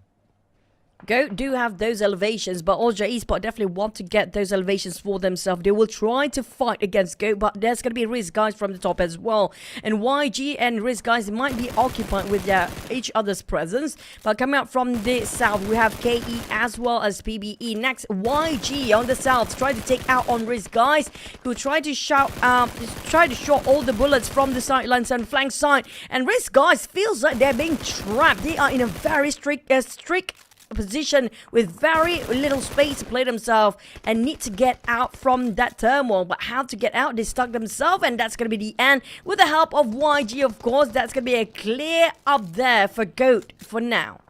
Risk guys eliminated. Our top teams are still in the game though. Playbook Esports, Young Radicals, GE, and Ozja Esports all with a full squad. We're going to put our attention onto Exquisite right now against KE. And KE on the other side, 1 member currently knocked. And this is going to be Exquisite taking advantage of it. They will start to rush in right now. And man for a nice off angle to knock down Kaya. Nice, it's going to be Master D2K. MM spot him out with his Scar. And right now, they're trying to give the pressure on. Next is also JE versus YG. Young Galacticos in trouble as Exquisite Super Pickles try to reset himself. Wei trying to find himself an off angle to just shoot against the rest of KE players. But look at PBE. They are going out of their way down south just to be a troublemaker from the back line. KE and Exquisite, they did not see this one coming. The one winning this big might be just PBE. And PBE wants to follow up even more. They try to get more out of Exquisite. Look at Raimon. He's going in for it. Okay, all alone. But then again, it's only Super Pickles left with 50% of health. He's probably healing up right now. Raimon want to make sure these points are collected by Playbook Esports. At the same time, Minchi will be eliminated by Red Bull at the other side, while Raimon happily picks up his points. And there's going to be an easy eliminations on the side of BBE that's got himself 7 eliminations here right now. Exquisite, they are getting at 7 as well. But speaking of Exquisite, Super Pickles, what can he do when he's fighting against the entire crew of BBE? That's going to be the 3 members left. Raymond, Gerald, trying to find the last member of Exquisite. But unfortunately, time is not on their side. Blues start to hit, but Super Pickles will try to make do with what he has left. Still managed to finish off Gerald in the last minute. Here comes a nade dropping to the side of Super Pickles. Raymond have to fight the Blues, and at the same time, he will regret his decision now, but still managed to secure the elimination. But unfortunately, he's down to only 20% of HP. And here comes Osja Esports from the back. Oh, and here comes Justice Esports on the younger category. So it's on the outside of the circle. Justice Esports will stop them from coming in. They have to come up to the high ground and look at the circle. Even Goat is not too far away at the northern side. But now a lot more attention will be on to younger radicals from the eyes of Justice Esports. A Red Bull, he was keeping an eye on to PUBG Esports, but he's playing this cautious move not to overexpose himself. Even the circle seems to be very difficult for the players to take the side on. It's either on the low ground and the circle end up in the center as the middle ground. It's quite an open space if you want to be at the center as well. So everybody hugging the rim.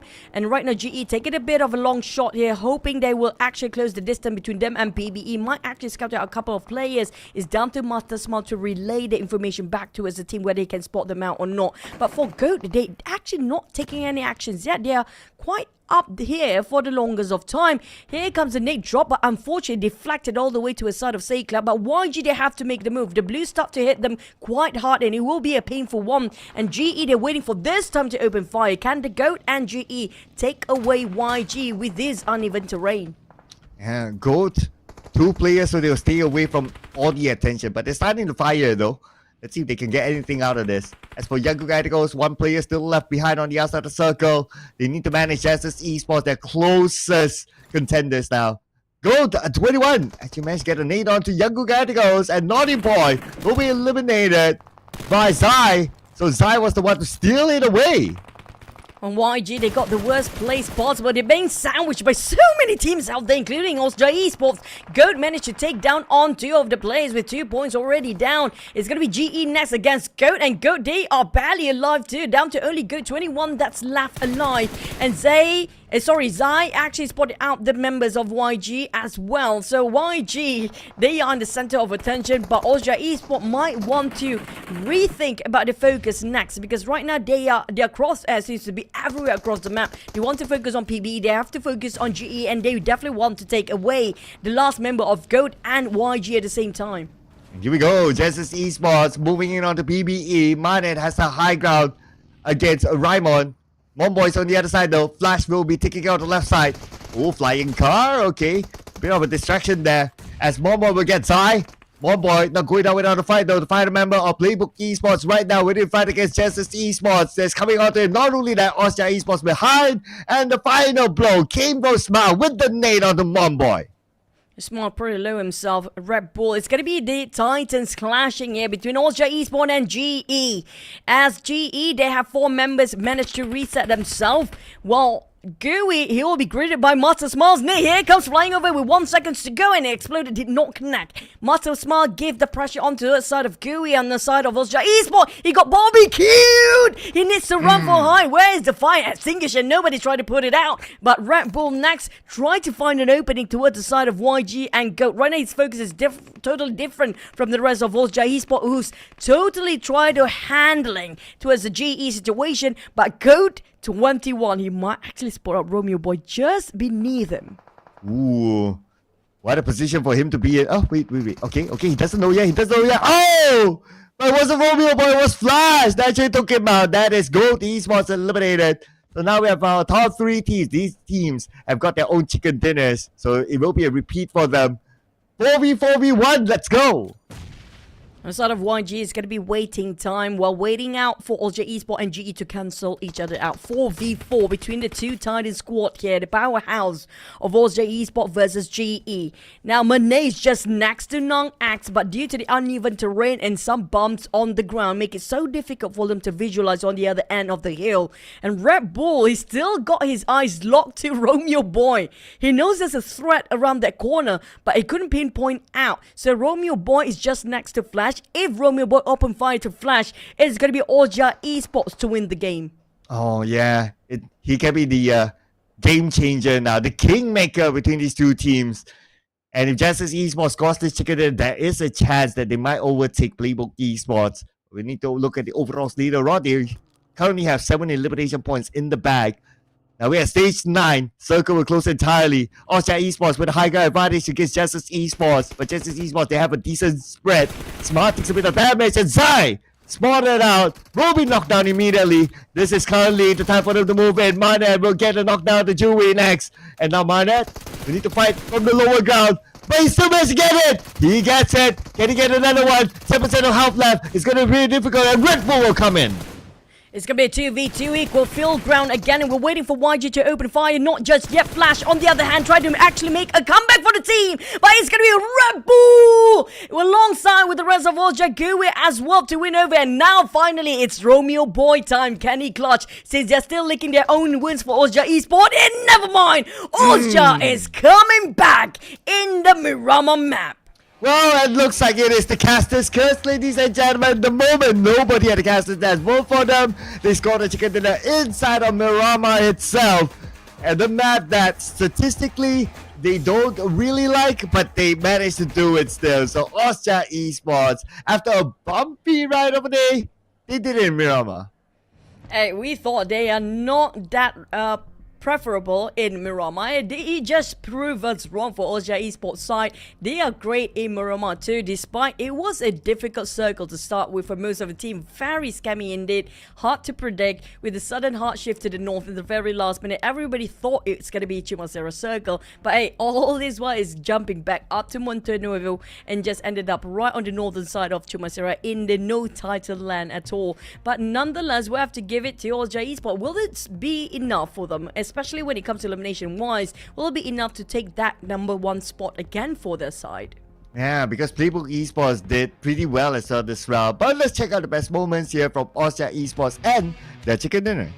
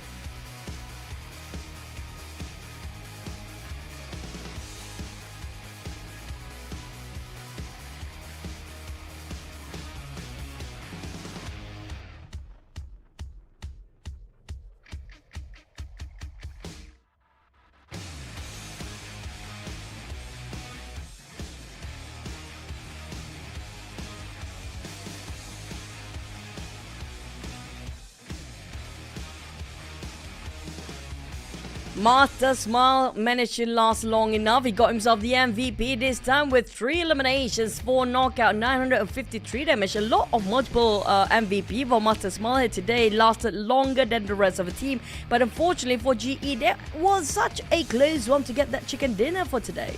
Yeah, this was another close one for them.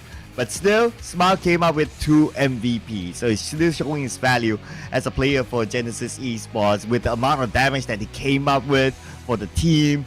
I mean, it's just a testament to the amount of work that Smile did again.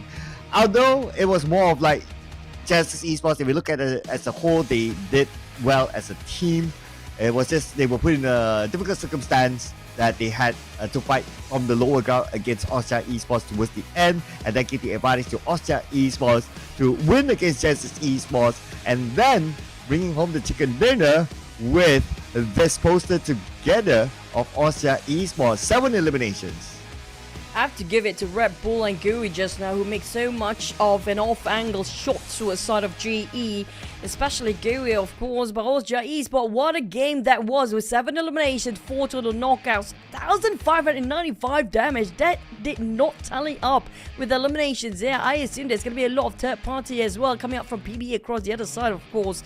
I'm curious to see how much of the total points they managed to gather here. And he talked about PBE. Yes, they are in #1 here. But with Osja Esports back on the rise. Can they withhold their number one spot for long?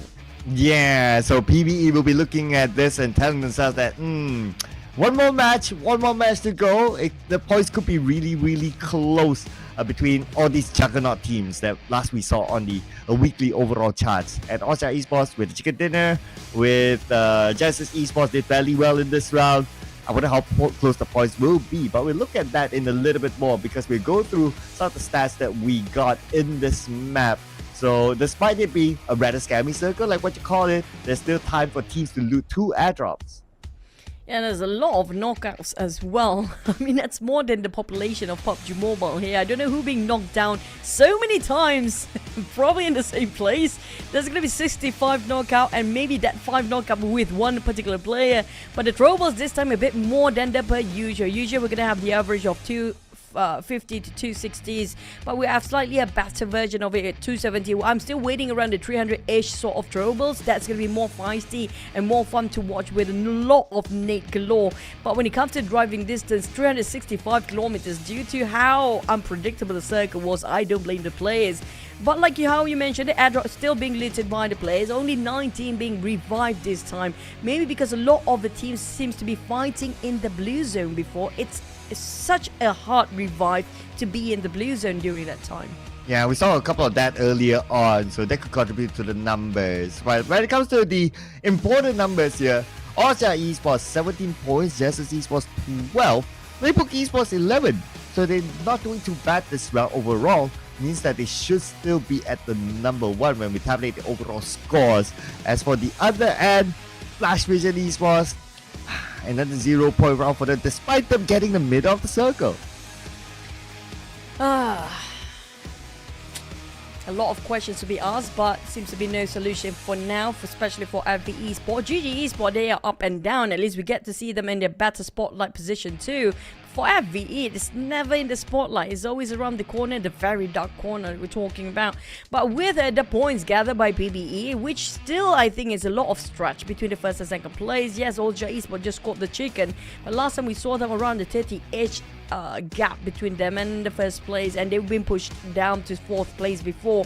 But the rest of the teams, don't forget, also got 7. They don't rely on their ranking points at all entirely on the eliminations down there, and that just closes up the gap, but still quite a stretch. And All-Jump managed to take the 2nd spot within a map only.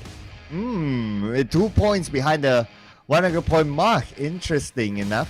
But because Playbook Esports, they have created this gap, so they still have that number 1 spot for them. And with one more game to go, we could potentially see some of these top teams breaking the 100-point mark in the final Miramar match. As for the other end, now Dread Esports is still the 20th spot team, but they're 5 points behind Flash Vision Esports. So with one round, it's still very doable for them to overtake Flash Vision Esports. I mean, Dread today is their debut. We talked about Dread, Goat, Risk Guys, and Good Game Esports from Group E. Today is their first day in week number 3, so we should be concerned more on FVE, especially the teams coming up from Group C. Tomorrow will be their break day, including GE, Kill Enemy or KE, Fearless Esports, and Flash Vision Esports. These are going to be the teams that will have to have a bit of pause for tomorrow. So I assume they want to end it up their run for this for the half of the week here before they're heading into that 1 day off with a big number by end of the last Miramar map later. Yeah, so let's see if they can continue on as well, because it's all about sometimes momentum and it's all about consistency, and one more game to go to keep it up. And looking at teams that will be taking a break tomorrow, so like Flash Vision Esports, at least got 7. They're not really like down there. They managed to push themselves up a little bit with a okay-ish sort of performance in that previous round, and if they're able to keep it up, maybe we might see God 7 be in page 1 and leaving like Flash Vision behind. Yeah, group rotation, even though it looks very minor for some of the audience or even us sometimes, but it actually gave a different dynamic entirely when it comes to the approach of the game and even the drop spot, especially the drop spot. There will be some places that will be vacant enough for tomorrow, especially there's no more Group B, so Group C, so I assume with the introduction of Group B, it will be a very different dynamic entirely, and the ones that actually been shouted a lot by the audience on the comment section. Now you guys waiting for Harame bro, it's gonna be tomorrow, guys. So keep an eye out for the team. But back to a side of like Fearless Esports, I wouldn't worry so much for Fearless Esports here right now because they are pretty okay. They're still in the middle pack. They aggressively and proactively try to find all their preys across the map. But it's just the execution of getting those chicken that seems to be slightly difficult for them. But firepower wise, no brainer. This is going to be one of the teams that aggressively try to find a target. At some point, Fearless Esports, they were looking to be like the weekly contender because they were like somewhere up there, right? But yeah, they just need to find the level of consistency. But it's also like the factor of other teams like Austria Esports, like GE, like PBE still being very consistent. And you guys will need to be consistent as well with your game. Log on to PUBG Mobile right now because the Blood Moon Awakening is in it now. Yep, and it's gonna be the Crimson battle for you guys between the howling of the werewolf versus the... I'm not gonna make the flappy wing sound anymore between No, please the don't. vampires. We'll be cancelled. Don't. I don't want to get cancelled. Yeah, I mean, like, I might get cancelled, but yeah, there's also Count Dracula there, or Count Draculov that you called it. If he's laughing, of course. If you're dying, then he's laughing. If not, yeah, he'll be Count Dracula because he'll be the one dying. But you guys should, like how Cloud mentioned before, make sure that you have high-speed internet because it will be a massive download and upgrade for your game experience in there. So make sure you guys download and try out this latest mode because I promise you it's gonna be super fun. Oh yeah, it's worth the update, so do it right now. What else is worth looking at is going to be the new RPA9, available for a limited amount of time until November 14. And this is a reminder that we always give everyone. Don't leave it until the last minute because you might forget. By the time you're like, I want to get the new RP. Oh, it has expired. Oh, I missed out on this amazing stuff. Oh, I missed out on the new S12K skin that I've been always using just because of how the pro players have been using as well. And you might regret that. So live life without regrets, ladies and gentlemen. Go get it. Reward yourself while you play PUBG Mobile at the same time. So you got nothing to lose. In fact, you have more to gain because there's up to 720 UC awaiting for you to be fully rebated. And there's also a total prize pool worth over 80,000 UC. Can you imagine what sort of things that you can get with the 80,000 UC? You can even plan for the next RP and get back your investment just by putting in your investment in new RPA9. It's funny you mentioned about how the latecomers are last minute players. I'm one of those. Like, I always buy myself some Royal Pass or RP and then ended up, hey, I forgot to log in, or hey, I forgot to actually redeem something here today. But hopefully that's not going to be your case. And don't forget to vote out because right now our predictions here, interesting, Fearless, we have all different this time. Nobody actually have a twin or nobody actually repeating the same prediction. It's different colors entirely. Are we gonna get the return of Austria Esports? All of a sudden, Reem is like, nobody predicted them. I should have. At least I could have flexed. And now he's like, okay, I'll go for it. I want to go for Austria. And then Stalker is like, okay, you go for Austria. I go for your team. Let's see what happens. I mean, for Max V9, they had a really great start here today, but started dwindling down with their numbers. Yeah, Austria Esports, I mean, Reem, you're a second too late, brother. But also, coming up from your side, Fearless, interesting. Is it something a no-brainer prediction coming up from you again? Yep, I'll be upfront that no stories created here, no-brainer prediction. But if I were to create something, we just talked about Fearless Esports being like, oh, at some point they are like this number one spot contender at against these other big name teams and all that. Sure, we can roll with that. I mean, like, I wouldn't mind the underdog sometimes, you know, like the Dark Knight suddenly on the rise that nobody actually put them under the spotlight before. Even our voting before, it's always going to be a lot of Austria Esports, and there's also PBE, and then there's also Dread or even GE. It's going to be the usual names usually on the very top, but it will be fun to have teams that nobody actually gave a thought into it before to finally take away that number one spot. It will be pretty fun to watch, especially when it comes to the final week. And speaking of final week, Cloud, there are some teams that have nothing else to lose and they might actually disrupt these very top teams as well. That is a very good point here. That is a very good point.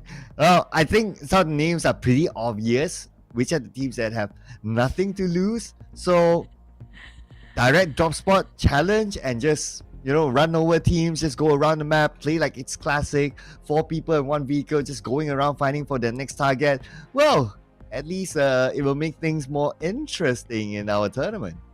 It depends on the flight path and circle as well as per usual, but I would love to see another fight between Sin and FV Esports. Like, why not? We always love those early scrappy fights, but it's going to be detrimental for the teams, of course, especially the teams already at the very bottom. But you guys, please drop your prediction too by casting your vote with the QR code. Just scan it away, open your camera, just scan it. If you don't know how to do it, I teach you. Okay, open your phone, just scan over this QR code, and that's just it. You just fill in the blank. We have one more map to go, and this is going to be your last time to cast and predict the last map, Chicken Dinner. Yes, and also do fill in your favorite player there. I'm very curious to know, like, okay, who is actually leading the favorite player charts? But we'll leave that surprise for later, right? We want to see a different team. So every round for the past, for how long, if those teams are playing, we'll see Austria Esports, then GE, then Dread Esports. We'd like to see new names up there, right? For me, I'm probably going to vote Federalis, but he's going to play tomorrow. But for, I think the per usual, probably going to be Red Bull. He is the back-to-back 2 weeks in a row MVP for now. But it will be interesting to have Monet too. I mean, like, Monet definitely deserved that spot. He was once upon a time one of the best players coming out from the side of... the MVP side. So if only he can actually get the spot again. And PBE, if you can actually put PBE, I would personally put Momboy based on his performance here today. Yeah, he did come up with a chicken dinner winning moment in one of the Erangel matches, right? And even when he doesn't, we can see that he still puts up a good fight with that team. So yeah, Momboy being the most successful individual PUBG Mobile player in the Filipino region definitely deserves a shout out there. So put it in your votes, ladies and gentlemen. You still have some time to decide on the course of who will be like the 1, 2, 3 at least. I would like to see other teams. So scan the QR code because this is going to be the final map for today. Tomorrow we'll be shuffling the groups and we might see a different name. But for today, your favorite teams are still there. Put it in, show your support for your favorite team. Not only in the comment section as well, don't get me wrong, but also put it in the official because we want the graphic to come up and we can all celebrate a diversity of teams that shows up in the voting. Let's celebrate as well. Our final match, Miramar.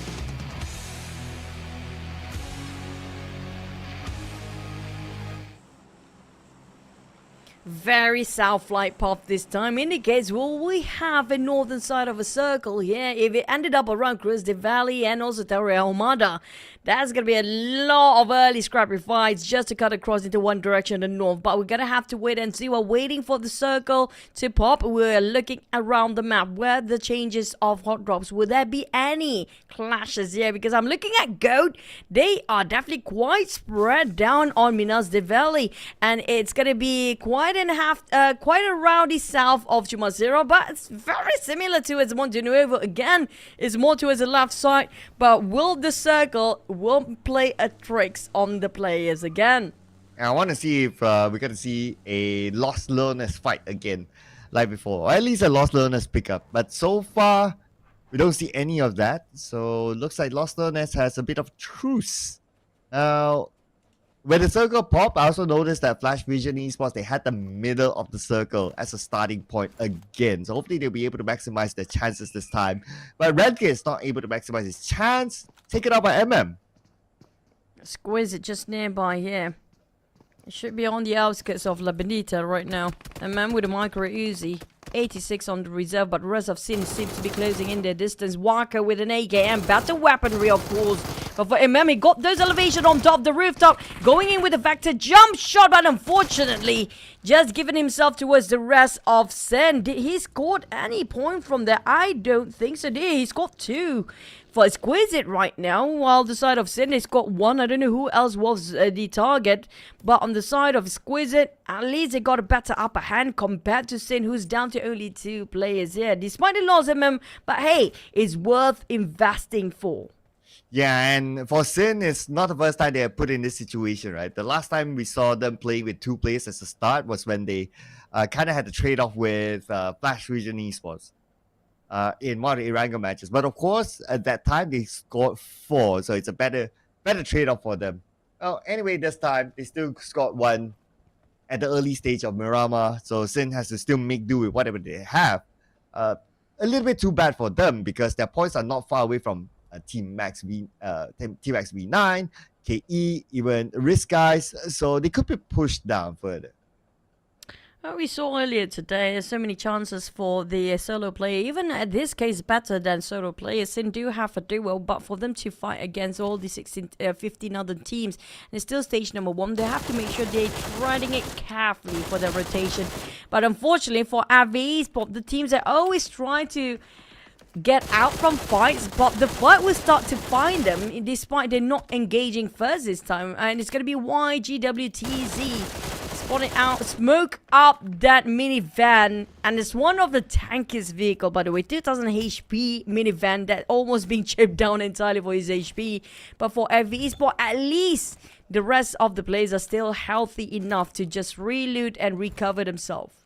And we also looks like we have a new player for Flash Vision Esports. Haz will be playing this time. And Oreki, Master Race, Toki, these things we have seen before. So it's going to be, to the best of my memory, his debut in week 3. And that's a very sunny Miramar. I need my sunglasses now. Okay, thanks, Observer. Suddenly there's a sudden eclipse. It'll be fun to watch. But thanks for the sunlight. We're touching no grass here. We're touching the sun at least. There you go. It's going to be GOAT. With the 4 players still well and alive. For them, it's going to be around Valdemar. So we talked about the teams coming up from Valdemar will not be too far from the circle. The circle still have the edge of it. But I would be worried for Fearless. They are coming up from Puerto Paraíso. They have so many congestion to go against, including on top of Los Lunes, where a lot of teams dropped themselves there early on. I am super curious regarding the teams that will try to resort to the northern navigation, where Crater feels still inside of a circle, and so far, last time we've seen, nobody dropped himself there as well. Yeah, we get an idea if we show when we show the map on coming on stage 2. If any team were to take that spot, that would be kind of nice as well to take that Crater Field area. Take the high grounds around Crater Field, have a good visual of where teams will rotate, and if needed to, just come down. It's easier than having to climb up. Not like the chances of going there is high, but at least if they have a start to like gather information, it's like, oh, that area, that's another team. Okay, we don't go there, or we prepare ourselves for a fight if we do go there. So I think that if there are teams that have that opportunity of going up, that'll be pretty nice. Yeah, and also, last time we saw a lot of teams loving Power Grid, so I assume the next fight, high chance it will be Power Grid area as well, because Power Grid is still one of the spots that might be ended up as the center of the next few stages of Circle. While waiting for the stage 2 to commence, we still have 2 minutes on the clock, just slightly over 2 minutes. For side of Sin, they have to reload themselves to prepare for the worst case scenario to last long enough until the very last stage. But for MVE, at least they managed to keep everyone intact. It's not so all bad for them. And this time they did try to avoid as much unnecessary fights early on. But for how much long? It's always their rotation sometimes seems to be quite questionable with the crossfire in between. And we talked about the teams taking on the South. And Fearless, you know, they don't want to cut across Los Leones, knowing the fact that so many teams drop in there early on. So they are wise enough to go tank out the blue and go from the southern side entry. At least they also avoid other teams for now, right? Like, okay, we stay somewhere that potentially other teams won't pass by. And that is an okay strategy for them. Considering that they probably know that, okay, nah, all right. We've seen that happen before.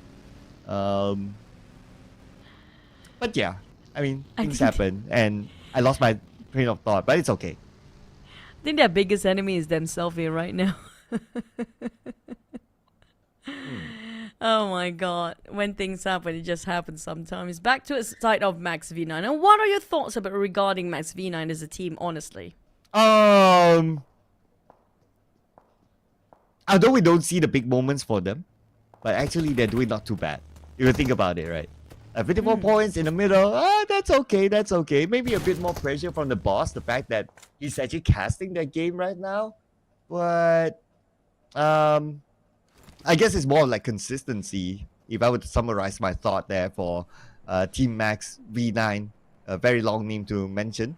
But yeah, consistency. So for them to be title contenders, and that's going to be the goal for this season, right? You have to be the champion to be in PMGC. If you're not the champion, then basically your season ends. So it's the championship or nothing. Looking at the Team Max, they're okay. But are they championship winning team? Not yet. But to be fair to them, this is a they're not like new players into the scene, right? But as an organization, it's new, so gotta give it the benefit of the doubt that they need time to develop as well. Yeah, it's all about the debut for the team as a whole, despite it's going to be veteran players, of course, but it's always going to be some change of dynamic with a different background entirely. I agree. I feel like Max V9 have the potential, but they're lacking the X factor that the champions always have, you know, that kind of consistency and the stability that we're looking for. That's still not there. But if you compare with them, if I personally compare them with Elevate, including, I think they have better consistency than Elevate here right now. But we do have the shift of the circle. It's right on top of Monte Nuevo again. Very close to the last few circles we had in the last game as well. But so many teams still taking and tanking out the Blues. And El Pozo seems to be very vacant. So if RSG actually moving into that direction, it would be a great call for them to come up from the northern side. But look at the downside. We still have very far team. And that's going to be Fearless and another team at the very, very down there. South. It's going to be GOT7, and they might actually have a collision later. Yeah, and we're going to see a collision between KE and Team Max V9. Looks like KE winning the fight. He took out Joseph, he took out Daviv, and Daviv eliminated. D2K was the one who got it. And now we have Carillo, aka Davan, from afar, also managing Austria Esports that's inside of Monte Nuevo. I prefer his name is Davan. It's pretty catchy as well. But I always a big fan of Davan, the way he actually thinks something's out of the box for the side of KE. But they lost Kaya before. It means that when it comes to number wise, they are at disadvantage compared to Austria Esports. And Gooey's got himself 1 eliminations already. And Gooey tried to find an off angle. He's trying to calculate every single possible entry. And they might actually go. I feel like Gooey definitely sends a threat around the corner. And it's a different team entirely. Last time we saw it was GG Esports player. And on the side of GG, I don't know where are the rest of them, because there's only one player seems to be popping their heads nearby where Ultra Esports stands. And I think they are reuniting against all the, as a whole. Right now, looking across the map, we have probably 3 teams on the fork of Monte Nuevo here. So Circle is still here, so that's okay for them to still stay here. I don't expect like stage 3 that the Circle goes away. But if it somehow does at some stage, then, well, it'll be really fun to see like how they're going to get across. So that's where they will need to prepare with smokes. That's going to be the basis of it. Maybe vehicles, if they do have, to try to like just rush across when there's an opening. And I'm pretty sure those teams are prepared for that when the situation comes. But for Young Gallegos, wow, okay. Here is going to be number 3 versus number 4 against GE. And GE, they're trying to slowly climb up. It's going to be a very tricky circle as well, because if we look at the center of circle, it's going to be those uneven terrains just on the outskirts of El Pozo's urban area. We have on the southern side around the fork as well. It's such a different level of terrain. It's difficult to determine whether you want to play the high ground elevation or just play the low ground compounds here. So these teams have to focus on which one they want to go for. But speaking of the next circle, it's still going to be on slightly north of Monte Nuevo. We have very unique terrain for the team to decide which way they want to play this, because so many compounds in there. That's good news for the team, but it's limited if you compare with how many teams still survive in here. Still plenty of them, and PB is playing it super late, by the way. Yeah, it's going to be a rather difficult circle. So BBE, they're going to readjust themselves to this kind of circle. Before this, they like to come in a bit faster, but maybe because of the circumstances of the circle, they come in later. As for Goats, they wish they come in a little bit later because right now, they will lose one player at 21, but they try to find an opportunity to trade it back. It's going to be the Montenegro Fog fight that we're looking at. GG Esports, they start to leave the warehouse of barn area, knowing the fact, hey, we don't want to get into this fight, and these scrappy fights will not benefit us in any way. But Goat, on the other hand, they have to cross over the other side. And like it or not, they have to force their way in to go against Osja Esports. It's a bit too close for them to make a U-turn, to make a long journey towards the northern side. For Fearless, it's going to be the same shoes as how we saw against the other team just now. And Fearless, at least they still have a bit of distance, but they want to force the fight anyhow, rushing straight into the line of sight. Despite of that, they're quite splitted about for the team they're fighting for, and there's going to be a couple of bullets flying over this side, and Goat reposition himself to have a flank wrap around against the Fearless here. Here we go. One needs it across onto Na. Na that's currently bleeding out. They want to secure that elimination point out of his hands, and looks like Davan just got knocked from afar as well. Long range now with the M4. Should be able to be safe. No follow-up yet. But speaking about follow-up, Goat Unknown tries to follow up with his nade. Okay, he has 2 more frag nades now, but he's still not able to secure the elimination point with a knockdown player.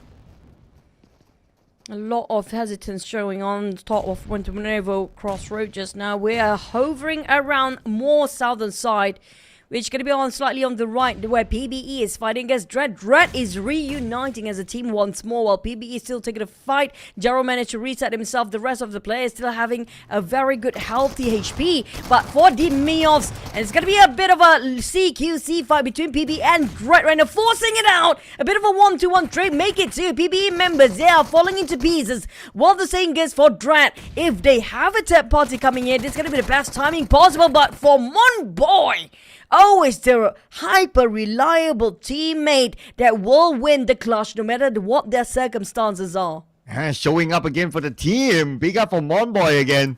And his teammates will be saved, but they need to plan their next move into the circle. The circle shifts again. Flash Vision Esports in the circle this time. And among the big names, Young Organicals, GE in the circle as well. So look at the southern side where Montenegro is. All those teams will need to come out.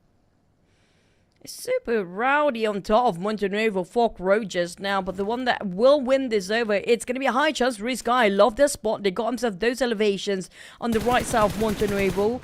And it seems like Exquisite do want to fight their way from the northern side of the high grounds. Probably going to take a fight against God7 as well as a YG just now. But when it comes to Exquisite, if they can defend those high grounds, it's going to be very, very fruitful for their worth effort putting into. Yeah, needs to convert into elimination points as well. As Coca-Cola wants to convert MH into an elimination point for Elevate. He does have this little bit of elevation against MH. Now, cooking up his nade, will lob it across onto MH, takes a bit of damage, but not too much that it will knock him out. But he's down to 50% of health, and time is not really on his side because the zone is starting to close while the elimination feed roll, and Fearless Esports eliminated just like that. And Coca-Cola comes in 1v1, dancing around with MH. MH in a difficult situation right now, and there you go. Coca-Cola will take a drink. Yeah, I'm going to take a bit of a break right now, but the rest of God7 is still well and alive. I'm surprised where they're at. The rest of them actually already inside. So I assume that's going to be the sacrifice that has been pulled by the side of Coca-Cola here right now. But for God7, MH and God7, they had all 3 men still secure inside, so they can play a bit of a revenge game against the team that have been taken out one of their members. But for YG, Naughty Boy seems to be in the center there, in between the crowd of God7. He can relay so much information for the rest of YG. And Young Galacticos, if they know how to play with the information here, it's going to be crucial, and it will be a big win for them as well. And this is going to be important for them, bringing the points as well. Okay, Romeo was going to start off by taking out Edward with the DBS. Nice gameplay there. Solo elimination. While YG, oh wait a second, WTZ just got eliminated. That should be a long range elimination from the other side. I think Curry propping the net. It's gonna be deflected just slightly. Collateral damage on Naughty Boy, but he will jumps up and try to go in for the rush. YG, they will fight back, but it's probably how Exquisite plays along the process. How? Because Cloud is way from the rest of the team. He's fighting for the high ground still and leaving only Super Pickles to drive away. But Exquisite, they still down to 2 members. On the side of Cloud, he still have plenty of reserve, but unfortunately, he didn't get the circle. The circle for the next one is less than 5 seconds to go. He still covers slightly on the high ground. He will be favored still. But High Giants, they will pull down towards south, and it's still going to be a southern circle. Hey, surprise, surprise. The last member of GG Esports, Baby Harry, will be favored on top of this center circle. My eyes are on Flash Vision Esports as well. They still have the circle. See if they can make the most out of this. So it's been a while since we see Flash Vision Esports last this long until stage 5. When it comes to the voting results, well, it's still same from you guys. Come on, you guys. Tomorrow we gotta change the sequence of the voting at least, right? So Osja Esports, Genesis Esports, and Dread Esports still up there. We need to give other teams a chance. Yeah, especially teams that actually outplay a lot of players down there as well, like including a YG example. They play quite a consistent here today. Even Fearless, I wouldn't mind Fearless to be up there. But, of course, it's going to be an all-time favourite, Osja Esports winning over for the voting session. But will they actually win this chicken dinner too? As PBE still having a full squad, Osja Esports are striving to get back their throne here. But don't forget, Exquisite still have 2 members left. And last time we saw YG play, Cloud was around the corner to gut up the rest of members of Exquisite. But for Romeo Boy, here comes the Nate prepping him up against the members of GOT7. Nate not particularly giving them the result that they would have wanted, but he's cooking up a second nade now. Oof, I noticed that one of the players of GOT7 were taking a lot of damage, probably being shot at from the other side. Now, Romeo Boy tries to land one and he got it! He got Labubu! One more to go in front of him, sees his target, switches to a DBS. Now dancing around, he is in this room, no space for him to move. Comes out, shows himself, takes a lot of damage, 50% of health, goes on to the outside. No time for him to reset, no time for him to heal up. Romeo Boy takes another damage. It's pretty low right now. He needs to win this fight. Cloud is pretty low as well. Romeo Boy still dancing with his DBS. This fight still continues. Hovin Curry playing it very tricky indeed. Romeo Boy, that DBS, how much will it actually put up the effort? What a jump shot. He outplayed Vin Gary just now. YG still get another breather here, but they need to reset themselves quickly because we have a lot of contenders around them as well. YG will stay for another stage of the circle, but GE, they're taking the center stage. We're talking about taking at the center of a crossfire with no covers whatsoever. Yes, some slight elevation, but an open space is a risky one. Yeah, need to be careful of their backs, considering that all these teams are so close to each other now. 11 teams at stage 5, so that's pretty decent, and that's a pretty decent amount, I must say.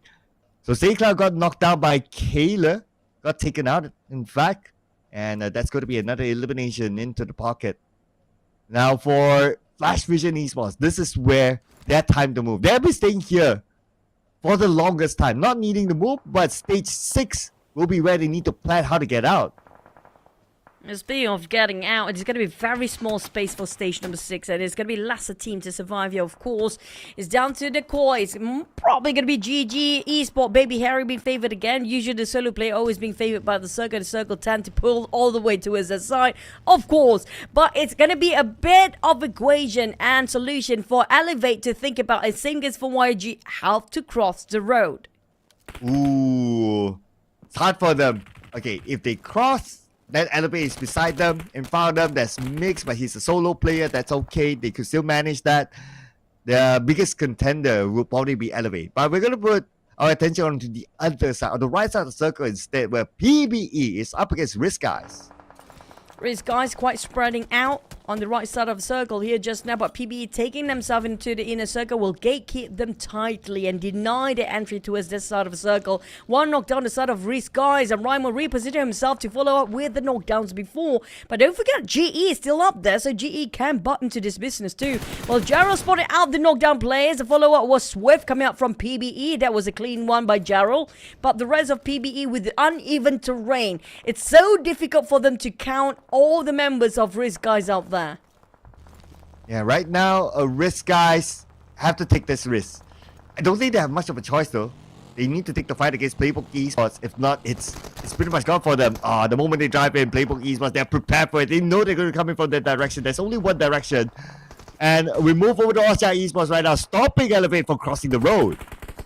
Unfortunately, these guys didn't make it through against PBE just now. You talked about crossing the road. It's going to be tough for the side of Elevate here. One member knocked down, but the one that we should watch out as well is going to be AV Esports. AV Esports, they're right on the northern side. They don't really need to cross any road. They need to hike up, of course, with these elevations. It's quite difficult for them to have some covers. Yeah, the terrain itself opened up so much spaces for the team right on top of them. That's going to be GE to shoot them down. Here comes an 8 coming out from Zeus, prepping it up. It's going to be a perfect one. He knows the angle, and they will try to flee and still got collateral damage. But Master Rick will give them back the favor with another toss of nade. And Zai looking to land something. Okay, he's out of nades. He's out of mollies as well. So it looks like he's going to let this one go. Not in a big hurry because they need to shift their attention towards Playbook Esports. He sent Jarrell to scout to gather information where the members of GE are at. It's going to be quite a difficult task since he needs to climb up this hill. Same goes for Flash Vision Esports, in the circle at least. 8 teams remaining at stage 6 with 22 players alive. Only one team will carry out the last chicken of the day. With only 2 teams with a full squad, that's going to be Elevate and GE for now. GE, they do have those elevations at advantage. But for Elevate, have to cross the street. That's going to be super difficult unless they build themselves some bridges of smoke. But for FVE, they are in the same boat. But Sin coming up from their back. If they're not being careful and just fully focused on tunnel their vision towards GE, Sin will definitely take advantage when it comes to the scores with their eliminations from the back. But Goat spotted out Austria Esports. We don't see a lot of feet of Austria Esports for quite some time now. Yeah, they're still staying quiet. Oh, but now they'll be forced into action here against Goat. But we are 3 more seconds till we see the next stage. Okay, keep an eye on that. How far will it go? Goes up to the center. And there's that one player in the middle that got it. But anyway, for Austria Esports, they don't have the circle. With Gold having this high ground advantage against Austria Esports, and they only have 2 players, this is not looking good for Austria.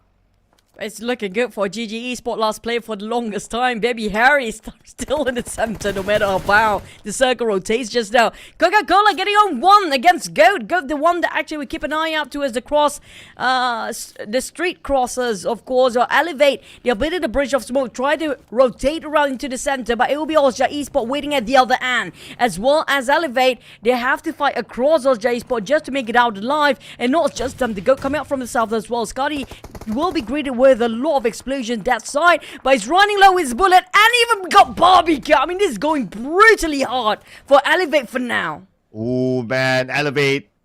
Difficult position for them to be in, especially the nade that came onto Scotty, knocking him down. Looking for the other members of Elevate right now and lobbing it one, but that nade will not bring them any return.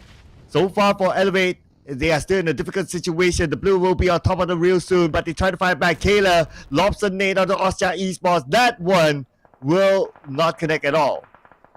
Nice barricade by Austria, just making sure their backside is being hard covered by these vehicles. Unfortunately for Sin, they didn't make it through. And for Elevate, this is going to be a tough push coming up from them. And Austria already waiting out the other end. They got themselves trapped around the vehicles too. And Gooey just finished them off. Here comes the flank side. Elevate, they will try to fight against Austria. But Austria, with that duo that's left, unfortunately couldn't hold their ground. But explosion coming out and flying guards along the process is going to be GE. Taking the shot from afar. Monet will be greeted by PBE from the back. Now they've been distracted entirely. Baby Harry's lost it long enough, but it's going to be the Goat trying to flush him out from this small shack with PBE giving long shots as well. Ooh, that second nade.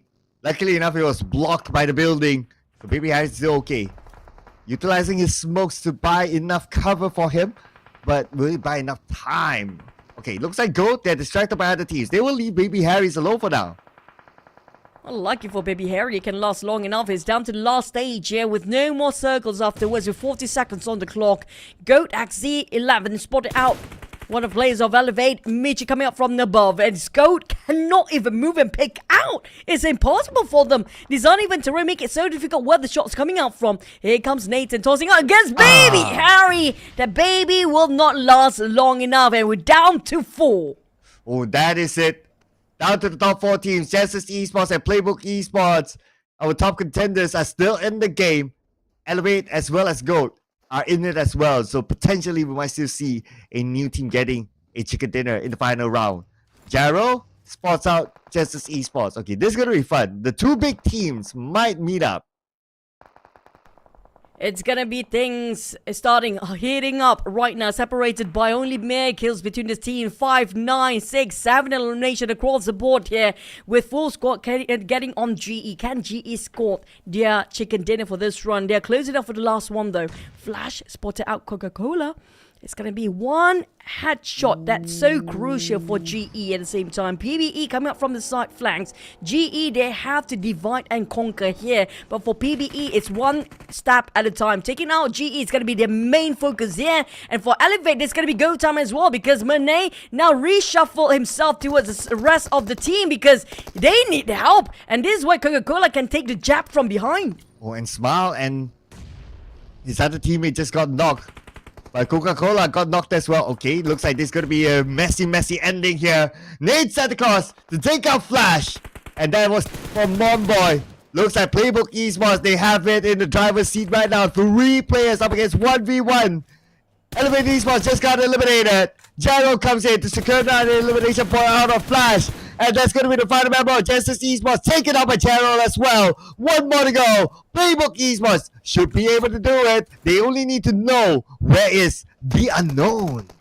And the unknown already been discovered and known, and it's gonna be PBE scoring another chicken here today. What a game by PBE with this chicken just now. I mean, GE got the most man, but thanks to the unknown just now, making it such a difficult decision to be made by GE that they have to refocus against PBE coming up from the flank off angle. And I'm speaking of timing wise, PBE, they got it clocked so well for the team to move into GE when they were separated, just that temporary moment. Yeah, and it's great that they took out the big contenders first. And once they took out GE, then all they need to focus is on to GOAT, and the rest is history from there. And if we look at like Playbook Esports, this time around they played it a little bit slower. They came up a little bit later as well, and it still worked out for them. So that means they adapted to the circle, they adapted to the changes of the other teams really well, and it brought them this chicken dinner. And with this chicken dinner, surely they will still be on top. But before we look at the scores, we'll check out the best moments here, brought to you by the chicken dinner by Playbook Esports.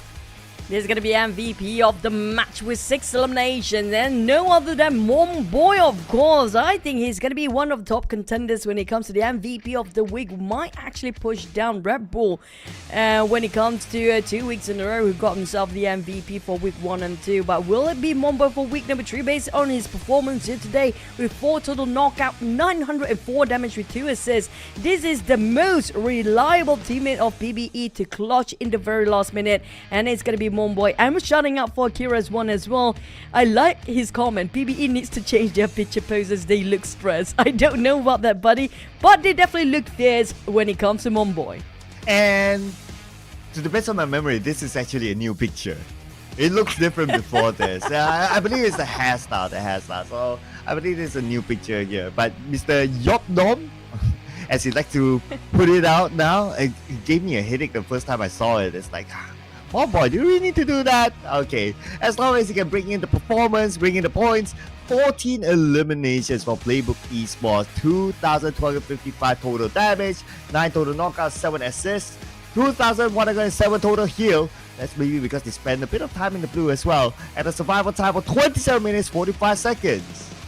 Another big haul coming up from the side of Playbook Esports with their eliminations. They're scoring at 24 points in total. This solidify rock solid at the number 1 spot. I feel like Osja Esports, they might actually bounce back. They're definitely not happy with their performance today, especially been taken by Playbook Esports when it comes that their throne finally get fallen off from their usual hats. But also don't forget about the other contenders too. Yes, PBE today has been their day, but question is, can they carry out the momentum for tomorrow too?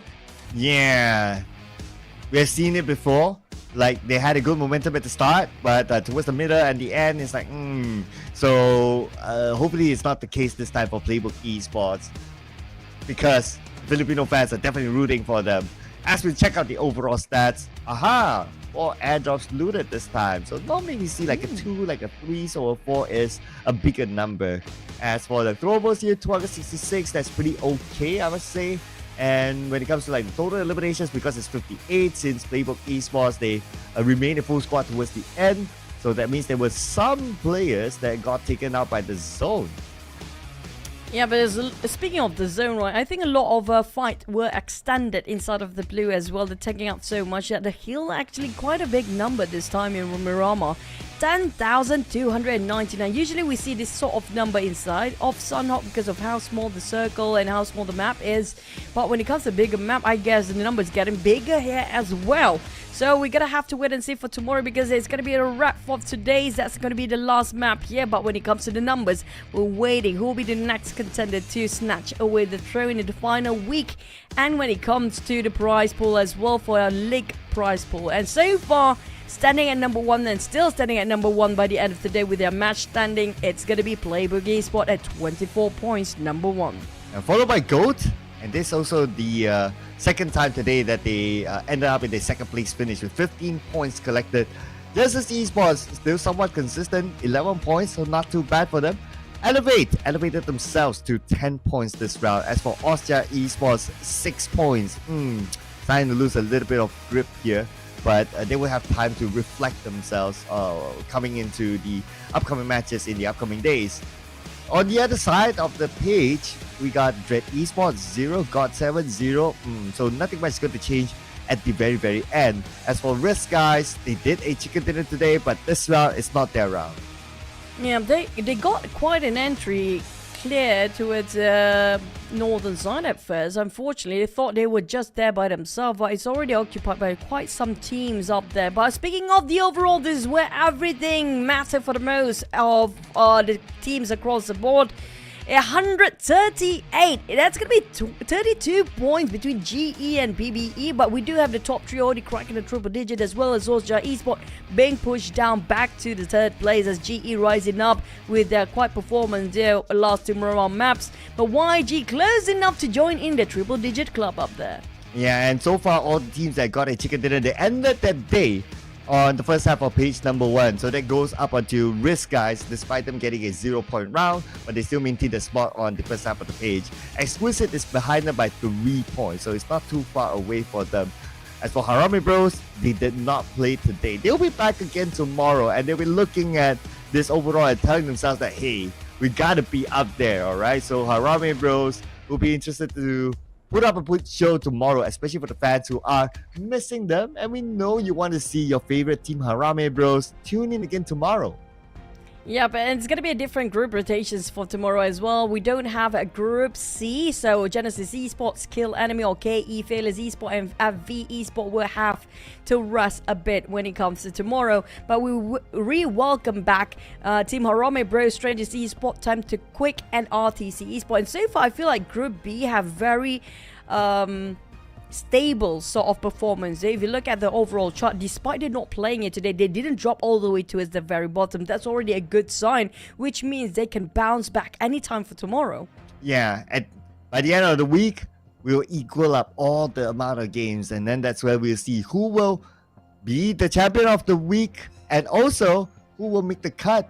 The bottom four is still at risk at this moment, so we're keeping an eye on that sort of storyline as well. Of course, what's more important for me is who will go to the grand finals, because when you're in the grand finals, even though you have a 1 point starting point, for example, you can still sort of catch up. It gives you another opportunity. But that's going to be a wrap up for our day here, ladies and gentlemen. We'll be seeing you again tomorrow. My name is Sir Cloud, together with the amazing Choo Choo.